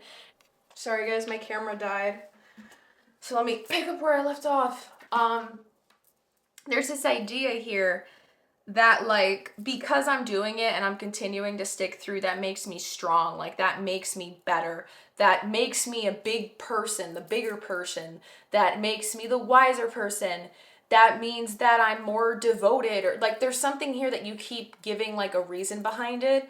So it's like you have purpose, and you like I don't know if you think that like if you were to leave this, it your purpose is gone and like you have to rewrite your story, and that's like a lot of there's a lot of fear factor behind that. So it's like been providing you this false sense of like security, identity too. Like you've even identified yourself inside this. Your whole identity is framed and like defined within this framework because of the dynamic that you keep ending up in, or pattern, because that's really what you believe is like your sole purpose or something, that you're meant to do this, that this is part of your mission, that this is your duty. It's been providing you this false prophecy like energy, and that's why you're willing to like suffer.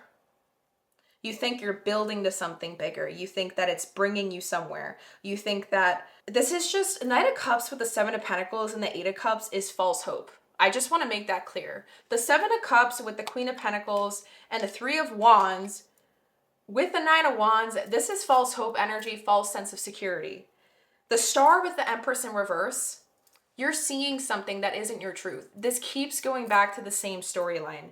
So I need to make it clear. This is something filling you up with this illusionary energy, this wishy-washy fake energy. This is fake hype news. This is fake news. This isn't real. This is rose tinted.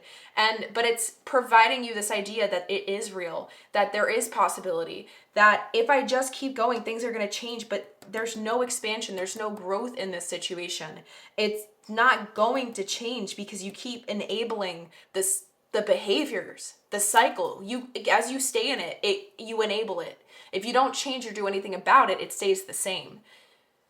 So I do just want to say though, and I feel called to share this, and some of you guys may not want to hear it, and that's fine. If this is resonating with you so far, like that is fine, but I feel called to share it. I'm going to share my personal belief, okay? A personal belief of mine. I do believe that in life, we are given the human experience to get to experience what it's like to be a human, have a life, and that means to make choices, to choose things, to decide things on our own without really knowing what's in store for either decision we're torn between. And so we're not meant to know what's around the corner 24/7. We're meant to just grow and continue to expand, continue to evolve. But if we stay and keep ourselves stuck in some sort of situation because it's second nature, it's easy, or we think that this is where our evolution and expansion and prophecy aligns with, but we're not seeing anything change after years and years, we need to look back inside of ourselves to understand why and ask ourselves the why. Like, why hasn't anything been happening? It's not because anything outside of you. It's because there's been the same routine of feeding the same monster, metaphorically speaking. And that's why you're stuck, but it's been providing you this idea that this is upright when it's not. So I just felt called to share that. Oh, my loves. Oh my God, my heart goes out to you guys. Like, so much love, so much love, so much flipping love. We are going to now see, I think this is where things start getting light. I really wanted to see this part for you guys. I'm curious. We're now going to be looking at the third section of this reading where we're going to be exploring why this pattern / dynamic no longer works for you. We're going to see why are you not meant to be in it anymore, okay? We're going to see what the prophecy is. And that I'm quoting that because I don't really believe in prophecy. I believe in us creating our own destinies, us turning our own pages, us writing our own chapters. And to become the leader in your life, we must remember that source. I believe in this. This is my opinion. I'm not trying to force that or brainwash anybody here. I believe that source and God is all like Allah, like all those words take you to the same thing. And personally, I believe that it exists inside all of us, around us. It's the air we breathe. It's the world we live in. And we're meant to remember that means that we are creators of our own lives because the creator was the creator, but we're the creator's creation. And because we're a piece of the creator, we get to be our own creators. Does that make sense? So, I don't know. I really want to see why this pattern no longer works for you. I am very curious. I'm going to shut up and we're going to move forward because your girl has been taking this too personal, this whole reading. I'm going to just take these cards out of the way. Yeah, we're going to move all of this. So, for this, we're looking at the north direction, which is the card that's going to be showing us the wisdom that you're meant to embody, that you need right now. It's the great medicine that's meant for you. So we have that card here. We're going to be moving this out of the way now. I like to line them up. And then for when we explore, before we look here, we have a couple back of the deck energies that came through. And we're using my panoramic tarot deck. You have 3 cards that came out. And for the back of the deck, to begin, in reference to why this pattern or dynamic no longer works for you, we have the Queen of Wands. Underneath it is the 5 of Swords and the 4 of Wands. You're ready to take your power back. It's scary though. The 9 of Swords is kind of peeking out. I don't think you can see it from your viewpoint, but I can.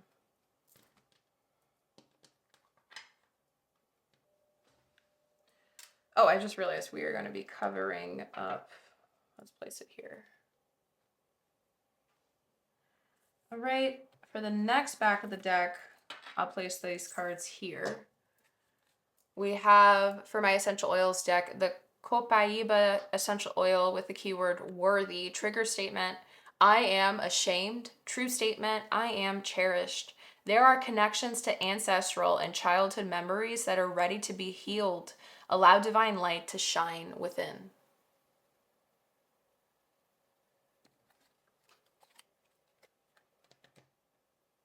And, oh, you guys got a couple of essential oil cards and a starseed card. For the final back of the deck in this section, we have I thought this card, the artwork on it is so gorgeous. Lifting the veil, questioning everything, anything unaligned must go. Cool. Lifting the veil. Ooh, I just realized that I was giving you so many metaphors about illusion, blindfolding oneself. I don't know where to put this. Okay. We're gonna clear this up now. Actually, that helps us. Okay. I like this better. There we go. Until we have to move it again. So, to begin, we're gonna be getting and reading the understanding of this great medicine that you need right now. For the north direction, we have the number 10 with the corn. So 10 is the Wheel of Fortune and Major Arcana. 1 and 0. 1 is the Magician. So let's see what this says. Let me take a sip of my water. Okay. For the corn, the number 10. All right. For the essence of the card. Corn represents the mother of sustenance and tangible abundance. This symbol represents material prosperity in the world of form that provides stability and sustenance to many. There is more than enough. The invitation. You planted a beautiful field of dreams and worked hard. Even in moments when you were losing faith, you continued. Oh, wait. Yes. Now the spirit of the corn comes to honor this and show you a bountiful harvest. This is a time to reap the rewards of hard work and trust, whether those rewards are financial or the kind of prosperity measured in quality rather than quantity. You are so blessed when this symbol appears. Don't forget to share your good fortune. Beware of shortcuts to your dreams or a fast track being offered to you now. Be especially mindful of your feelings of entitlement or an expectation to get something for nothing. This is a time for gratitude, perseverance, and humility. Be prepared to work towards your goals and plant the seeds of your intentions. Honestly, I feel like the invitation energy does align more. And that makes sense because this is the wisdom, tangible abundance. There is more than enough. The symbol represents material prosperity in the world of form that provides stability and sustenance to many. There is more than enough. There is more than enough. Even in moments when you were losing faith, you continued. Now the spirit of the corn comes to honor this and show you a bountiful harvest. This is the time to reap the rewards of hard work and trust. Okay. I'm curious. I want to see where the rest of these cards take us before I kind of dive into this wisdom and this great medicine. I'm lying. I'm going to share. There is this idea that came through in my head that when it comes to this being your great medicine that you need, you keep thinking that you're not enough. Okay. We had made that clear earlier. That's something we explored for what this pattern and dynamic is rooted in and why you've kept ending up in it. But in reality, you have everything you need to start anew and like move forward and take the next step. Like you have the ability and the whole world in your hands right now, your own whole world in your hands right now, pile number 2, to make a change towards something where you get to feel at peace and have your emotional fulfillment. Like have your cake and eat it too is what I'm trying to say. I feel like you were just making the cake, but everyone else was eating it and you weren't. Does that make sense? And it's like, you deserve this. You deserve this now. That's the energy here. And your great medicine is that you have to believe that you're ready of like you're worthy of it. Oh, I just realized worthy. Oh, and then lifting yes. Okay, now I understand. Queen of Wands, the queen of fire. Okay, confidence, empowerment, healing those wounds. You're ready for it. That's what the great medicine is, the healing. Okay, for the cards, we have green mandarin essential oil with the keyword being opportunity. There we go. Trigger statement, I doubt it. True statement, there is hope. With fresh eyes, see the potential within the situation. Yes. I place this here because the card's going to come out. Actually, I feel like placing it here for a reason, so I'm just going to honor it. Next up, Oh, we have a lot of greens. We have spikenard essential oil with the keyword faith. Trigger statement, why does this always happen to me? True statement, I am at peace. Know that everything will work out as it needs to, and hold a space of gratitude as you watch the miracles unfold. I feel called to place this here. I'm going to honor it. And then for the final essential oil card, we have anti-aging with the keyword spirituality. Trigger statement, I am so disconnected. True statement, everything is connected. It will be beneficial for you to spend time in quiet contemplation. You need to reflect within to find the answers you seek. Okay, this is where I'm going to say, if anyone felt drawn to not just pile number 2, but pile number 1 as well, I want you to stop listening to this reading entirely and cut straight into pile number 1, okay? And continue from there. There is a continuation of this message that's going to sprinkle throughout pile number 1 that I feel like you're meant to put everything together, okay? If not, and that doesn't resonate, ignore what I said and just we're gonna keep going, okay, loves? So we have that. And then for the star seed card, we have You Got the Love, Hadarian Energy, Codependency, and Boundaries. I actually want to read the meaning of this card because I always forget. This is like star seed energy. I only know a lot about Andromedan energy and Pleiadian energy, but I don't know about Hadarian energy. So I'm going to get the booklet out so we can explore that together. So You've Got the Love. Okay, let's see. The Hadarians are believed to be beacons of pure divine unconditional love who see love in all people and situations. As a result, they can find it hard to have boundaried, interdependent, healthy relationships because they only see the unconditional nature of those they meet. Wasn't I just talking about this? The lovers of the cosmos, they dive in fast. They're here to learn how to love while in a separate body, to learn to love self first and then establish healthy relationships with others, to remember that the love they seek is already within them, that they truly do have the love all on their own. The message of this card is to review the way you may need to establish healthier boundaries. Perhaps you're in a codependent relationship in which you may be losing your sense of self. It's common for starseeds to dive deep into relationships, particularly with those who feel safe and familiar at a soul level. Perhaps you're in a relationship in which you give more than you receive, or perhaps there's a certain volatility to it and you're always unsure where you stand. This card is a sign to do a relationship review and see what energetic agreements you've made, consciously or unconsciously. To acknowledge if there are relationships in which you feel anxious or powerless, in which you don't feel like it's safe to relax and just be you. To assess if there are any places of inadequacy that you've used that you've used a relationship to soothe and cover up. Oh, so this could have, I now understand too, when we were talking about what this dynamic's been providing for you, it's been feeding in the very wound of being not good enough of some kind. Not being enough of something, some kind. It's feeding it. It's making it stay alive within you because you keep going to the same dynamic or situation again. Does that make sense? In case anyone wants this for themselves, this is a soul inquiry, so this could be something that you journal. I'm going to pause the video, take a screenshot or jot it down. Do you lose yourself in relationship? And so how? How can you develop a deeper love for yourself? All right, I'm going to move away, my loves. So that card is massive on its own, but I love the fact that I felt called to place it next to the anti-aging spirituality card because it will be beneficial for you to spend time in quiet contemplation. You need to reflect within to find the answers you seek. Maybe this is the questions you're meant to reflect within to find the answers you seek. You get what I mean? Like, there's a reason why Source wants us to place cards out a certain way. At least that's how I see it when I do these readings for you guys. And then lastly, for the 3 tarot cards you guys received, you have the Empress.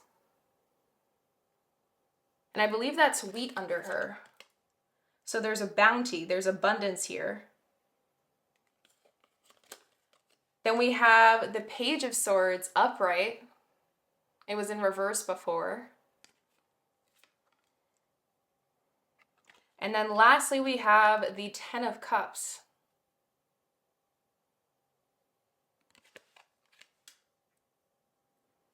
So why this pattern no longer works for you, or this dynamic. Pile number 2, it's because you were never meant to be in it forever. This was something that was supposed to be part of your lesson in life to grow and to overcome. But in order to overcome it, you have to step into your leadership for yourself in your life and start steering the wheel and not wait for a sign to know that when is the right time. Do you get what I'm saying? Or like when something's going to come find you or save you. It's time for it. Like the Page of Swords was in reverse before, and it was paired with the Smoky Mirror in reverse as like a add-on to the Significator energy. Like you're ready for this this new exploration. You're ready for this new journey. You're ready for this new beginning. And you have more than you realize around you to help you get through it so that you can find what emotional fulfillment means to you now. You can find that true inner peace. You can find the thing that you've been looking for. But in order to get there, you have to embrace this as your new start, as the potential energy. You have to embrace that this is where things are going to work out as it needs to. And you have to take the risk. There's really no other way of going around this, really, because this is where you're questioning everything, and anything unaligned must go. So we're actually going to get to the Lifting the Veil card, and if there's a Starseed Soul Inquiry there, I'm going to just zoom in on it and read it out loud so that you guys have the opportunity to write it down for yourselves, because I feel like this is important. Things aren't always as they seem. This era is one of uncovering mistruths so we can remember ancient truths. Everything is in a state of recall and realignment. Anything that isn't in harmony with the planet will not survive. Some starseeds are here to lift the veil between the seen and unseen worlds. Some starseeds cannot tolerate things that aren't congruent. They're here to bring society and humanity back into harmony with the planet and the creator at large. If we tolerate things in our life that aren't aligned and congruent with it, we add to the misalignment of the planet. You are adding to it. You're being called to trust yourself, notice what's out of alignment, and then take the baby steps required to bring it back into harmony. This is no easy feat, but it is so worthwhile, both individually and for the planet. Starseed Soul Inquiry. What isn't congruent in your life? How are you being called to bring it back into harmony? I feel like you have to think bigger. There's something here where you have to remember, like, this feels scary because it's new, but with the Empress energy, like, in terms of why this pattern and dynamic no longer works for you, I feel like there's something here that, like, if you get scared or you keep thinking that, like, oh, like, what if this, what if that, like, if you were to try to step out and start doing things new, you got to remember, like, I think you have more resources than you realize. So depending on your situation, it's like, try to look it up. Like, look up resources for XYZ. You know what I mean? Like, online. I feel like you're going to find some stuff there that's going to be very, very helpful for you to, like, go through this, okay? Just wanted to put that out there. But from here, it really feels like you're healing a lot that has to do with, like, what you thought had to do with, like, your core truth. And it's rewriting itself now. Like, you're releasing it, or you really do want to start it, and you are ready for it to become the leader in your life. And that's what Source is showing us.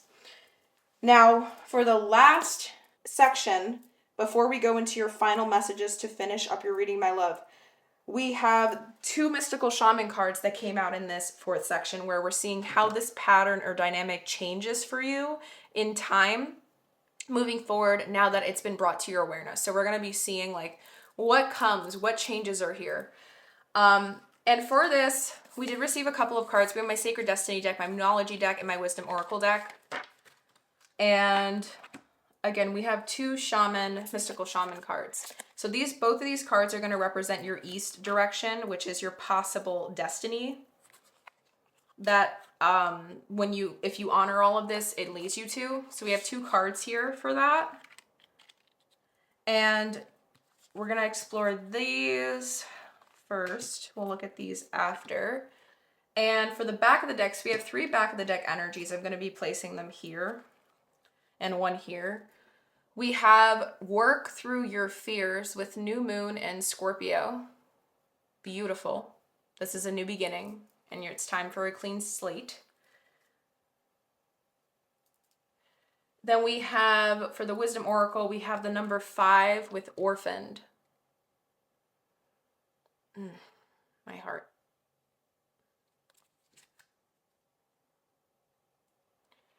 And for my Sacred Destiny deck, we have embracing. Okay.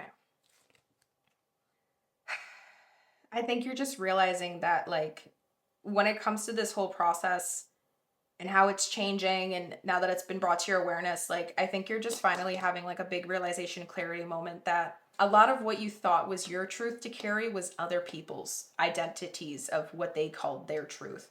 And because you thought that that's just the right thing, you kept carrying it as if it was yours. But I think maybe now you're realizing it never was. And there's a lot of pain here. So I just want to let you know, like, I send you guys so much unconditional love.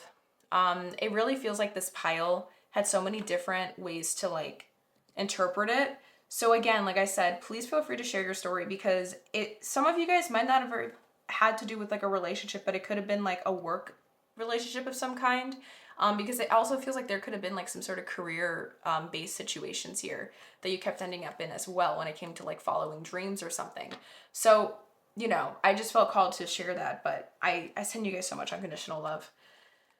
First up, we have the number 4 and 6, 46, adding to regeneration. Oh, how gorgeous.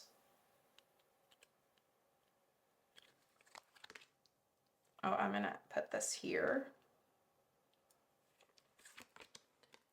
Next up, we have Not For You with the number 6 in reverse.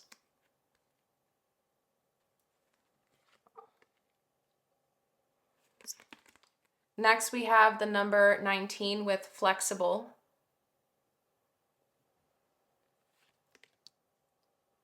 And then lastly, we have the number 31 in reverse with the word why, question mark.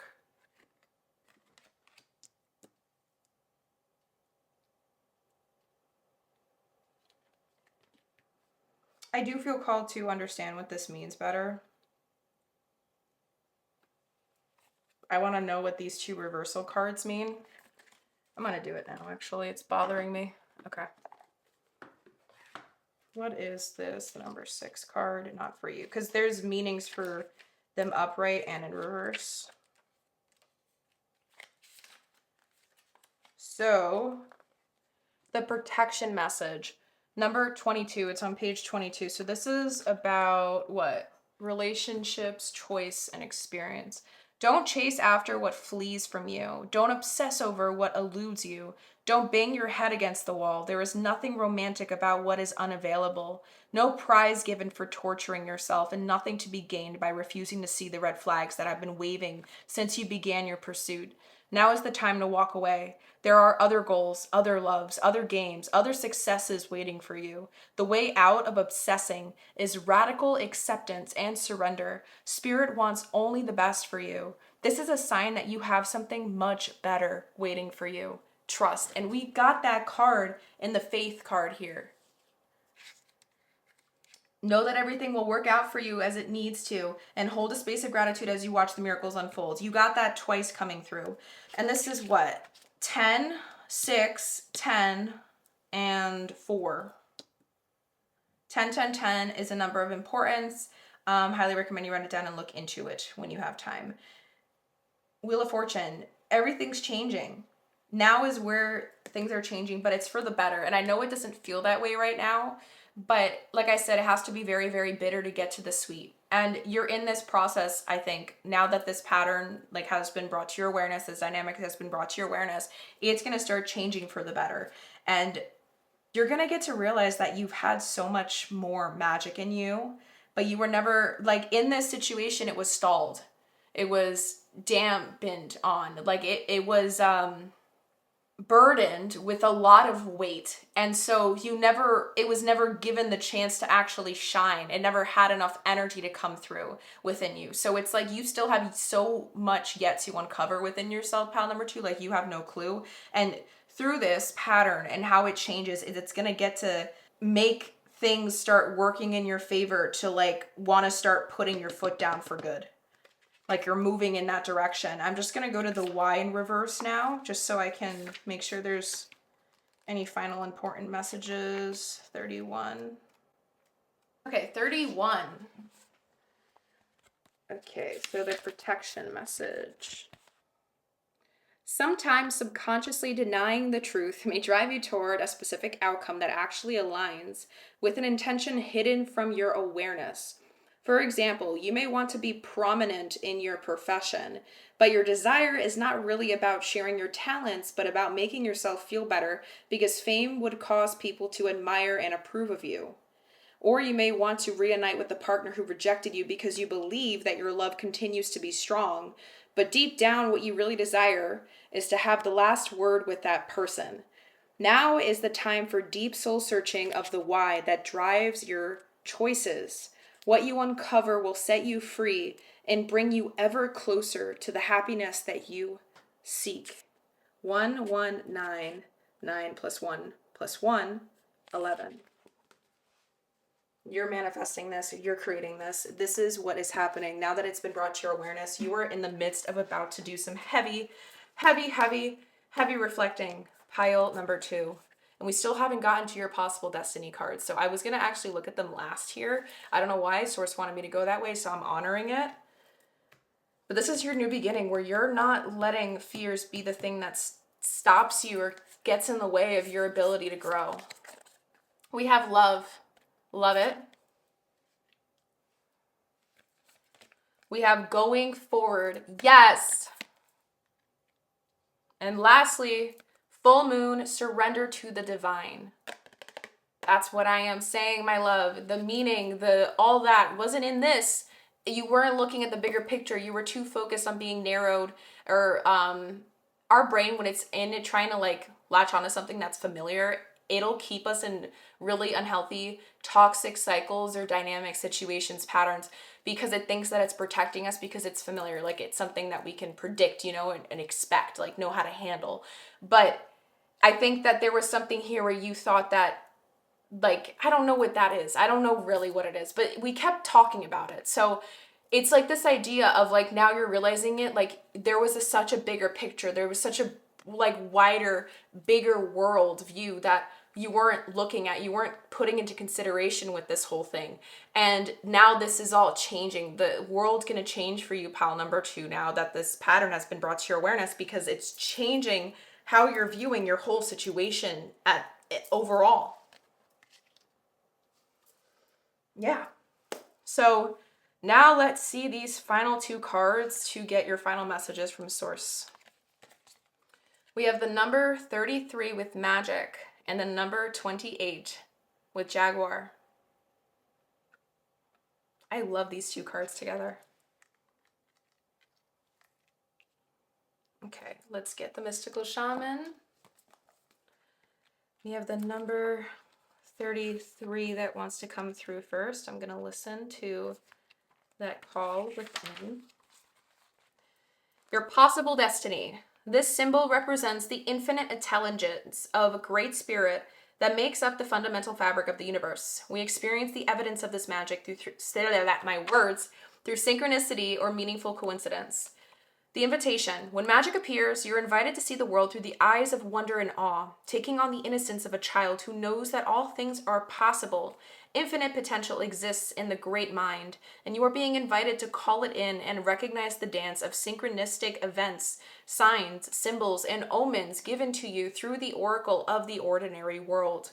This is a sign that Spirit is reminding you that you co-create your world in a sacred partnership. Your part is to dream, to co-create your part is to dream, to intend, and to watch for the signs that show you what next action to take. Right now, it appears that you are on the right track to make your dreams come true. Great Spirit is listening and acting on your behalf. Pay attention. Magic gives birth to miracles. Okay, so we have that. Now let's put it together with Jaguar. Okay. The essence, the jaguar is the protector of all life in the Amazon, and in times of fear, she brings courage and certainty. Jaguar is at the top of the food chain and never becomes prey. With great stealth, she can track her mark from a distance and not be seen or heard. She moves gracefully through the jungle, relishing the abundance of the rainforest, fearless and at ease. Jaguar knows the ways of beyond death and is the master of the shadows, blending invisibly between light and dark, night and day. Jaguar calls you to explore beyond the walls that confine you, to go outside your normal routine, to push your limits and boundaries. She is delivering an invitation from your own future to investigate the unknown, to venture into the mystery and the dark places you have been reluctant to explore. Toss all caution to the wind. Know that your jaguar instinct will serve you well. That honestly hits the nail. I accidentally hit the table. Hits the nail right on the coffin, guys. Like, I don't even need to explain or add on to this. Like, this is exactly where you're going.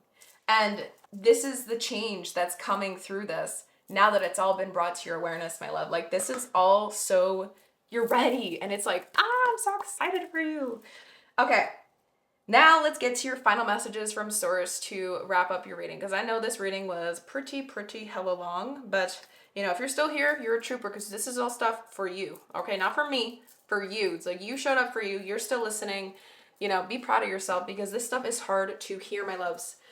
So the way that we're doing this, before we actually get to your final messages, you guys ended up getting 2 guidance from your angels cards and an angel numbers card.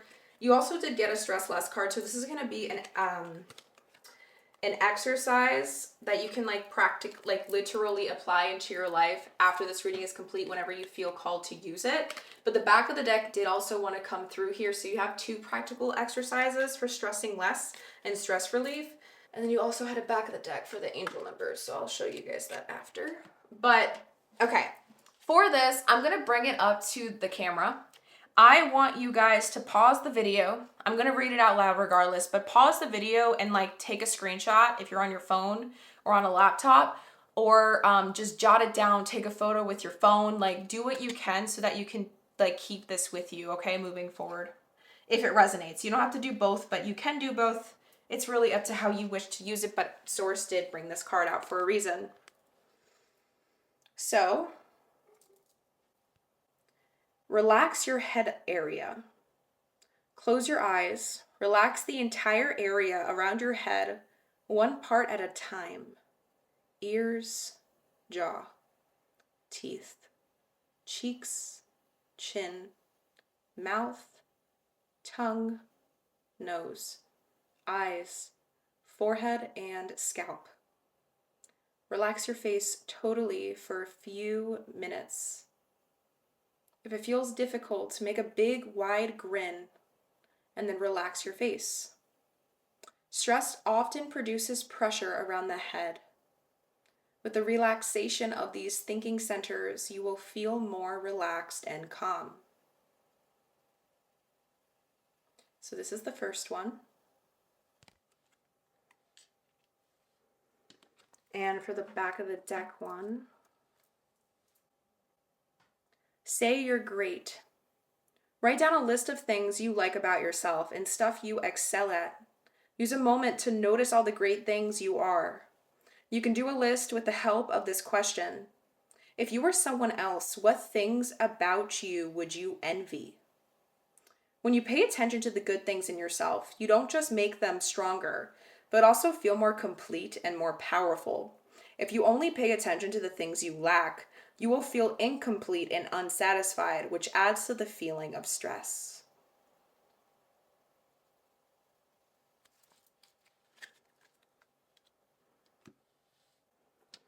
And to look at the final messages, first up, this wanted to come through. We have the number 1414 with possibilities. Building strong foundations creates stability and welcomes in possibilities. All possibilities exist and are amplified when gratitude is felt for the foundations that are in place. Affirmation. I am grateful for all that is and all that will be. I trust in the possibilities of what I desire or something greater.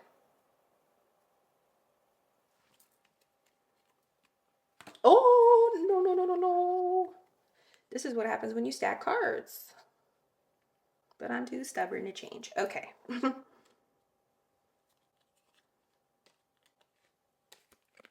We're going to look at the rest of these. But before I do this, you got a final message from Source.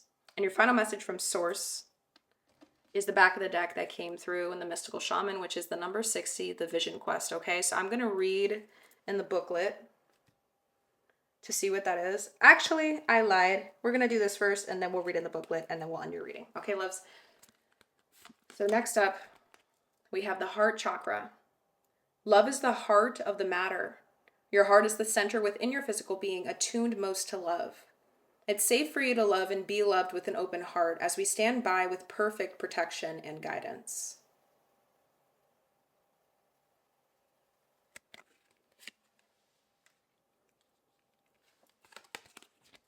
(16:16) Willpower. Things may feel out of sync and not within your control. The whisper of the divine is asking that you remember that you are being supported and that your will is your superpower. Determination is key right now. I call on my strength and willpower to take the lead. I accept and listen to the support of the divine within me. 16, I like this, the Tower. And then lastly, we have family. This situation is rooted in an emotional experience with a family member, which we can help you to understand and heal. In your mind and heart, surround this person, yourself, and the experience with calming blue light and many angels. Be open to the gifts within the situation and allow yourself to feel peace.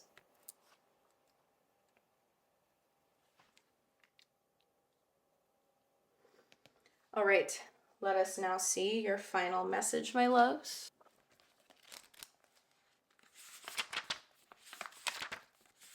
Okay. The essence.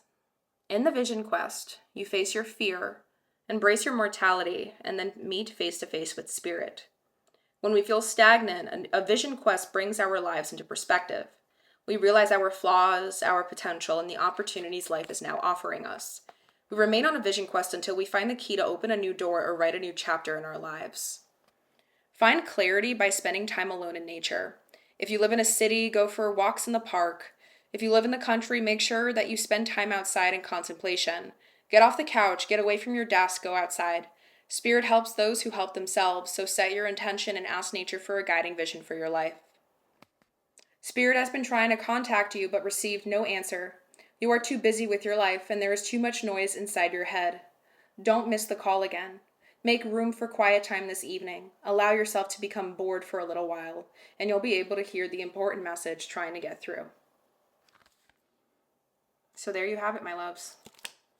This is everything I have for you for this reading, for why you keep ending up in the same situation. Like I said, I really feel like it would benefit you, everyone that chose this pile, if you felt called to share your story, your experience, honestly, whatever you feel called to in the comment section.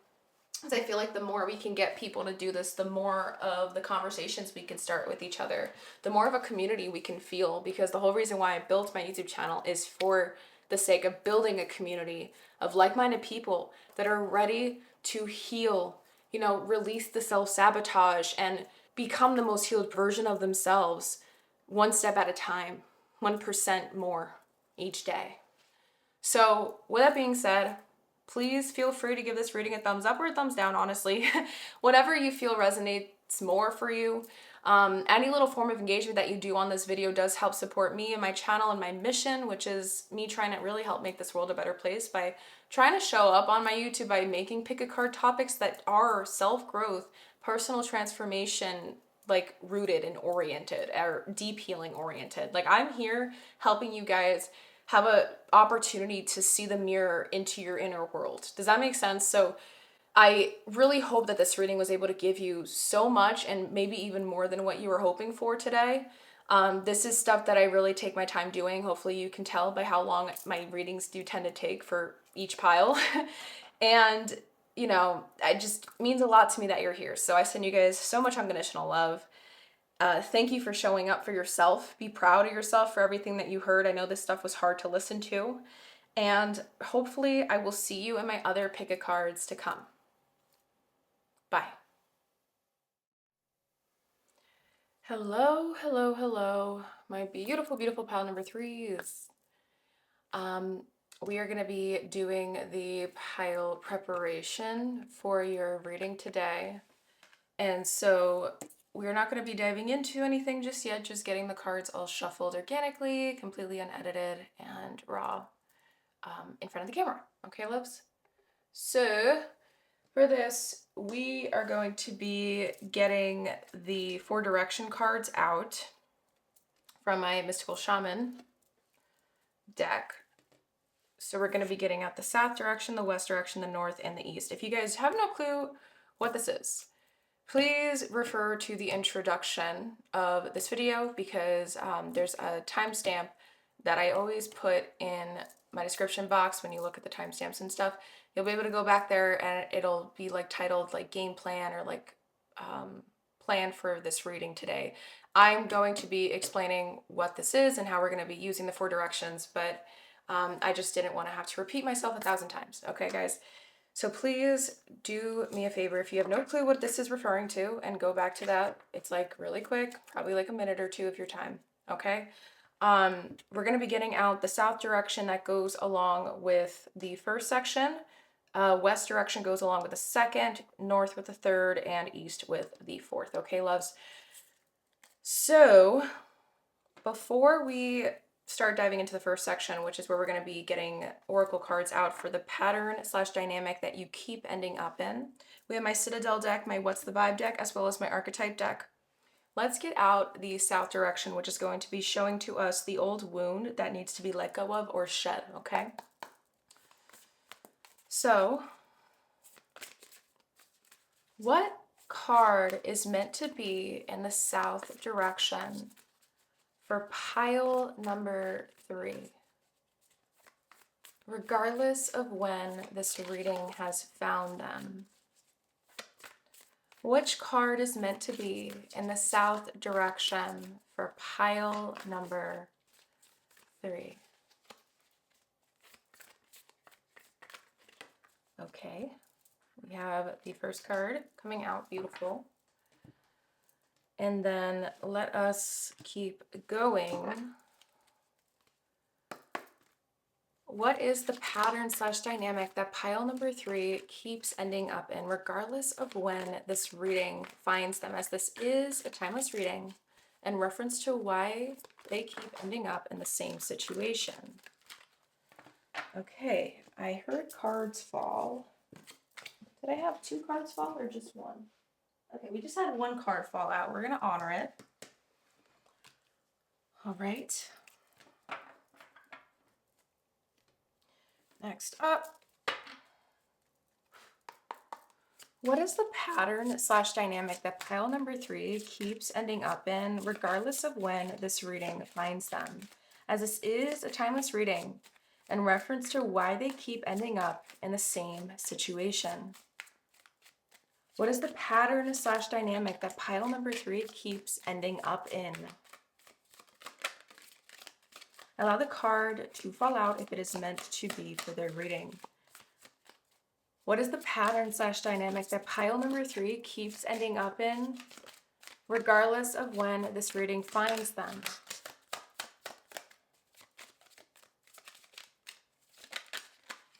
Ooh, what is the pattern / dynamic that pile number 3 keeps ending up in, regardless of when this reading finds them? Okay. So we have 3 cards coming out. We're going to honor it. And then lastly, for my Citadel deck, what is the pattern / dynamic that pile number 3 keeps ending up in, regardless of when this reading found them? As this is a timeless reading in reference to why they keep ending up in the same situation. What is the pattern / dynamic that pile number 3 keeps ending up in?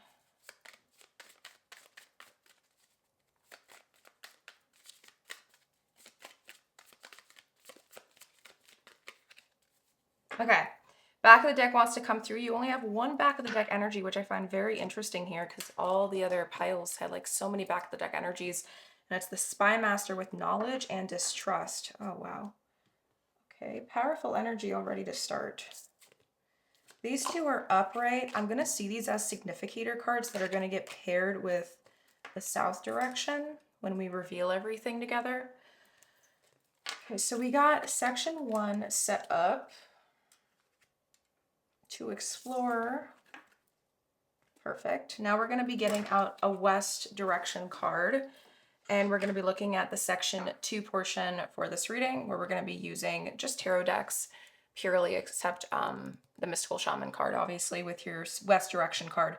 But we're going to be using my black tarot deck for the first portion of this section, and then for the second portion of this section, we're going to be using my Santo Muerte tarot deck.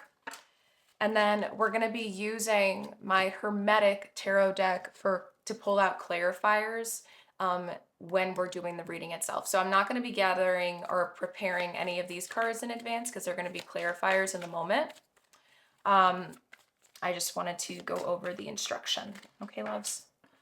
So we're going to keep that to the side. We're going to focus on getting the west direction as well as these two tarot deck cards out. So let's do this. And the west direction is going to be showing to us the old story or the part of you that needs to die right now. So which card is meant to be in the west direction for pile number 3, regardless of when this reading found them, in reference to why they keep ending up in the same situation? Which card is meant to be in the west direction for pile number 3? Which card is meant to be in the west direction for pile number 3? Allow the card to fall out if it is meant to fall out. This card is meant to be in the west direction for pile number 3.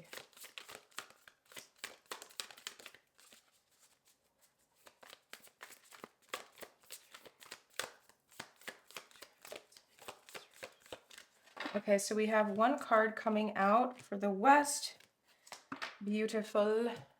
And let us use the black tarot, get the cards out for the first portion of this second section, which is where we're going to be looking at what this pattern / dynamic is rooted in. So what is it rooted in? What is this pattern / dynamic rooted in for pile number 3?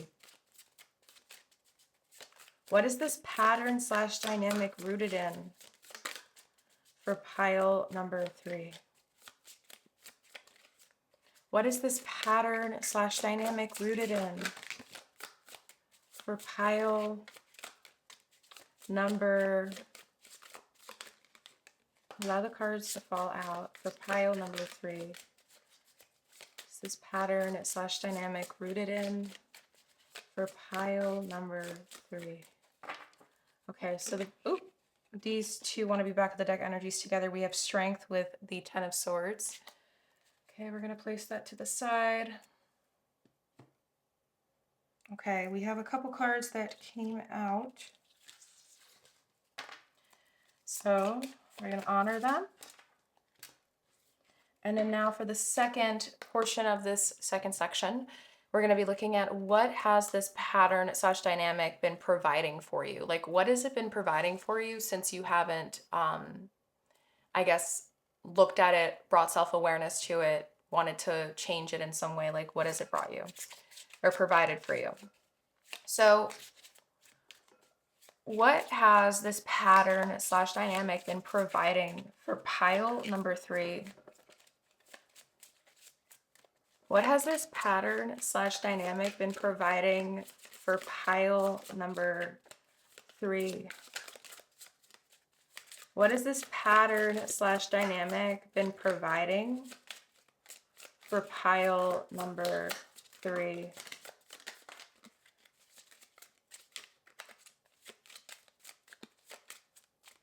Okay. Back of the deck here is the Five of Swords. Again, we're going to explore that in the reading itself. We have a couple cards coming out here. These three, I think, are going to be significators to this situation. So I'm going to honor them.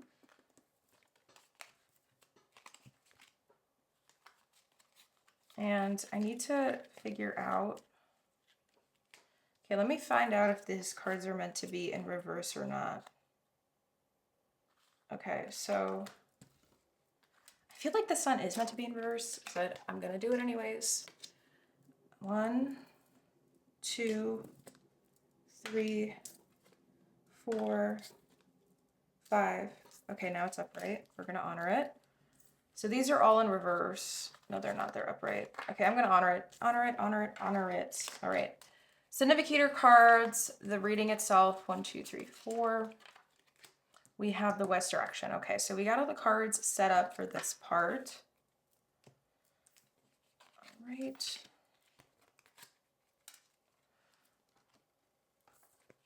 Maybe there's actually might end up being significator cards that have to do with feeding into the West direction, but we'll see when we get to that part together.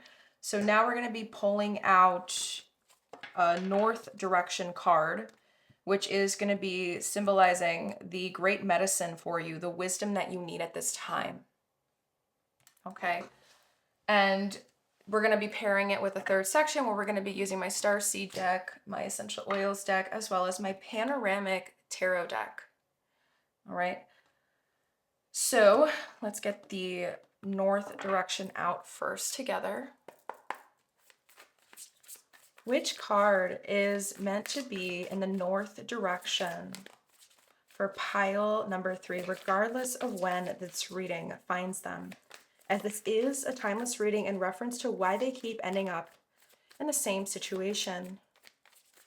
Which card is meant to be in the North direction for pile number 3? Okay, source, too many cards. I don't know why,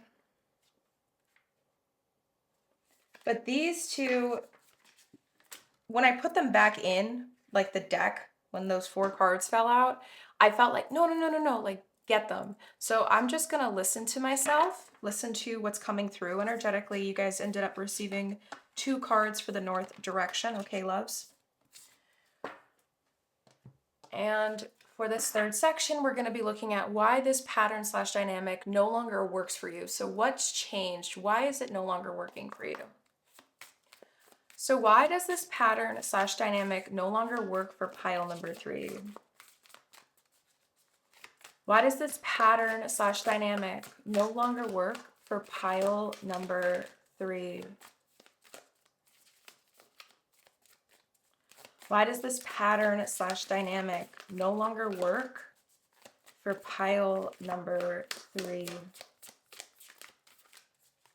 Why does this pattern / dynamic no longer work for pile number 3? All right. Back of the deck wants to be seen here. We have portal. Okay, we'll explore that later. So we have a card. All right. I always find this deck so big and bulky. Like, it's so hard to, like, grasp. Okay. Why does this pattern / dynamic no longer work for pile number 3? Regardless of when they come across this reading. Why does this pattern / dynamic no longer work for pile number 3? Why does this pattern / dynamic no longer work for pile number 3?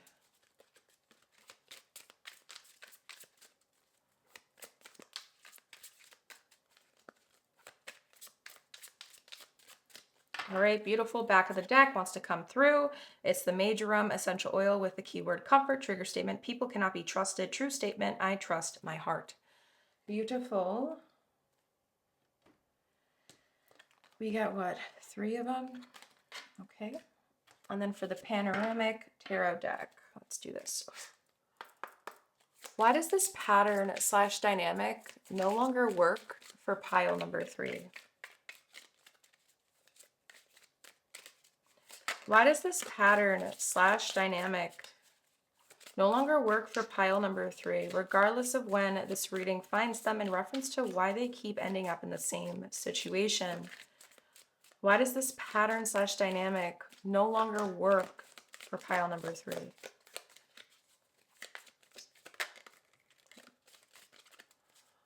Why does this pattern slash dynamic no longer work for pile number 3?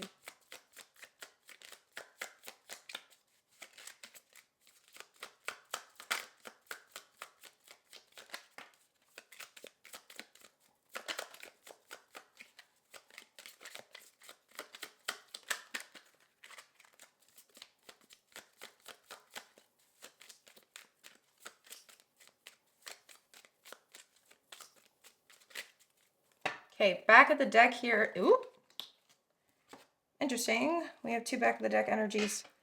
The Chariot with the 9 of Wands.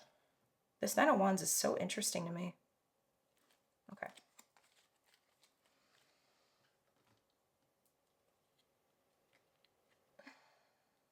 Okay.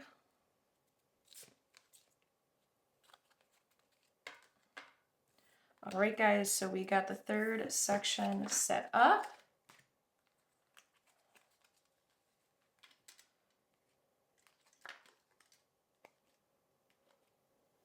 All right, now we're going to be doing the 4th, almost final section. The final section is where we're going to be getting your final messages from Source, as well as your higher self. I'm just trying to see. Okay, we're going to be getting this after. But okay, this is going to be part of the 4th section. These are going to be some stress less cards. They're different mindfulness-based stress relief exercises. Some piles received these, some piles didn't. I don't know if you guys are going to end up receiving any, but I always love to shuffle cards and decks like these to help and aid you in the process of like embodying this shift, embody this whole entire transformational time for you. And I try to hold space for that by letting Source take any cards out if they are meant for you at this time.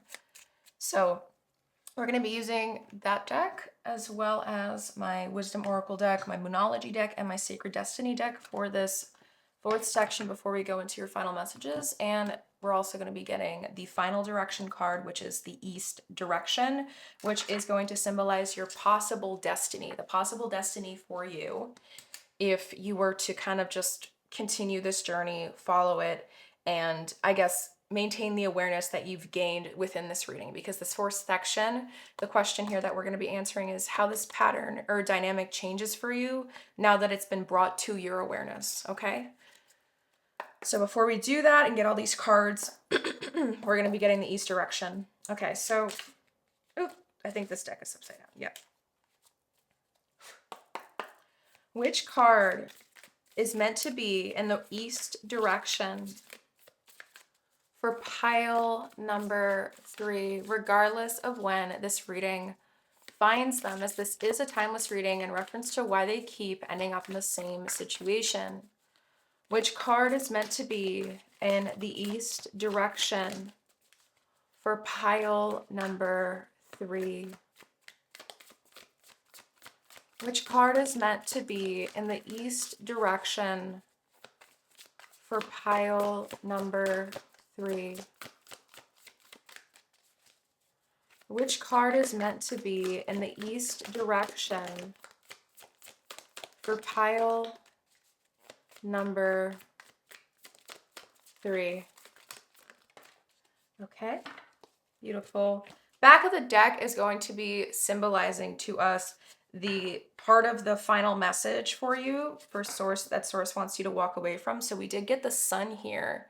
So we're going to be looking at that in the booklet to finish up your reading. So placing that to the side, and then we got your East direction card. Beautiful. All right. So how does this pattern slash dynamic change for pile number 3 now that it's been brought to their awareness?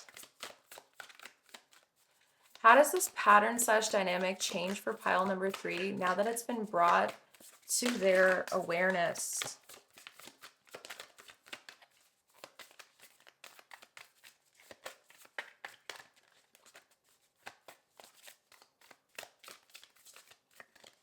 Beautiful. Back of the deck here is potential. Okay. This. All right, for monology. How does this pattern / dynamic change now that it's been brought to pile number 3's awareness? How does this pattern / dynamic change now that it's been brought to pile number 3's awareness? How does this pattern / dynamic change now that it's been brought to pile number 3's awareness?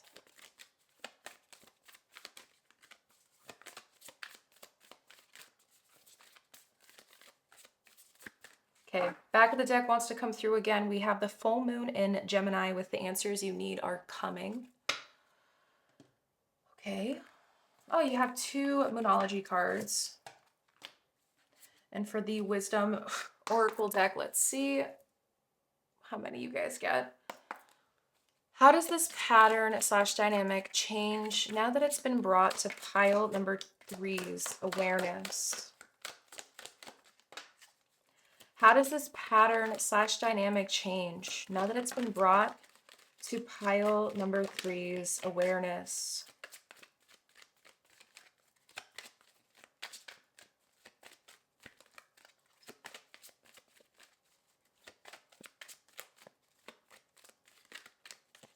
Back of the deck, Orphaned with the number 5.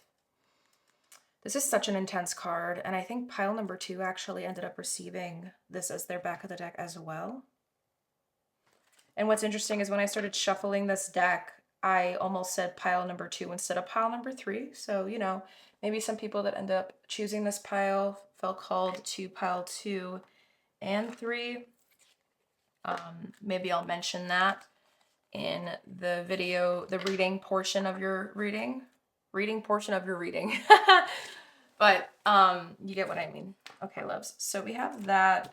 And then let's see for this. You know what? I'm actually going to probably leave this with the final messages. So we got the 4 sections set up.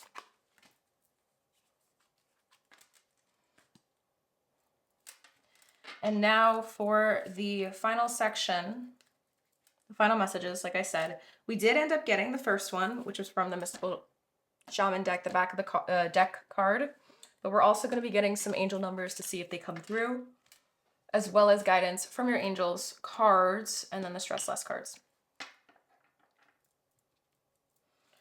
Okay, so are there any stress less cards meant for pile number 3 to take away or walk away from this video with? Is there any stress less cards meant for pile number 3? Which cards are meant for pile number 3? Any cards meant for pile number 3?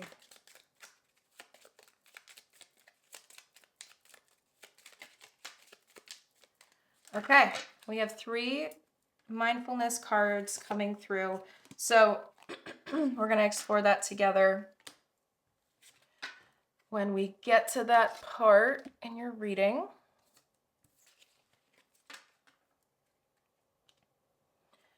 All right. Final messages. Final messages for pile number 3, connecting to source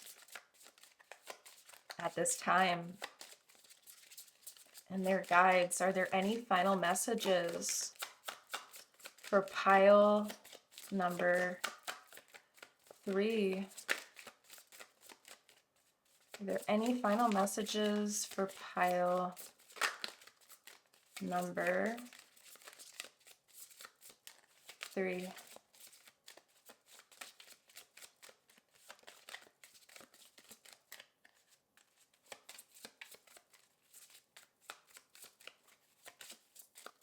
Okay, we got no cards in this deck. I'm gonna honor it.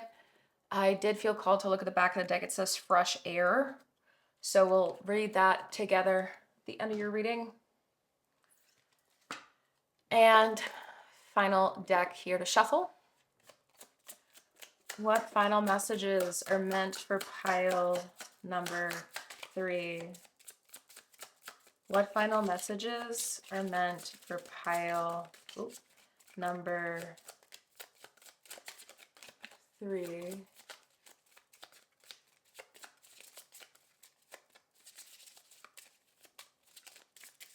Okay, beautiful. Power. You got 3 angel numbers and 3 stress less cards. Okay, great.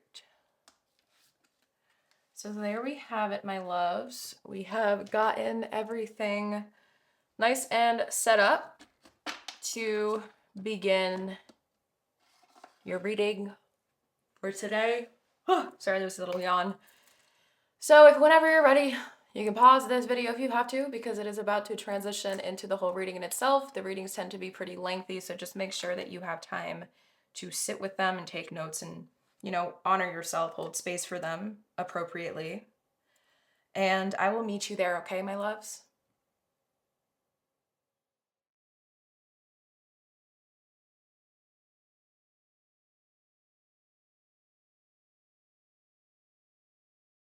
Hello, hello, hello, my beautiful, beautiful pile number 3s. If this is the card that aided you in selecting this pile, the beautiful receiving card for my Sacred Rebels deck with the number 27, then you already know that this reading is 100% meant for you in reference to why you keep ending up in the same situation. So for us to get started and just dive right into all of this, we're going to be reading a little bit of some portions and sections that I feel called to read within the excerpt for this card in particular in the booklet. And before I do that, there is some things that I'm noticing in this card just by observing it that is bringing some things up to surface for me.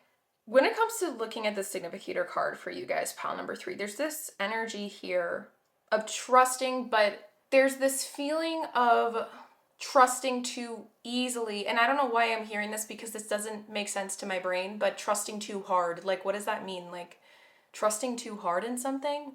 I don't know what that means, but there's a lot of this energy that keeps coming through within me of like, your heart's very open, or it's been super open in the past, and there's like this weird diminishing energy of like trying to shut that down, shut it out. There's a like a temptation to want to do that, but there's like this weird gnawing feeling, or like this really annoying, you know, when like you hear your ears ring randomly, like you hear ringing in your ears. That's what I'm picking up on, like this really annoying, like subtle buzz. And it won't, you can't shake it off, and it's trying to just keep your heart open for some reason, but every time it feels like it's open, it hurts you. And so, or there is pain, there has been pain from the past from trusting too much or trusting too hard, I guess. And oh, I'm getting a phone call. 1 second. Okay, guys, thank you. Sorry if that was a fear, like, not a fear, a scare jump. I had a cardiologist phone call and I had to answer it, okay? So let us now take a look and see what the meaning is in this booklet for you guys. And I do want to say, before we end up reading it, one more thing I want to bring in to view. The number 2 and 7. Normally I like to add these numbers together and tell you the numerology and the meaning of it, which is 9, right? So 9 is about autonomy, 9 is about leadership of the self, 9 is about a completeness of some kind that's trying to come through so that we can begin anew and move forward with a new chapter. Okay, this is where it gets super weird, but what I'm picking up on is like there's this idea of like yearning for independence of some kind, yearning for freedom in some way, shape, or form when it comes to the specific situation you keep ending up in. Like, and what I mean by that, the situation that you keep ending up in has to do with some area of your life. Like, you know how we have professional, work, love, personal, social, I don't know, health, some area of your life, that's where the situation is, right? That you keep ending up in. There's this idea here of like wanting, or deep down, like you desiring more independence from this thing, because it feels like there's a lot of suffering here when you keep trusting. Like whenever you trust too hard, like there's this need to like pull away again. But when we don't add the 2 and the 7 together, 2 and 7 are both numbers of trusting. 2 and 7 are both numbers of truth, growth, choice, to look forward even when you can't see in front of you just yet what's there. And number 7 is about spiritual growth, spiritual trust, like trusting that through the consistency and the perseverance and through this journey that you're in the midst of, that you got to keep believing that there's a reason for it. This is where you're gathering your information and you're gathering knowledge, and knowledge and information can come through these experiences, and they're meant to help you on your path to move forward, not to stop and say this is your dead end and walk away from it entirely. 2s are about choice, to choose to trust, you know, choosing to listen to your heart rather than go against it, and having that stronger relationship with your soul rather than the ego, because the ego is the thing that's always going to try to protect you, but it feels like the desire for protection is only coming to protect you from the very thing that you're trying to gain, and the only way to gain it is if you keep your heart open in some way. So, and the reason why I say heart is because we have the green surrounding here, and that's giving me heart chakra energy. So, okay, I did just want to share all of that. I got it all out of the way, my loves. Let's now look and see what the booklet has to say with this receiving card, and then we're going to just dive right in. Okay, I'm not going to be reading the whole thing. I'm only going to read portions that I feel called to read, so I'm going to move around a lot. You are so loved. Your every need is witnessed and responded to by the universe. However, you sometimes forget this. You become swept up in the momentum of habitual consciousness, and you forget to take a moment to stop, breathe, and be. In that moment, you can receive the love of the universe that is receiving you. It will nourish you with contentment and energy. You haven't done this enough, so your soul is becoming parched and is drying out. Energy has been going out of you, but there is not enough coming back in. It is time to bring something back in for you, to receive and be received. You're being offered a chance for restoration now, to feel nourished, cared for, and loved. Accept it, you deserve it. The healing process below will help you surrender any guilt or shame that you feel. Any guilt or shame you feel for having needs in the first place. It will also help you overcome any struggle that you have receiving and accepting so that your needs can be met. Do you know how much joy the universe gains from being able to give to you? When you delight in what you receive, when you openly embrace a gift and are so happy with it, the universe is fully received by you. In this space, there is joyful communion between you and life. Energy flows more freely and magic happens. When you demur, saying you can't accept, that is too great a gift, or that you are not worthy, you are impeding that flow. You're inhibiting the communion, the connection, the playful interaction between you and the universe. Enough with the false modesty and guilt. Your radiant sun in human clothing, an exquisite life experience is your birthright. Enjoy it. From that place of nourishment, you will more effortlessly create, live, and love with greater energy and thriving, pulsing passion. The earth rests each night so it can greet the sun again each morning with the spectacular living art of sunrise. Allow yourself to switch off, step away, close the laptop, switch off the phone, and just be with yourself for a little while. You will return and be more efficient and effective. Rest now, play now, and work later. Forget your worries for a while. Switch off, do something else, let it all go, and it will all flow. Okay. So, right off the bat, there has been a really bad, strong fear of receiving. Okay, now we're understanding this. I could have jumped the gun with a lot of the things that I saw through within this card, but I do really just want to keep my mouth shut and just kind of dive right into this reading and see what the other sections have to say, so we can kind of just piece everything together and see if there's any things that come up in the cards as we move forward. So to do this, we're going to be looking at the first section where we're going to be looking at the pattern / dynamic you keep ending up in. So we're going to be finding that out, the what first basically. And with that, we're going to be pairing it. If you guys don't know what this paper is, I do highly recommend that you go back to the introduction portion of my video, and there should be like a timestamp below in the description box that has something to do that is titled like game plan or breakdown for like the reading or something. Today's reading structure, game plan, I don't know. I usually title it differently. You're going to find it there. In there, I would have gone over what this is because we did end up using the Mystical Shaman deck to pull out 4 directions for each of the 4 sections we're exploring within this topic today. So if you just want to feel like you know exactly how we're going to be doing this, I do highly recommend you check that out. It's literally like a minute or 2 of your time. You know what I mean? Because I didn't want to have to repeat myself 1,000 times. All right, so we're going to be looking at the south direction here with the first section. So for the south direction card, you ended up receiving 3 Citadel cards. Oh no, sorry, I lied. 2 Citadel cards that are probably going to end up being paired with this card to be like significator energy for this overall first section, where we ended up receiving, more Citadel, what's the vibe cards in an archetype deck. Okay, I called to do it like this, but we might have to move things around because I normally like to lay the direction cards out in order above. But for the south direction, this is going to be showing to us the old wound that needs to be let go of or shed. And specifically, again, the pattern or dynamic you keep ending up in, perhaps, because it's going to be the significator energy where we're going to look at all of this, okay? Before we reveal all of this together, I wanted to show you guys the one back of the deck energy that did want to come through within this deck. And it is the Spy Master with the words knowledge and distrust.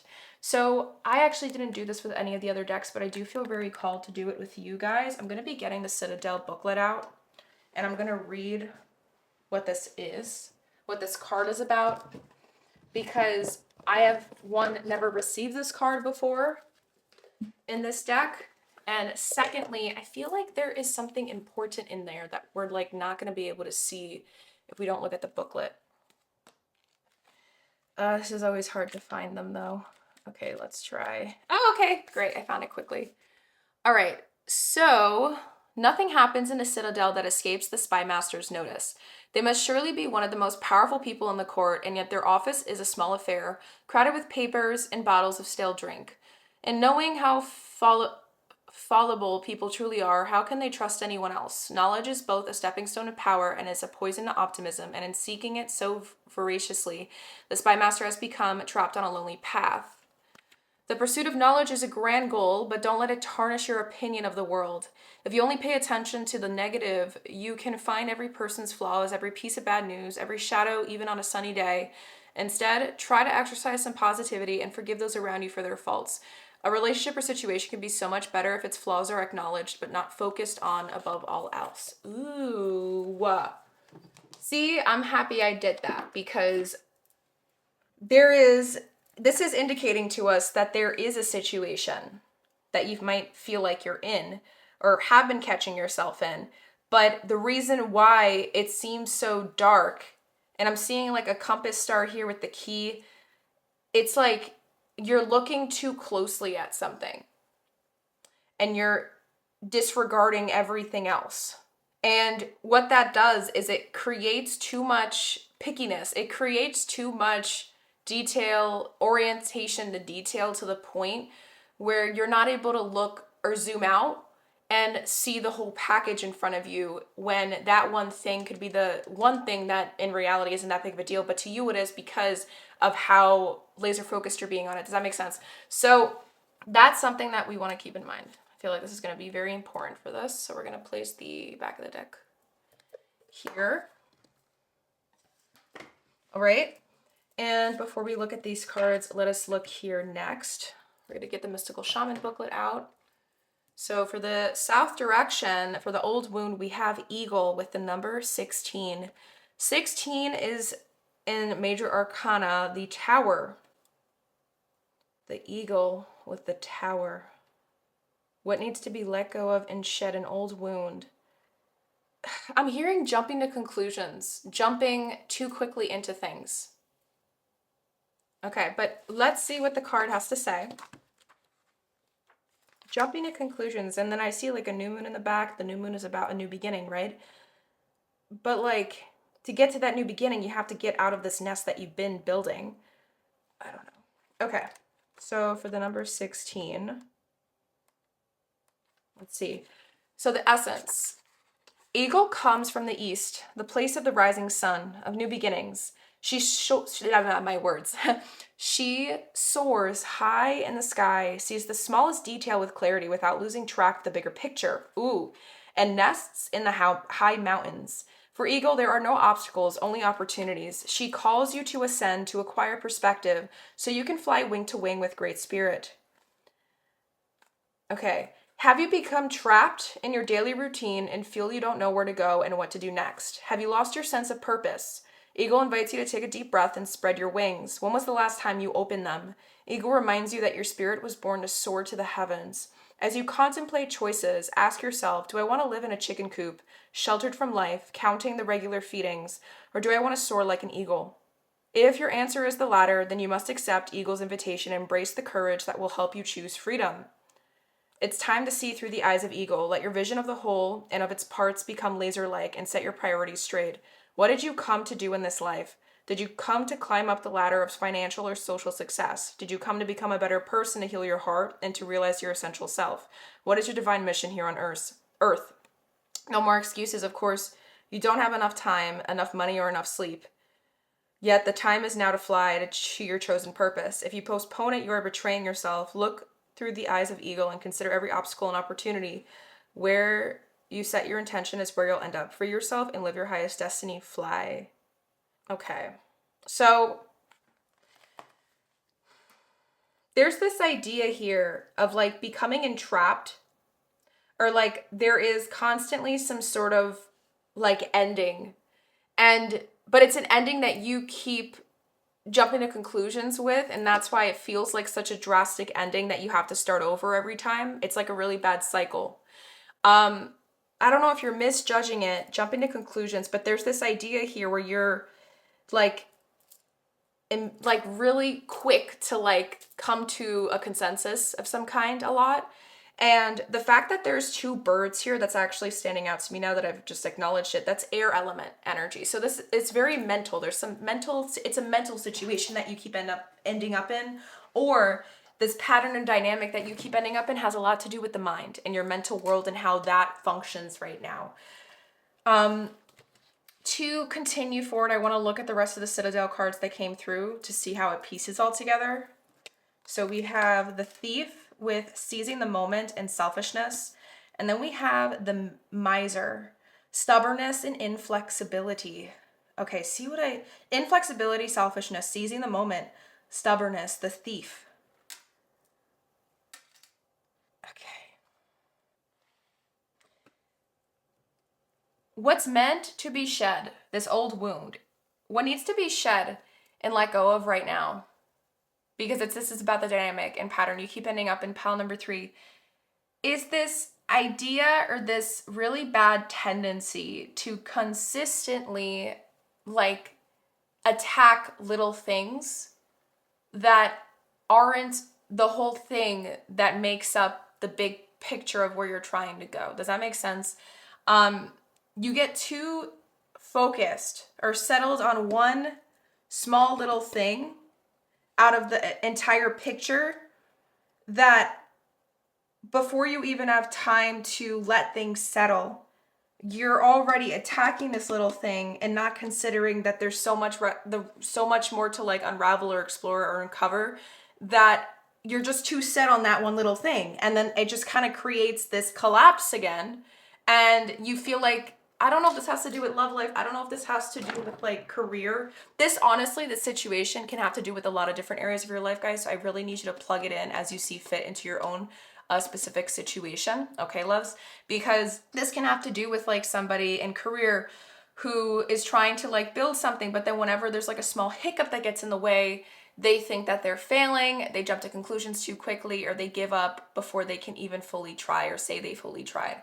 And again, this can be in love life, like you're trying to find somebody or be with somebody, or you're in a relationship you just started and you find one little thing to nitpick about, and because that thing is just your focus, your focal point, where your attention lies, you're not noticing all the other things. You're not seeing the bigger picture of where this whole reason why you wanted to do this went, and it just goes down the drain. You walk away, you run away, you say no.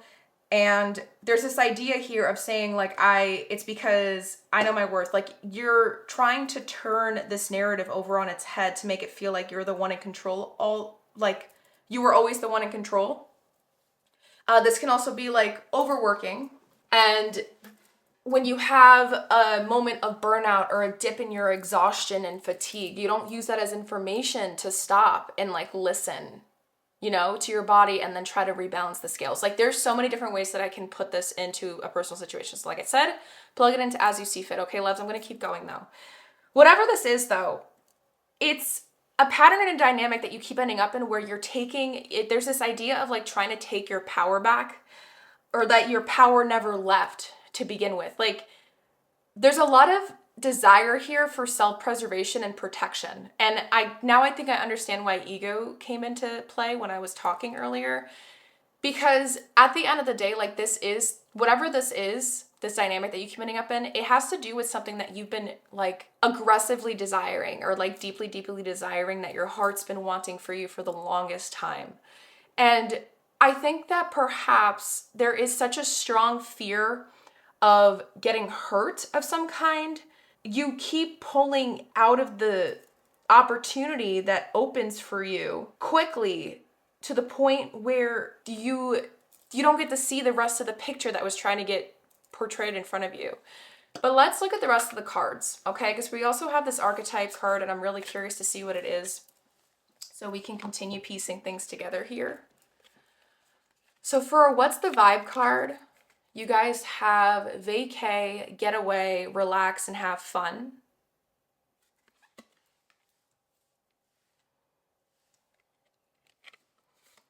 Next up, we have healing, self-care, introspection, and meditation. For a Citadel card, again, we have the Dancer with self-expression and strength. And then for another What's the Vibe card, we have Salty. Oh my gosh.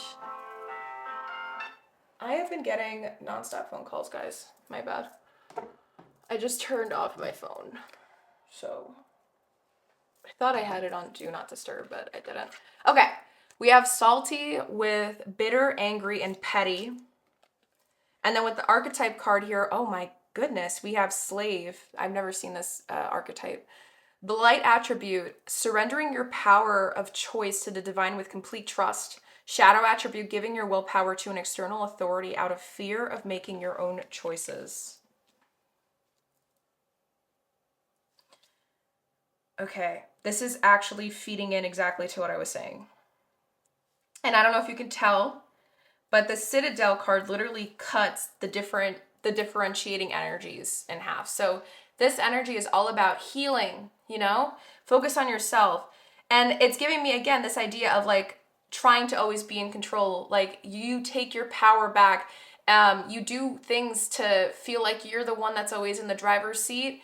And it's supposed to feel like empowering, but there's like some weird like deceptive energy here that comes through. And I don't know if you realize it, pile number 3, but when it comes to this pattern/dynamic that you keep ending up in, you keep thinking that you're doing the right things or acting in the right ways, like you're respecting yourself when you do this. There's this idea here of like, I'm choosing me and that's correct, or I'm honoring my truest desires or images of desire or whatever I want. If I say no to this and that, even if I didn't see the bigger picture yet, like I get to say no. And that's me taking my power back. That's me honoring my worth. There's this energy here about like choosing. There's this energy of like every time you end up in this pattern dynamic, you feel like when you walk away, because you're walking away, you see it as you choosing the higher road. Does that make sense? when in reality, it's because there's a fear here of giving and take something or somebody, someone taking your power away from you overall. If you were to keep moving forward in like the situation or whatever, or the process, because it's still so new, but there's just so much fear of what happens if you stick around. But with this knowledge and distrust card, the spy master here with the key and this compass looking energy, looks like the North Star kind of, you have your own North Star to follow. And I understand that and I respect that 100%, pile number 3. But when it comes to this pattern / dynamic that you keep ending up in, you're jumping too quickly to conclusions and not seeing the full thing through just yet enough to actually get all your answers.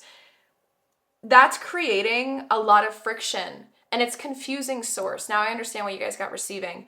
It's confusing source. It's confusing whatever the energy or frequency you've been trying to align with in your life to manifest this thing when it comes to the situation you keep ending up in, because it's trying to come to you. It's trying to work with you. It's trying to match your energy level.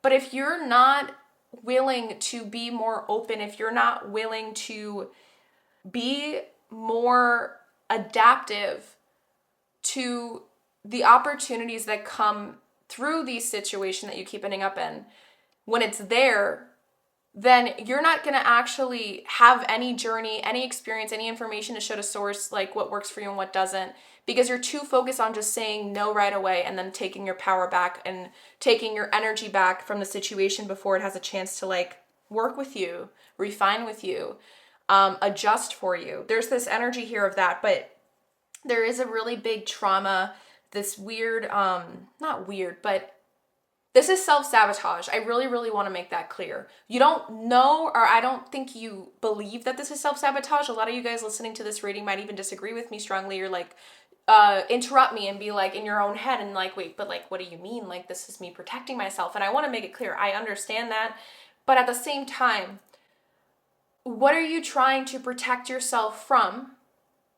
And if you were to find everything that you wanted in the situation that you keep ending up in, like let's say you finally find everything you wanted, but then it's still the thing that you're trying to protect yourself from happens, what are you going to say then? Because that is something that can very real and realistically occur, but you're too focused on trying to find something like perfect or have the perfect experience of some kind with this situation. Like I said, whether it's career, like trying to build something and it perfectly works out for you. Like you're looking for something that you see on like social media, if that makes sense. And you just see like the grind or whatever it is, but, and you see where how they made it, and you want that. There's a deep desire for that. But in order to get there, there is struggle. In order to get there, there is learning. There is refinement that needs to happen, but you can't experience or have all that knowledge of these things if you aren't willing to go through it and trust even when you're scared. But you're asking for too much, too fast, too soon. And there's no room for growth here. There's no room for expansion if you keep saying no every time the universe and source tries to give you an opportunity for expansion. Does that make sense? So this is what I see here very strongly, but let's keep going. I'm going to just move this to the side so we have space for the rest of the direction cards. Okay. Yeah. So we're going to be looking at the second section next. And the second section is where we're going to be looking at the West direction card. So we have the West direction, and then we also got 3 tarot cards that wanted to come through with it. But this is going to be for the second portion of the second section, if that makes sense. Okay.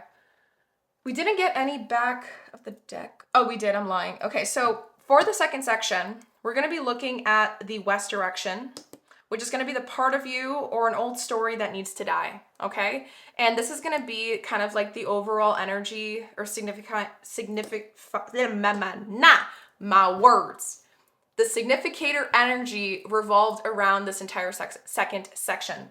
And in this second section, we are going to be looking at what this pattern or dynamic is rooted in. So like, why has it been here for so long? What is it rooted in? And then what it's been providing for you. Like, since you haven't been able to bring awareness to it, what has it been providing for you? What has it been bringing? Okay. So to do that, we're going to be using my Sense of Muerte deck in the second portion. So we're not going to be looking at these cards just yet, but we are going to be looking at the first tarot deck, which is my black tarot deck for the part where we see what this pattern is rooted in. I think you guys have 5 cards. And for the back of the deck here, you guys received the Strength card with the 10 of Swords underneath it. They both wanted to come through. There was a time or a moment in your life, pile number 3, where when it came to the birthing of this, it was a time or a moment in your life where you came to this like conclusion for yourself. Like, you reached a tipping point where you were just not, you're done with letting things hurt you. You're done with letting people have so much control over you. So there could have been a time in your life, pile number 3, a traumatic experience from your upbringing perhaps, where you had to learn how to put your foot down and stop taking breadcrumbs or stop taking, I'm hearing SHIT from people that manipulated you into thinking they had your best interests at heart, when in reality they only had theirs at heart. That's what I'm picking up on. It's very disgusting. It's very straight to the point. But it made you a very strong warrior. But at the same time, it's led you to fighting the wrong things for the wrong reasons, because you keep thinking that everything is trying to attack you or hurt you or undermine you in some way. When in reality, this is just trust issues that got birthed from some sort of upbringing of some kind. But we're going to see, maybe again, I could be jumping to conclusions. We're also going to be getting clarifier cards for each of the cards that we lay out here for this first portion of the second section, where we're going to be using my Hermetic Tarot deck to get the clarifying cards. Okay, so I might have to actually move this stuff to the side. Whew, sorry for the yawn. I normally like to move this stuff out of the way. Oh, and I just realized we have self-expression and strength. So you are like a little fighter. You are a warrior, pile number 3, but it's just like you're thinking that everything is a battle to fight, or that things, like the things that you want are still going to be hard. Just because they feel aligned doesn't mean that they're not going to have moments of difficulty. But there's so much fear of like giving in to like surrendering to those moments where you have to be the most vulnerable, that like trigger you enough to say, I'm choosing me, I'm taking my power back, and I'm walking away. Or there's something here about like, this isn't worth my time. I've been putting so much, like, you're just trying to protect yourself though, but then it's being miscued too much. It's creating too much friction against the exact thing you've been trying to get. And it's confusing source, when in reality, like you are in the process, and like every time you've been ended up in this sort of situation recently, I'm not talking about your past, okay, where it's rooted in. I'm talking about recently. You can't be scared. You can't let fear, or it's not that you can't be scared. Let me rephrase that. That came out so incorrectly. It's not that you can't be scared, my bad. It's more like you cannot let fear be the judge to the entire situation. You can let it have some form of, or say in like the process of discerning and being discerning of the situation in front of you, but it can't have the last say, because fear is just information that your brain is in an unknown or uncomfortable, some sort of situation that it's not familiar with. So it's only going to tell you things or assume things from past experiences. It's trying to gather information to help you in this unknown experience. And so that's why we can't fully trust when we jump to conclusions in the middle of like an expansion moment in our life. We can't jump to conclusions just yet, because this is still new. We have to take everything into account, not just what our brain's telling us has happened to us in the past, and we can't just think it's going to happen again, because then that's unfair. That's leading us to start judging everything to act the same way, when in reality, everything is uniquely its own thing. An experience. It's uniquely its own experience. So before we go here, let's look at the west direction together. And we have the Holy Mountain with the number 25. Okay. I'm curious, but when I look at the number 2 and 5, I separated them. 2, again, is about choice. I was telling you about that, like choosing to show up for yourself, you know, or choosing to walk away.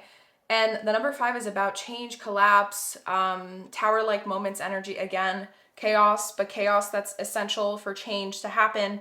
And like choosing to climb the ladder, even if it starts shaking a little, you grip on and you trust the climb because you're almost at the end. Like there's this energy here of that trying to come through. But then when you add 25 together, they add to 7, and 7 is the number of the Chariot, okay, in Major Arcana. And the Chariot is the one who's like, let's go for this ride, let's go on this journey. And they're good at taking off. The hardest part for the Chariot energy is about consistency, but they're good at the initial takeoff because it's ruled by Cancer, and Cancer is a cardinal sign. But you don't want to take off anymore. You're not supposed to. Okay, let's see what the booklet has to say. And then we'll continue forward. Okay. So for the Holy Mountain, the essence here, Native peoples around the earth recognize mountains as places of great power when one encounters spirit or where the gods or goddesses reside. In ancient Greece, Mount Olympus was the home of the 12 main gods and goddesses. In Tibet, pilgrims circumambulate, I cannot say that word for the life of me, circumambulate Mount Kailash to bring prosperity. And Peru, pilgrims climb the ice-capped Mount Osengate to receive the starlight and bring fire to the earth. The invitation. The Holy Mountain invites you to go on a sacred pilgrimage to acquire vision and perspective. First, you must accept the present situation as an opportunity to discover higher understanding. Find a sacred altar where others who came before you have prayed and found wisdom, and make your offering there. Make a commitment to walk with courage, love, and compassion until you see with clarity the perfection of all. When the Holy Mountain shows up, it's time to be active. Don't let your doubts deter you and keep you bound. This is the time to leap over challenges and to remember that from the top of the mountain, there are no obstacles, only beauty and an unobstructed view of the entire earth. And there's no need to go shopping for the right hiking boots or camping equipment to climb the Holy Mountain. You already have all the gear you need. Overcome any lethargy and indolence and laziness, as these are the real obstacles. Again, there's like this idea here that you're meant to, I just realized I was talking about like the ladder analogy. I didn't even know you guys received this card. So it's kind of like the same thing. When it comes, this is the card that represents to you the thing that needs to die is this idea of like constantly looking for something better and better and better and better. That's one thing that's coming through. But the other thing is the idea of like looking at this mountain and just getting exhausted by jumping to conclusions. And that's why I told you this reading can really be interpreted so many different ways. You need to plug this into your situation as you see fit. But let us now take a look at these first set of tarot cards to see what this pattern / dynamic is rooted in, okay? So first up, we have the Hierophant.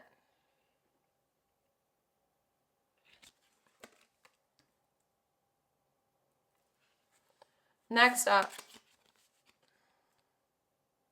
we have the Seven of Swords.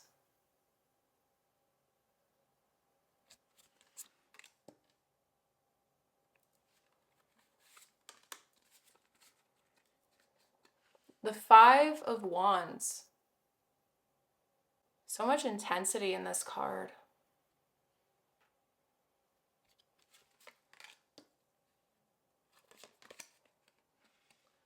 The Five of Spheres, also known as the Five of Pentacles.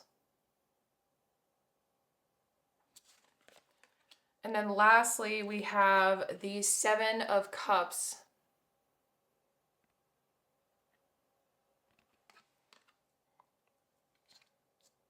Okay. I'm going to just move this down a little bit. Okay. And we're going to get clarifiers really quick.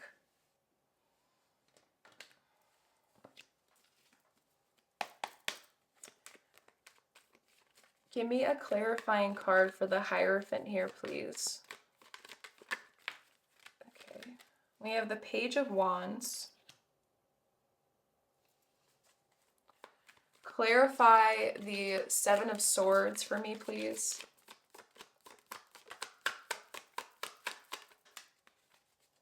Clarify the Seven of Swords. Okay, so we have two cards coming out here for this clarification. We have the Nine of Swords with the Tower card. Lord of Despair and Cruelty. Oh my gosh. With the Lord of the Hosts of the Mighty. So the Nine of Swords with the Tower. Clarify the Five of Wands for me, please.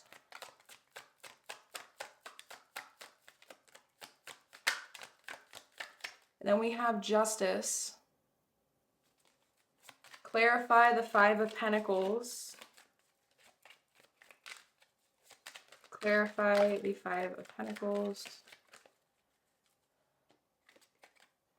Judgment. I'm just moving these cards so we have space.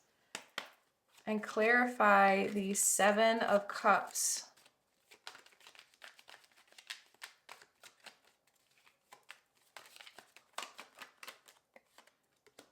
Temperance with Ace of Pentacles.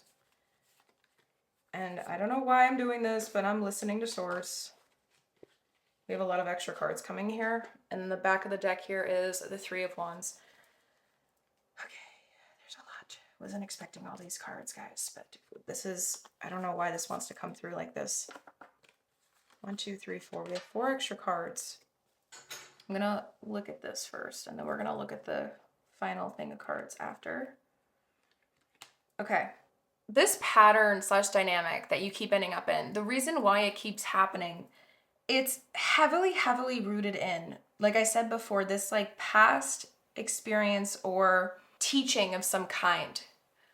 I don't know if you were raised into thinking that like people don't have your good and best intentions at heart, like you need to be careful, or you need to be careful in life in general, because if you aren't, then you're not going to get what you so rightfully deserve, because people at the end of the day are always thinking about themselves. Like there's something here about like things aren't handed easily to you. Like there's this belief and ideology that got like planted into your mind that led to this pattern and dynamic coming through.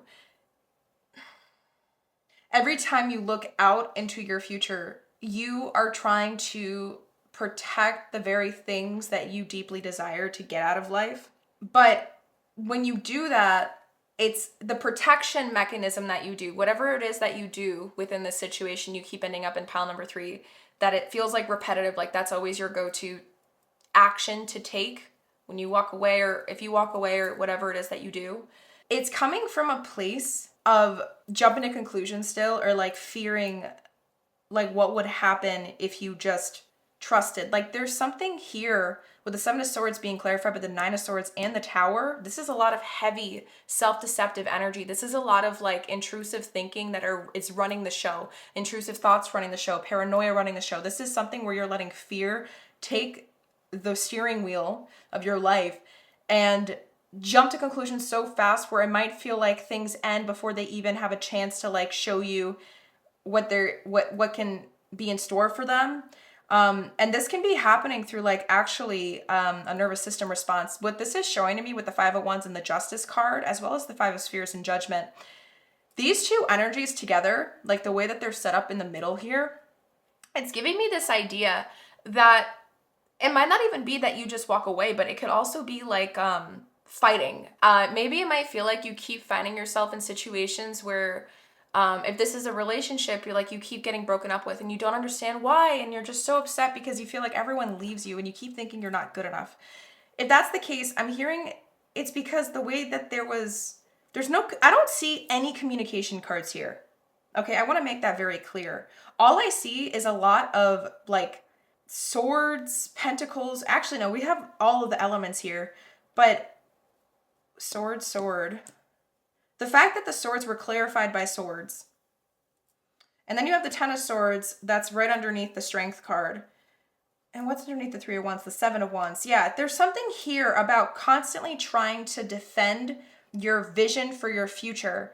But when you do that, you're also dismissing the process it takes to get to that future in the way that you're handling things right now, or the way that this pattern, what it's rooted in, the way it's rooted in this belief and narrative that you have to fight like constantly to get what you want because you're not good enough as you are, or like this idea that you're gonna be betrayed. There's this idea here of like jumping to conclusions. Like I said, it kept coming through earlier, but it's showing up a lot more strongly here. And the fact that we have 7557, 7557. So there's like a mirror like energy. I don't know if you remember when I was saying how when I would combine like 2 and 5, I looked at them separately and then I'd combine them. And I did that with 2 and 7 here earlier.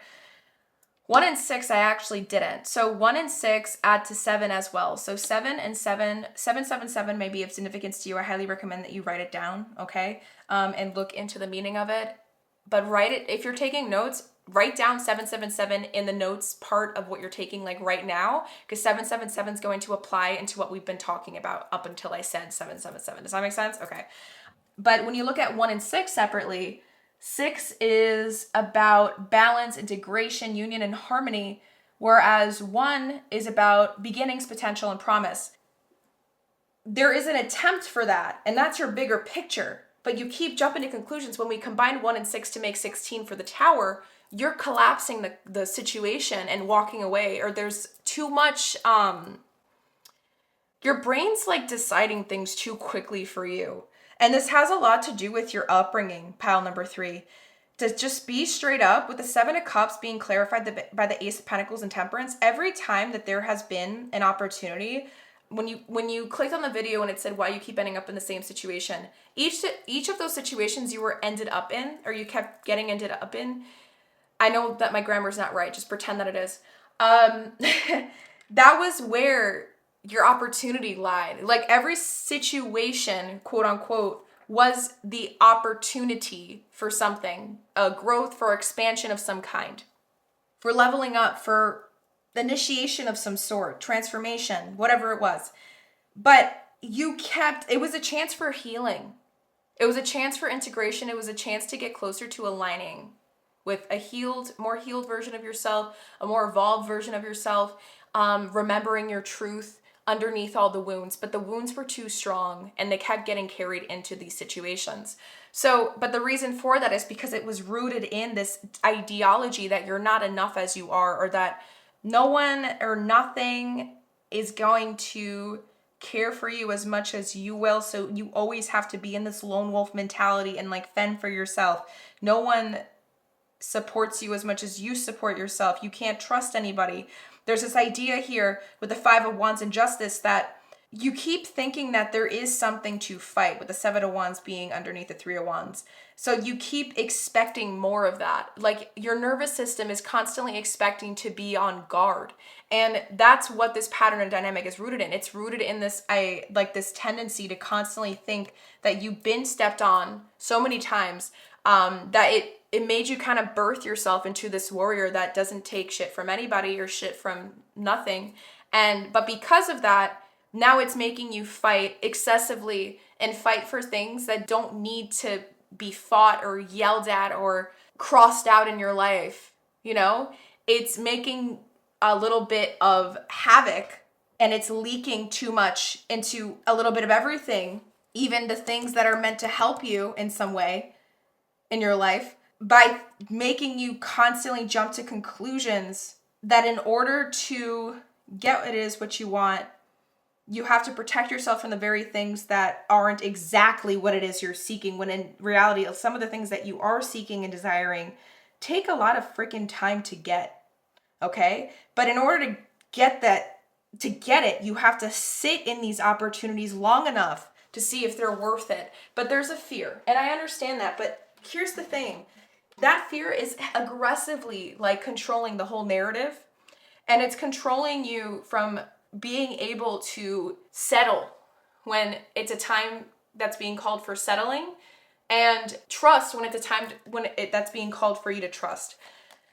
So let us see what these 4 cards had to say, because I did feel called to pull them out. I don't even know what they're going to say, but maybe it's going to add more into this. So we have the universe, which is the world card. I'm going to be lying these on top of here. We have the 10 of Wands, the 9 of Pentacles, and the Chariot. I remember we were talking about the Chariot. So this is like finally wrapping it up. Okay, see, this is where it gets interesting. It's like you think that you're trying like really, really hard for something all the time, and like you have to keep fighting for it, fighting for it, fighting for the experience, fighting for the success, fighting for whatever it is that you're trying to get. But when you get so focused on being on this fighting mode and just keep like pushing forward, pushing forward, pushing forward, I think this could also be two separate things, because like I said, I felt like whoever chose this pile, there was a lot of different situations that this reading is going to refer to. So, you know, this part that I just explained might not resonate, and this one will. Does that make sense? Or both can, but I'm going to keep going. You keep pushing forward, pushing for it, pushing for it. But when you do that, you're so blinded and just so laser focused on like the outcome or the destination you're trying to reach. They're not even focused on the journey, when in reality, the journey that you're going through in life to get to where you want to be, it's going to have doors and opportunity and potential for other little journeys within the journey all over the place that take you to that destination closer, that give you more experience and knowledge that you need to get farther in your overall journey towards the destination. Does that make sense? But like, this pattern, it's so heavily rooted in like just trying to protect what it is that you want so heavily, like this freedom thing that you want so heavily, that it's making you overlook these other very important things that might not look like that big of a thing for you in that moment, when in reality, like, it feels uncomfortable because there's already a lot that you've been carrying on your back to begin with. And some of the things that you've been carrying on your back has to do with this story that you keep feeding to yourself, this core wound of thinking like you're not enough as you are, or like you have to constantly fight to get it what it is that you want in life. Like no one's gonna fight as hard as you will for it, or no one cares about me as much as I care about me. There's this idea of that's very aggressively in here. So it's like you have a lot of courage, you have a lot of fight in you, pile number 3, but that's the very thing that this pattern and dynamic that you keep ending up in is rooted in. It's rooted in that fighting spirit. So there needs to be a balance here, but you're struggling. So let's now see what it is that this situation and dynamic has been providing for you. Okay, what it's been providing for you up until this point, like what it's been providing for you in the sense before you even like started paying attention to it. What has it been giving you? Okay, so in order to do that, I'm going to take all these cards and we are going to reshuffle my Hermetic deck, and we're going to move these cards out of the way so we have space here. Just reshuffling. Okay. And for the significator cards here, before we look at them, I'm going to show you the back of the deck for the tarot. All right. So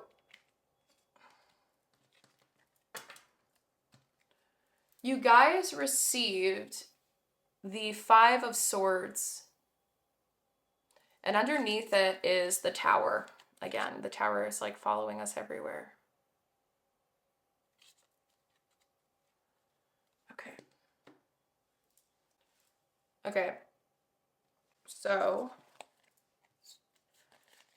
first up, we have the Moon card. These are the significator cards. And this is showing to us what this pattern of dynamic has been providing for you. Next up, we have Temperance. And then lastly, we have the Sun.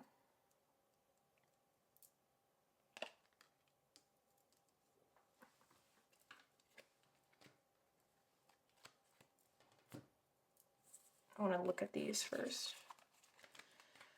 Okay, so we have the moon, temperance, and the sun. They should be pairing with the part of you, an old story that needs to die.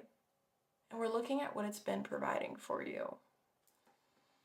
There's so much, like, this is an important time in your life. Like, as you're listening to this reading, pile number 3, you have a lot of major arcana cards so far that we've found in your reading.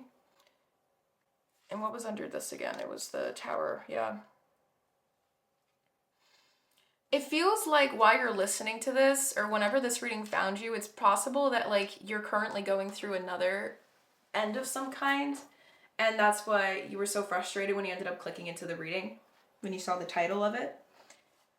But like, what this whole dynamic that you keep ending up in has been providing for you is a chance for healing the underwater of like who you are. Does that make sense? Like, you know that saying of the tip of the iceberg, and underneath in the water there's a bigger chunk of the iceberg that's like submerged, and that's like the subconscious. That whole part of you, it has chance and opportunity and potential for a lot of healing and integration to occur every time this situation and dynamic and pattern would come up.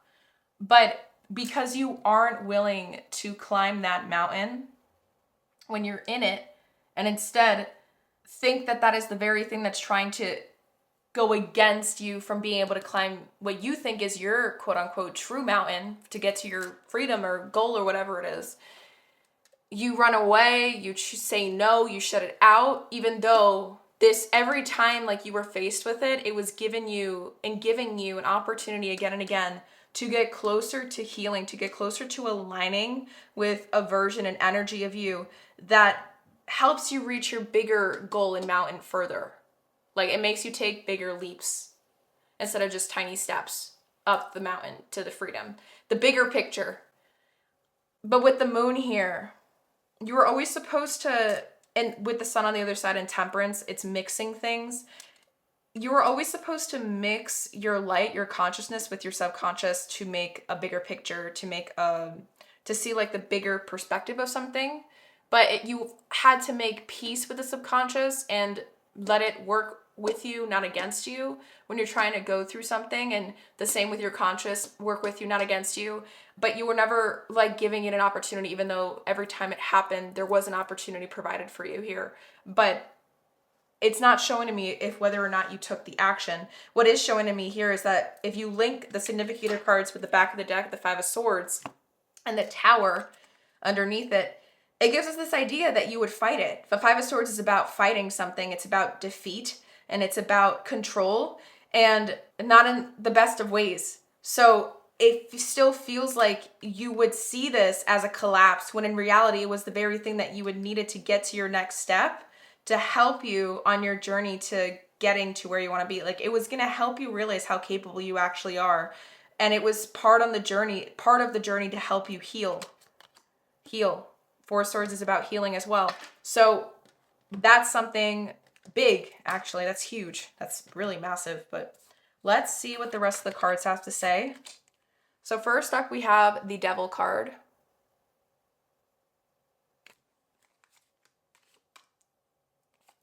Next up, we have the Queen of Swords.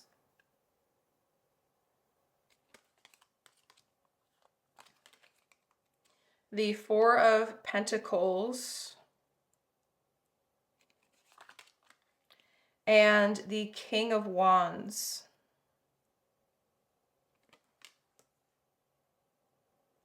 Okay, now let's get the clarifiers. Give me a clarifier for the Devil card here, please, Source. Clarify the Devil for me here in reference to what this pattern / dynamic has been providing for pile number 3. Please clarify the Devil card. Okay. We have the 9 of Cups. Please clarify the Queen of Swords. We have the Hierophant. Okay, so this is connecting back to the Black Tarot reading. Please clarify the Four of Pentacles here. We have the Eight of Cups. That's what I'm saying. Walking away. And then clarify the King of Wands.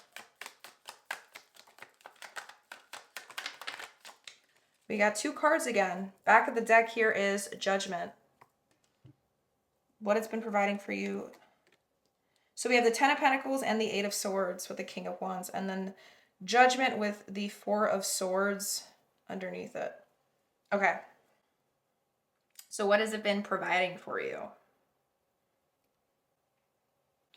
With the Devil being literally clarified with the Nine of Cups. This is a big thing because literally it says Lord of Material Happiness. You know, the Nine of Cups is about a wish fulfillment.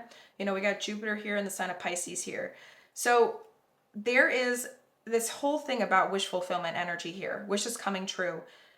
But with the Devil, you know, that's about attachment. That's about codependency. That's about letting your fears take over. That's about attaching addictively to a tendency of some kind that you know isn't healthy for you, but you do it anyways because that's all you know. It's kind of like subconscious. That's what I mean. It's instinctive. It's not something that you're aware of when you do it. It's not consciously, you know?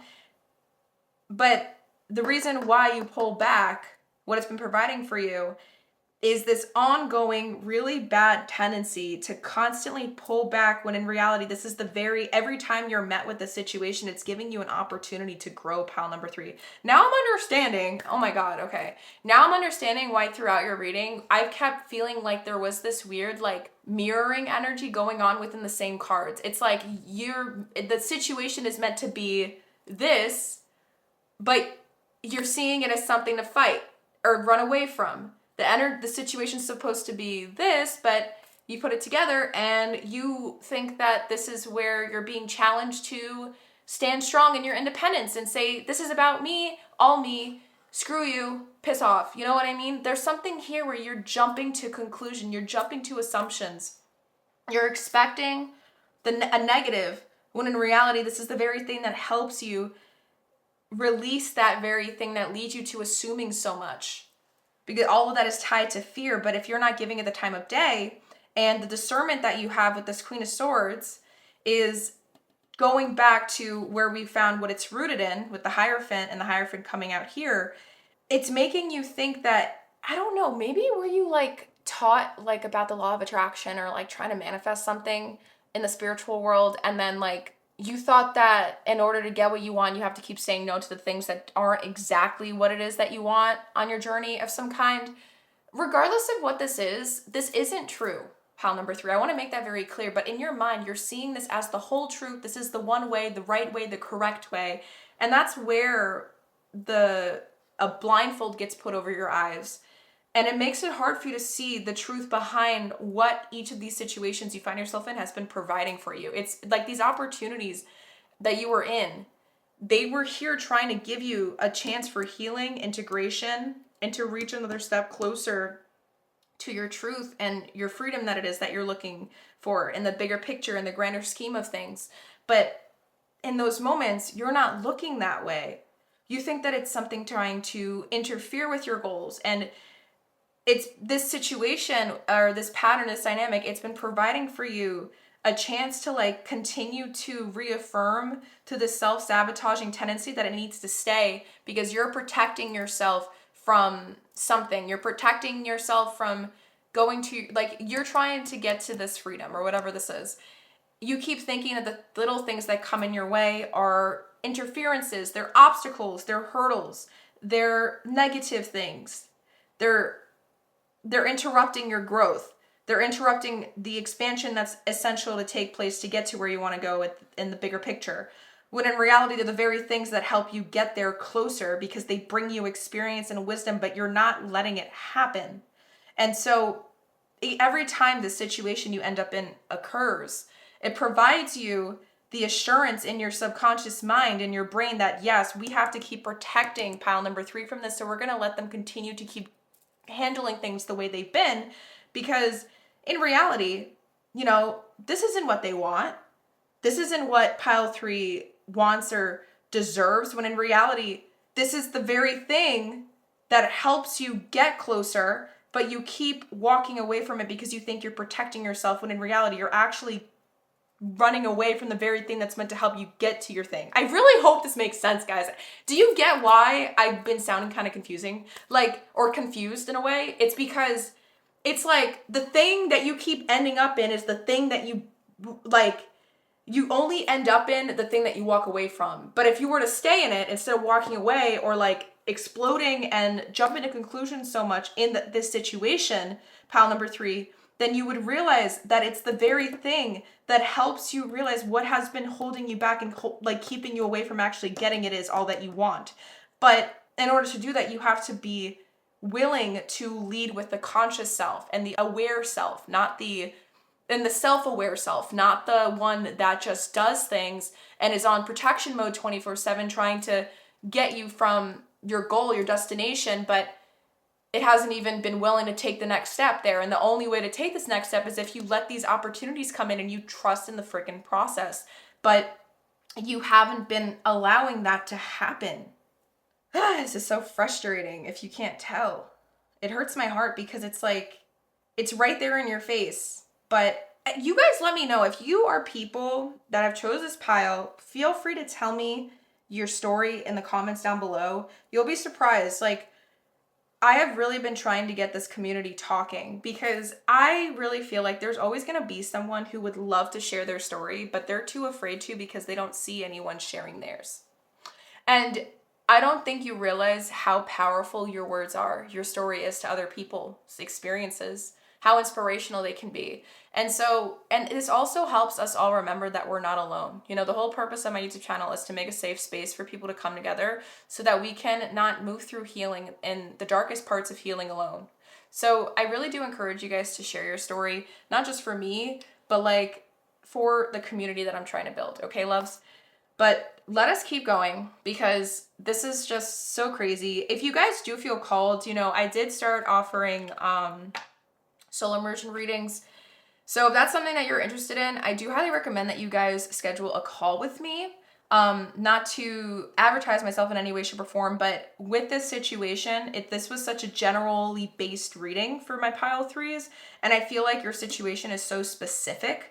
So if you do feel called to, you know, like the option for it is always there if you want to get better clarity with this. But I am going to be moving into the 3rd section here, which is why this pattern and dynamic no longer works for you. Okay, so it's like this is something that you want to keep exploring. I'm going to say to book a reading with me so we can get into the specifics together, but we must move forward, my loves.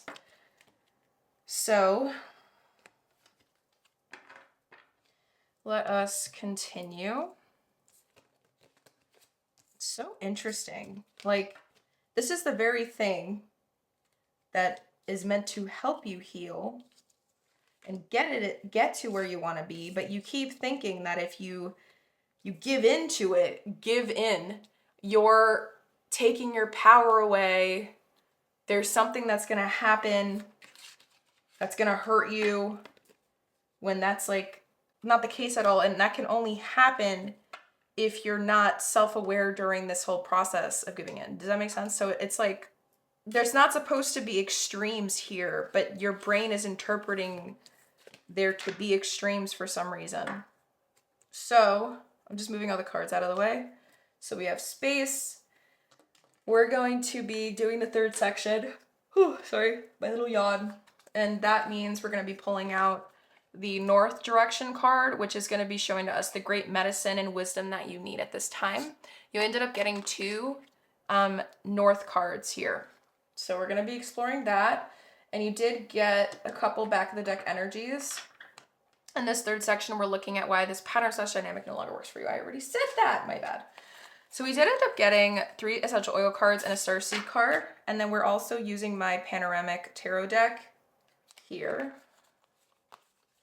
And for the back of the deck energies, you guys received, for the starseed card, portal. Doors are opening, you decide, rewards, and wild card. Interesting, because we were just kind of talking about that. Next up, for an essential oil card, We have major M with the keyword being comfort, trigger statement, people cannot be trusted, true statement, I trust my heart. Your big, beautiful heart is ready to open. Trust that you will be able to discern who is best to walk with you. Ooh, again, it's doing the same energy that we were just talking about. Okay. And then for the final back of the deck energy from the Panoramic Tarot deck, you guys received the Chariot, and underneath it, the Nine of Wands wanted to come through. Look at this Nine of Wands. It's really interesting, actually. And the Chariot is interesting to me, too. It's going to commence a journey. The journey hasn't started yet, but it's going to commence. That's something to really, really keep in mind.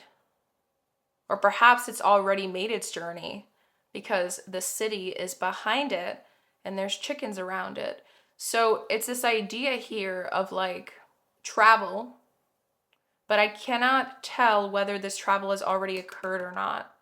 Or you're avoiding something, you're not crossing the bridge, you walked away and you're exhausted because of it, because you're like, what the hell? Like, I keep trying to do this and I feel like I keep getting back to square one.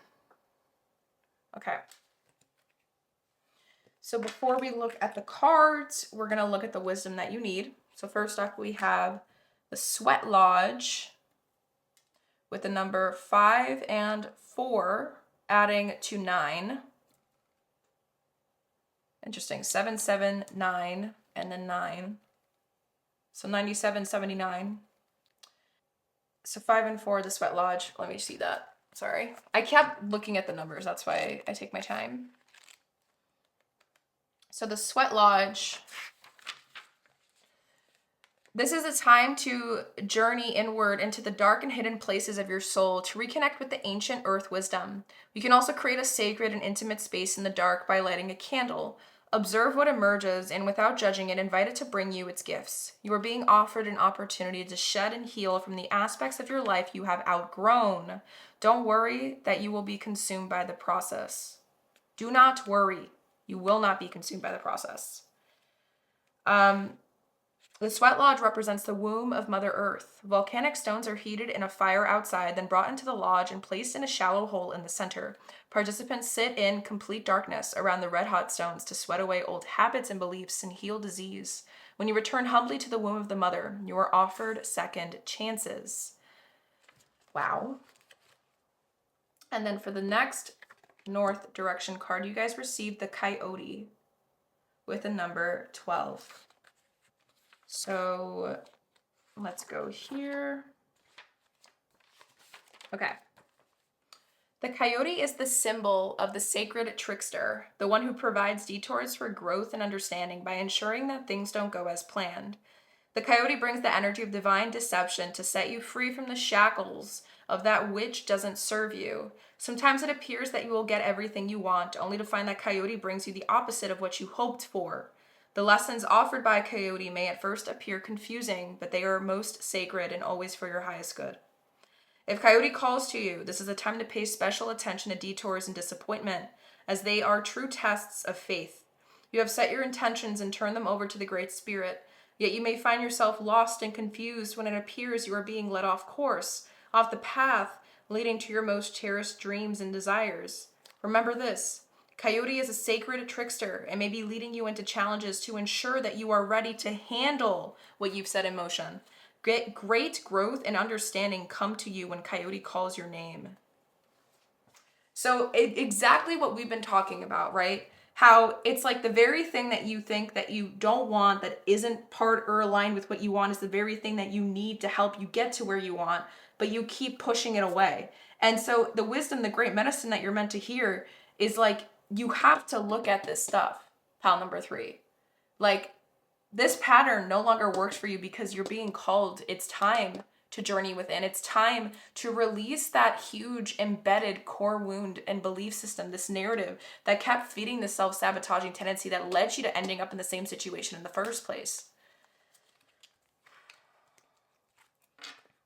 Wow, you're meant to journey. I feel like this is like the initiation of like a dark night of the soul. I don't know if you guys are familiar with that, but I do have a video on it on my YouTube channel. I think it's called How to Turn Chaos into, or How to Turn Something into a Spiritual Awakening. So I might link it in my description box below for my pile number 3s. I'm going to just write it down to myself so I don't forget. How to turn, oh, it's called How to Turn a Crisis into a Spiritual Awakening. So this is basically like if you're wanting to like explore Dark Night of the Soul or like begin that journey, I would highly recommend you check out that video. Or if this is something that you want to talk about together, if you know exactly what this is referring to that you're meant to journey into, but maybe you've been afraid and hesitant to, it's the very thing that you need to help you.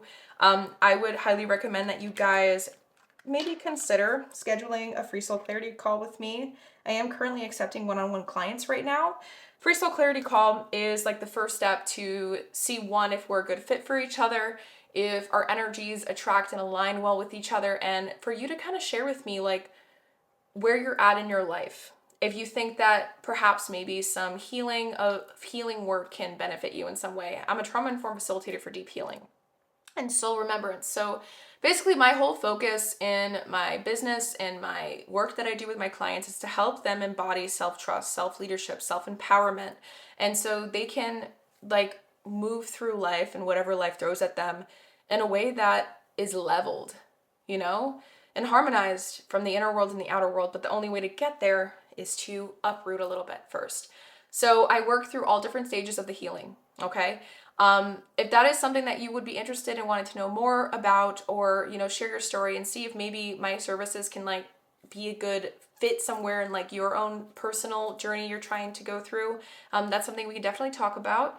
But again, absolutely no pressure. There's no pressure to like purchase anything. I just always offer my free soul clarity calls as like a good initiation point and just to get to know each other better and see if you know these things are something that can benefit you. So if that's something you're interested in, feel free to schedule that in the link below in the description box, okay, my loves? But okay, let us continue going here. So first up, we have the cypress oil with the keyword resilience. Trigger statement: I need to control. True statement: I surrender. Allow yourself to relax with the currents of life. These changes will take you even closer to where you are meant to be. Oh my God, we were just talking about this. That is insane. Okay.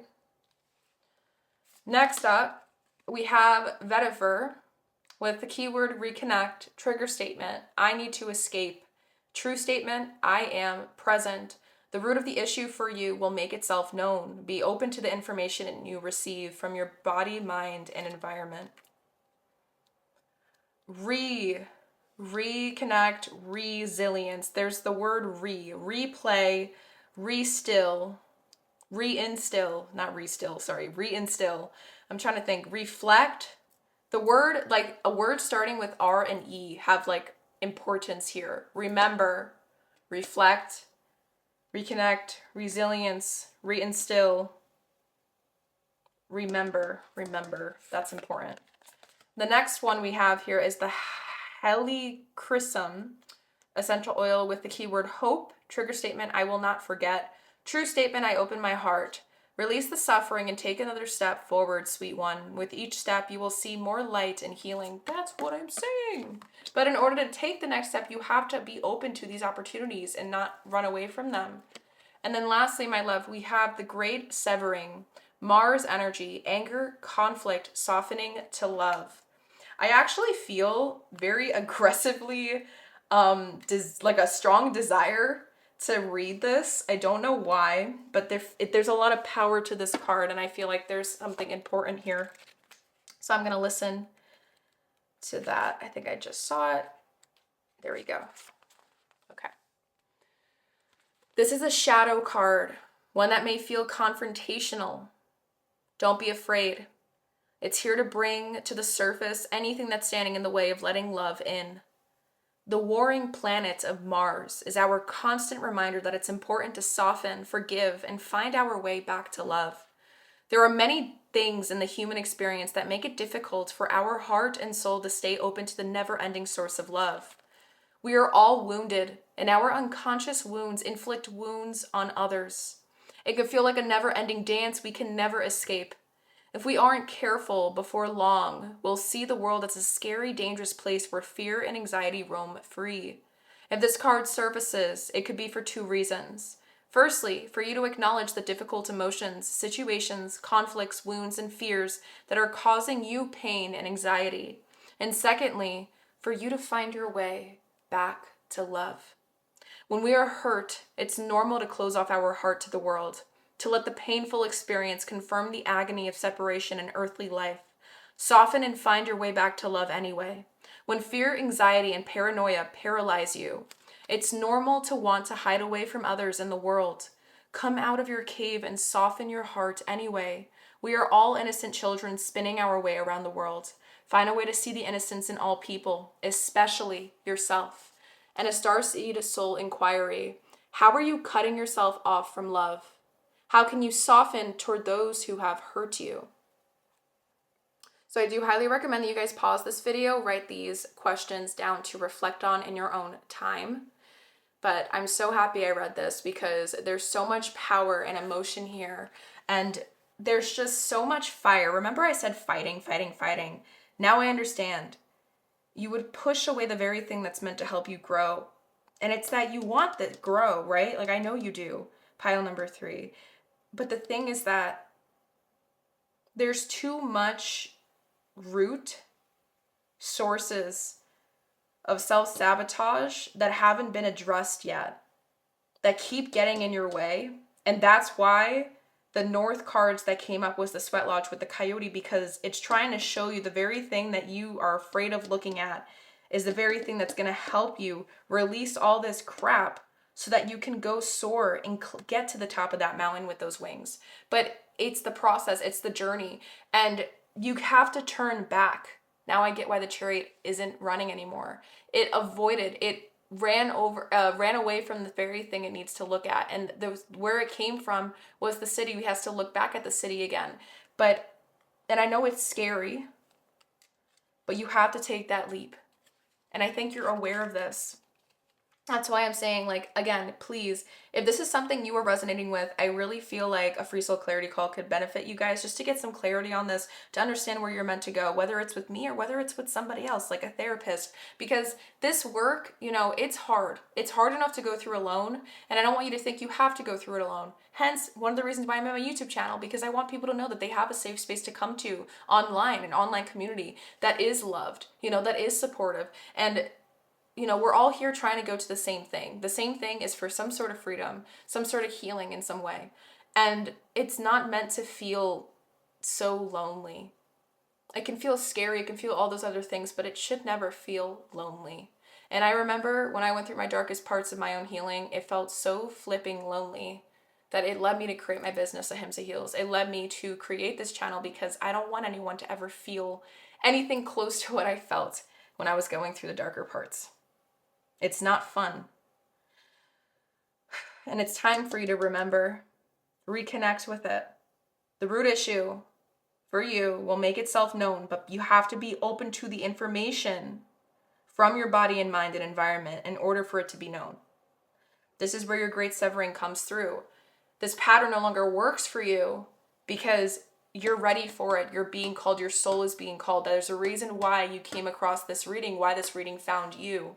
Pile number 3, because right now this is where you decide. Remember, it says you decide.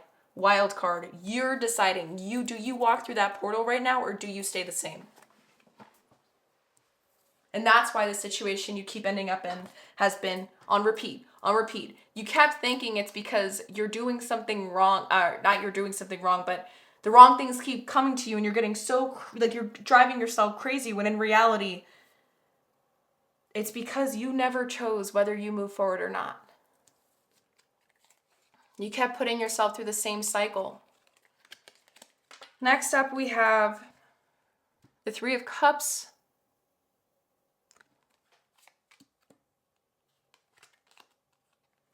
the High Priestess, and the King of Wands.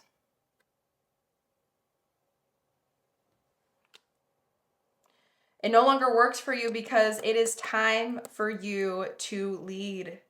It's time for you to make peace with the idea that you don't have to keep fighting anymore. This is actually a time for you to celebrate. And I feel like you're past and way overdue of some sort of celebration because, like, okay, I want to make something really clear. You thought that by doing things in the way that you've been acting, like the fight or flight, that whole energy of like walking away or whatever, you kept thinking that you were doing the right thing. You thought that it was helping you heal. You thought that you were protecting yourself. You were doing the right thing. I don't ever want to discredit you or take that away from you because I understand, like, you thought in a way like this was you doing the right thing for yourself, like putting yourself first. And Source sees that, Source acknowledges that. But you were also, by doing it this way, pile number 3, bypassing the very thing that you need to, or avoiding, repelling away, you're repelling yourself away from the very thing that you have to go through to continue forward and become the leader.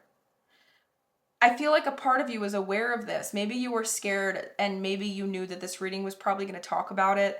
Maybe you had a gut feeling like when I started talking to start the reading before we even started taking out cards, because it wants to be proud of you. It wants to celebrate with you. With the 3 of Cups here, it's giving me this energy of like abundance and expression. But in order to get to that celebratory energy, you need to go through it. All right. So with that being said, my loves, we're now going into the final portion of your reading. I know this is a long one, guys, but it's important stuff, you know, so I like to take my time with these. We're going to be looking at how this pattern and dynamic changes now that it's been brought to your awareness, okay? So how is it going to start changing? Because now we talked about it, now it's been brought to your awareness, like what's going to happen next, okay? So we're going to be looking at that together.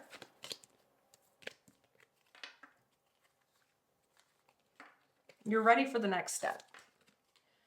All right, so we are going to move these cards out of the way. Oops. And we're just going to move these to the side. Beautiful. Sorry if it's crooked. And, okay, so we have the final direction coming through here. And it is the east direction, which is your possible destiny. And then for the back of the deck, we got back of the deck cards here. We're oh my god, my words. We're using my Lunology deck, my Sacred Destiny deck, as well as my Wisdom Oracle deck here. So first up, we have Potential as the back of the deck.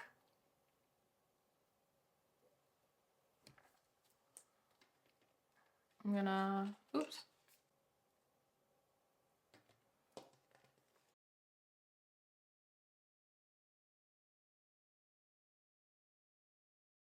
Okay, I'm just moving cards out of the way so we have space.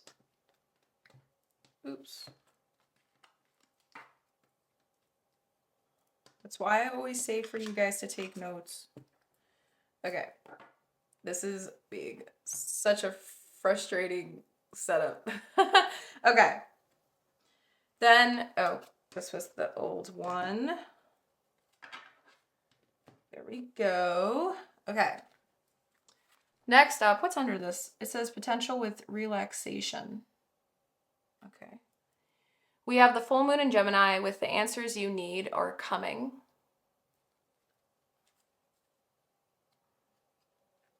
And then lastly, we have orphaned with the number 5.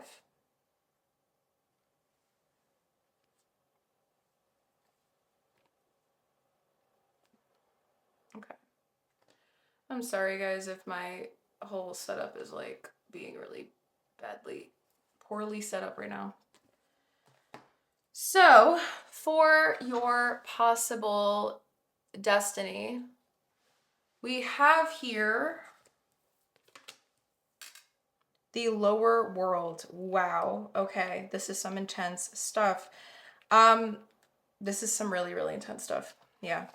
I'm kind of speechless because it's like, it's basically telling you that you're meant to go on a healing journey right now. Pile number 3. The only way to stop going through this cycle, the situation you keep ending up in. You have to look at the demons on the inside, your inner shadows. They've been steering your life for too long. This is intense stuff. The lower world holds the hidden treasures of humanity. It is a place of rich and fruitful darkness where we can find the disowned parts of ourselves and the abandoned aspects of our psyches. The lower world is the place of our ancestors, where we discover the gifts and lessons from the past. It is the realm of the collective unconscious. Here we can meet our demons and transform them into pure energy, our source of personal power. It is time to unearth your hidden treasures. Don't make yourself small in order for others to like or accept you. Bring out the gems and precious stones that you've kept hidden inside your heart, hidden even from yourself. It's time to honor your past and recast your life as a heroic quest. As you journey into your lower world, you will be offered all the gifts of your ancestors. Their struggles, the way they hurt, the way they lived, and the way they died will become blessings. Are you one of those people who don't like to face the past?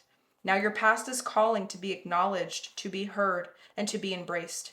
The only way to become unstuck is to honor everything that has transpired in your life, reflect on the lessons learned, and move on. If you bear witness to your past and learn its lessons, it will stop haunting you. As you embrace its gifts, you will recover a missing part of your soul. So pile number 3, I do want to say I have seen the number 9 come up excessively in your reading, and I didn't say anything, but they were in the pages like when I would read from the Mystical Shaman direction cards. So 99999, like you have like 5 or 6 nines come through already. 999 is of significance to you. I highly recommend that you look into the meaning of that number on its own. Look up the meaning of repeating nines, seeing them. I feel like there is a really important message there that Source is trying to tell you and speak to you about, okay? So I do highly recommend that you look into that. All right, so yeah, the lower world, we literally talked about it. I said you got to heal. This is the possible destiny if you are willing to listen to the call. First up, we have Not For You with the number 6.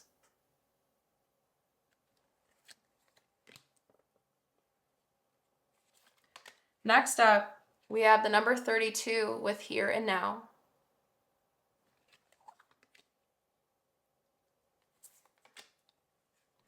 Hoist with number 48.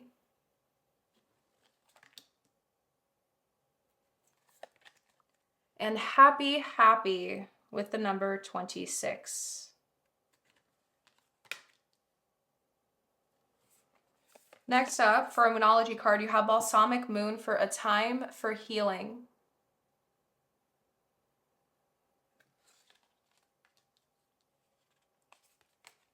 And then you have New Moon in Capricorn with Your Hard Work is Paying Off.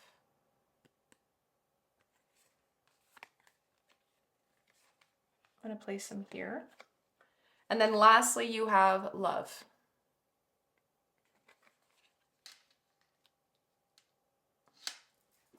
Okay. So what changes for you? Potential. You know exactly what it is that you need to do, pile number 3. You know what it is you have to do to unlock this, to get to this possible destiny. And you're now reaching a point. The thing that's going to change when it comes to this dynamic and pattern, now that it's been brought to your awareness, pile number 3, is you're going to start realizing, oh my goodness, I've been fighting or thinking I've been like fighting the wrong, like I thought I've been fighting this thing that's been trying to hurt me or go against me in some way. When in reality, I've been shutting out the very things that are trying to help me on my bigger picture journey of some kind. You're realizing now with the here and now, the past and the future, they are in the middle, and it says you are here with this flag this girl is holding. You're realizing this is where real change begins. And you don't have to keep trying to get so mad that it's not coming to you when it's been trying. It's just that you haven't been ready for it. Pile number 3, that's the truth. And with that, you're going to use this as an opportunity with Poised to go do what you need to do to start. And I think you're going to start being ready and willing like you're gonna do the things you need to do to heal what it is you need to heal, so that you can start coming into these new opportunities and stuff with an open heart again, and like open hands. Like you're taking the lessons, you're taking this healing opportunities, and you're letting them transform you in the way that they need to aid you in this process. Because here's the truth: when we look at what's going to happen now, what's changing in your now, not in the future, but in the now, a time for healing comes up with your hard work is paying off. With these two energies together, and then the love, this has given me the idea that I think you're now realizing like through this, like how it changes, because it's been brought to your awareness. You're going to want to start some sort of healing process for yourself, or you're going to have enough awareness to the point where you're not going to let yourself do this fighting action, this tendency that you used to do when you were put into like opportunity like moments, that you would see as like a negative of some kind in the like the things that we talked about in the reading so far. You're going to start seeing them as moments to, like, you're going to shapeshift, you're going to shift the perspective, and you're going to see them as something positive. And I think that's actually interesting to think about, because we have the not for you card, and then it ends with happy, happy. So these are two very different energies. This is saying like no, and this is saying yes. So you're embracing it. You know what I mean? You're going to start to let yourself embrace those moments, because you know at the end of the day, they're all taking you to the very thing that you want, or the bigger picture thing that you want. And I think with love here, this could be your bigger picture thing. You want something to do with love and fulfillment, emotional fulfillment and freedom. Like, don't we all, right? But to get there, you know what you have to do. And that's what's going to shift. You're going to start to welcome it instead of push it away, the things that feel a little bit scary, because you know that that's just information. You're not going to let that though like shake you off the journey or the mission. Does that make sense? The mission, I don't like that word, but it's just like you're not going to push yourself away or push away the very things that are helping you grow anymore. If it asks you questions that get uncomfortable, like they're asking you questions for a reason. Yeah. I'm just trying to see if like there's anything else here. No, it's just, that's what it's saying. Like, you're going to be able to do it. And with the answers you need are coming, I think you're already aware of what these are. You know what the answers are. Emotions are running high right underneath with the supermoon. But now it's just about like letting yourself immerse into the process. When I see the word relaxation underneath it and this person sitting, it's giving me Four of Swords energy. So again, there is an opportunity to enter this new doorway, and you're going to get to do it, and it's going to be hard, but through doing it, it helps you find a true home inside yourself, and not one that you used to think there was, that you were returning to when you would say no and push away these things, that kept you ending up into the same situation. Like it's shifting. It's like the way that, oh my God, I don't know what I just dropped. It's like the way that you were handling the situation before this reading began was like one side of the coin. And then now you're turning to the other side of the coin that was like the right way to look at it, if that makes sense.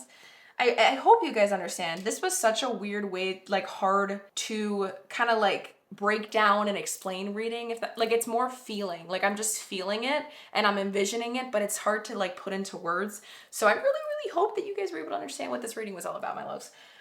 Okay, now to finish this up for good, we have your final messages from Source. To do this, you ended up receiving 3 stress less cards, and the stress less cards are practical exercises, mindfulness-based stress relief exercises that aid you in just reducing your stress levels throughout your day. When I share these, I'm going to read them. I'm going to bring them up to the camera. I do recommend and invite you guys to pause the video and just either screenshot them or jot down the ones that resonate, okay? You guys ended up receiving 3 practices, so all 3 may not resonate. So just keep that in mind, but they did come through, so I guess Source wants you to have options in terms of stress relief practices that can aid you in this process as you move forward after this reading is complete. You ended up not receiving any cards from messages from your angels, but you did receive a back of the deck energy, which is fresh air. And it says, your body needs refreshment from oxygenated air generated by grass, trees, plants, and flowers. Spend time outside today, as near to Mother Nature's cradle as possible. Open your curtains and windows to refresh your home as well.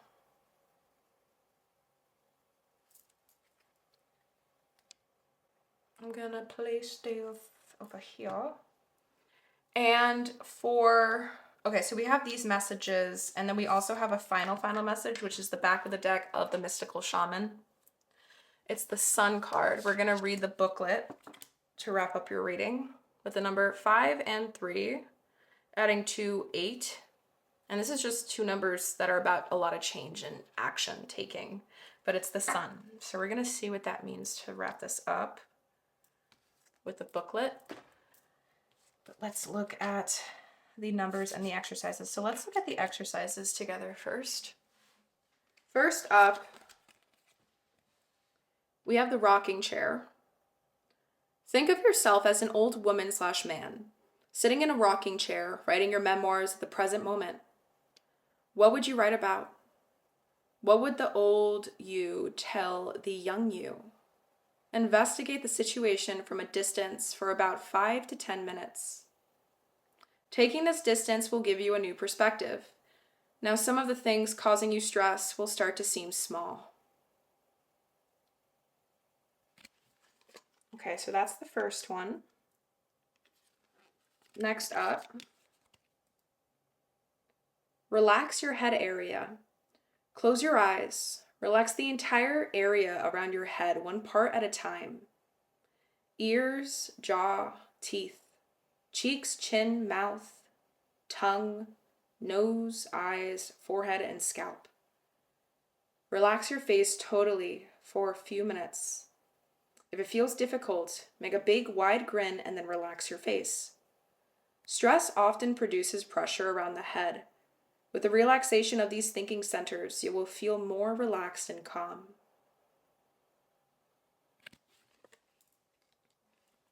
And lastly,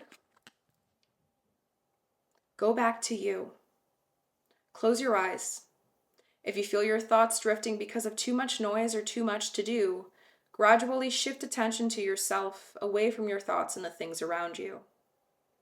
Feel all your attention shifting to you. You can use as the center of your focus a part of your body in which you feel safe and calm. The things outside of you lose their meaning. Stay this way for 5 to 10 minutes. Giving all your attention to you instead of others gives you the energy to be present to you, thus feeling calmer and more powerful. And this could actually be the very thing that helps you begin the healing, because it's uncomfortable to be in stillness. And I actually feel like there's a reason why you're being encouraged to it. And it's like there's so much encouragement of like stillness coming through these cards in so many different ways. And we literally have the word stillness, like, I don't know if you can see it peeking out here. And the 4 swords came through a lot too. Now for the 3 number cards, I can't talk. We have the number 1616. We had the Tower card come through a lot, so that's interesting with willpower. Things may feel out of sync and not within your control.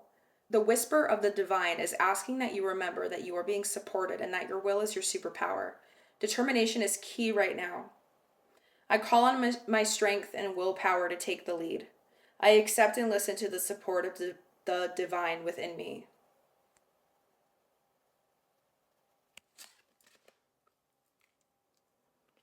Next up, 1414 with possibilities. Building strong foundations creates stability and welcomes in possibilities. All possibilities exist and are amplified with gratitude is felt for the foundations that are in place. I am grateful for all that is and all that will be. I trust in the possibilities of what I desire or something greater.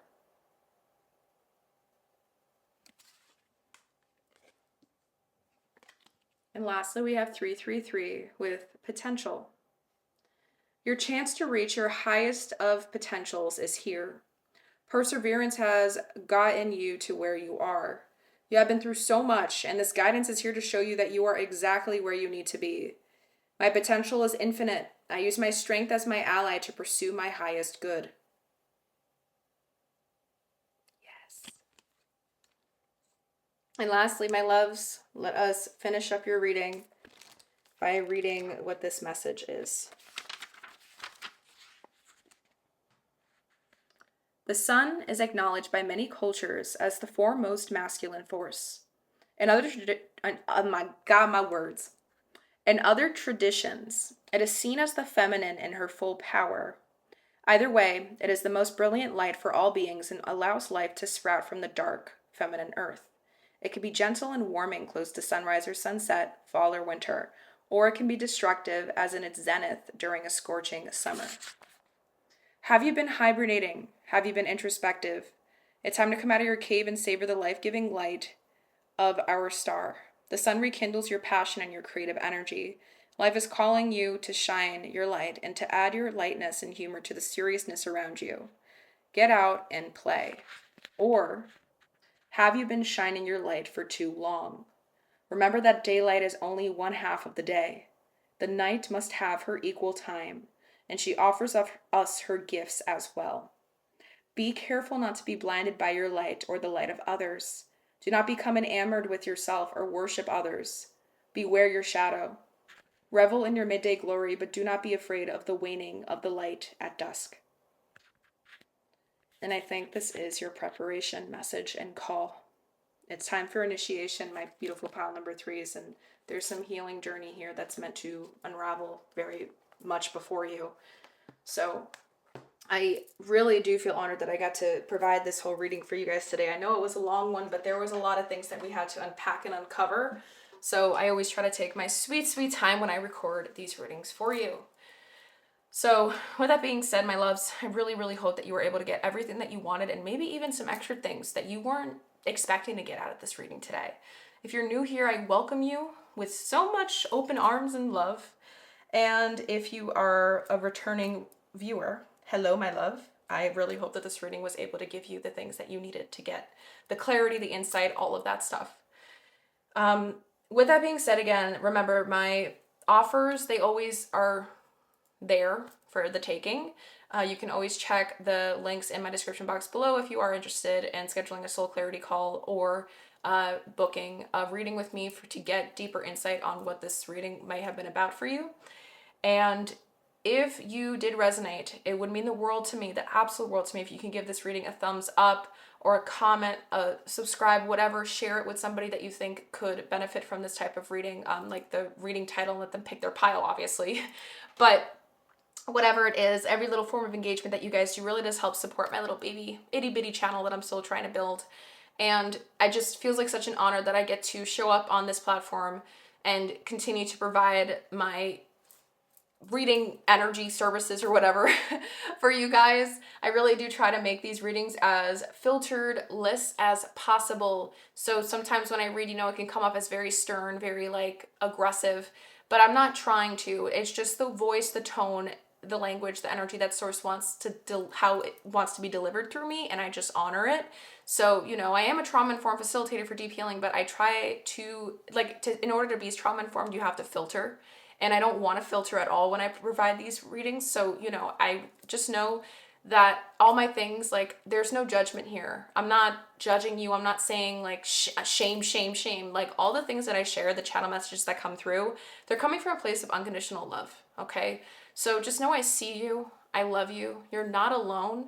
And you are so supported and you are enough. Okay. And in case you ever need a reminder, ask me. Ask me in the community tab, and I will be sure to remind you how powerful and amazing you really are, pile number 3, okay?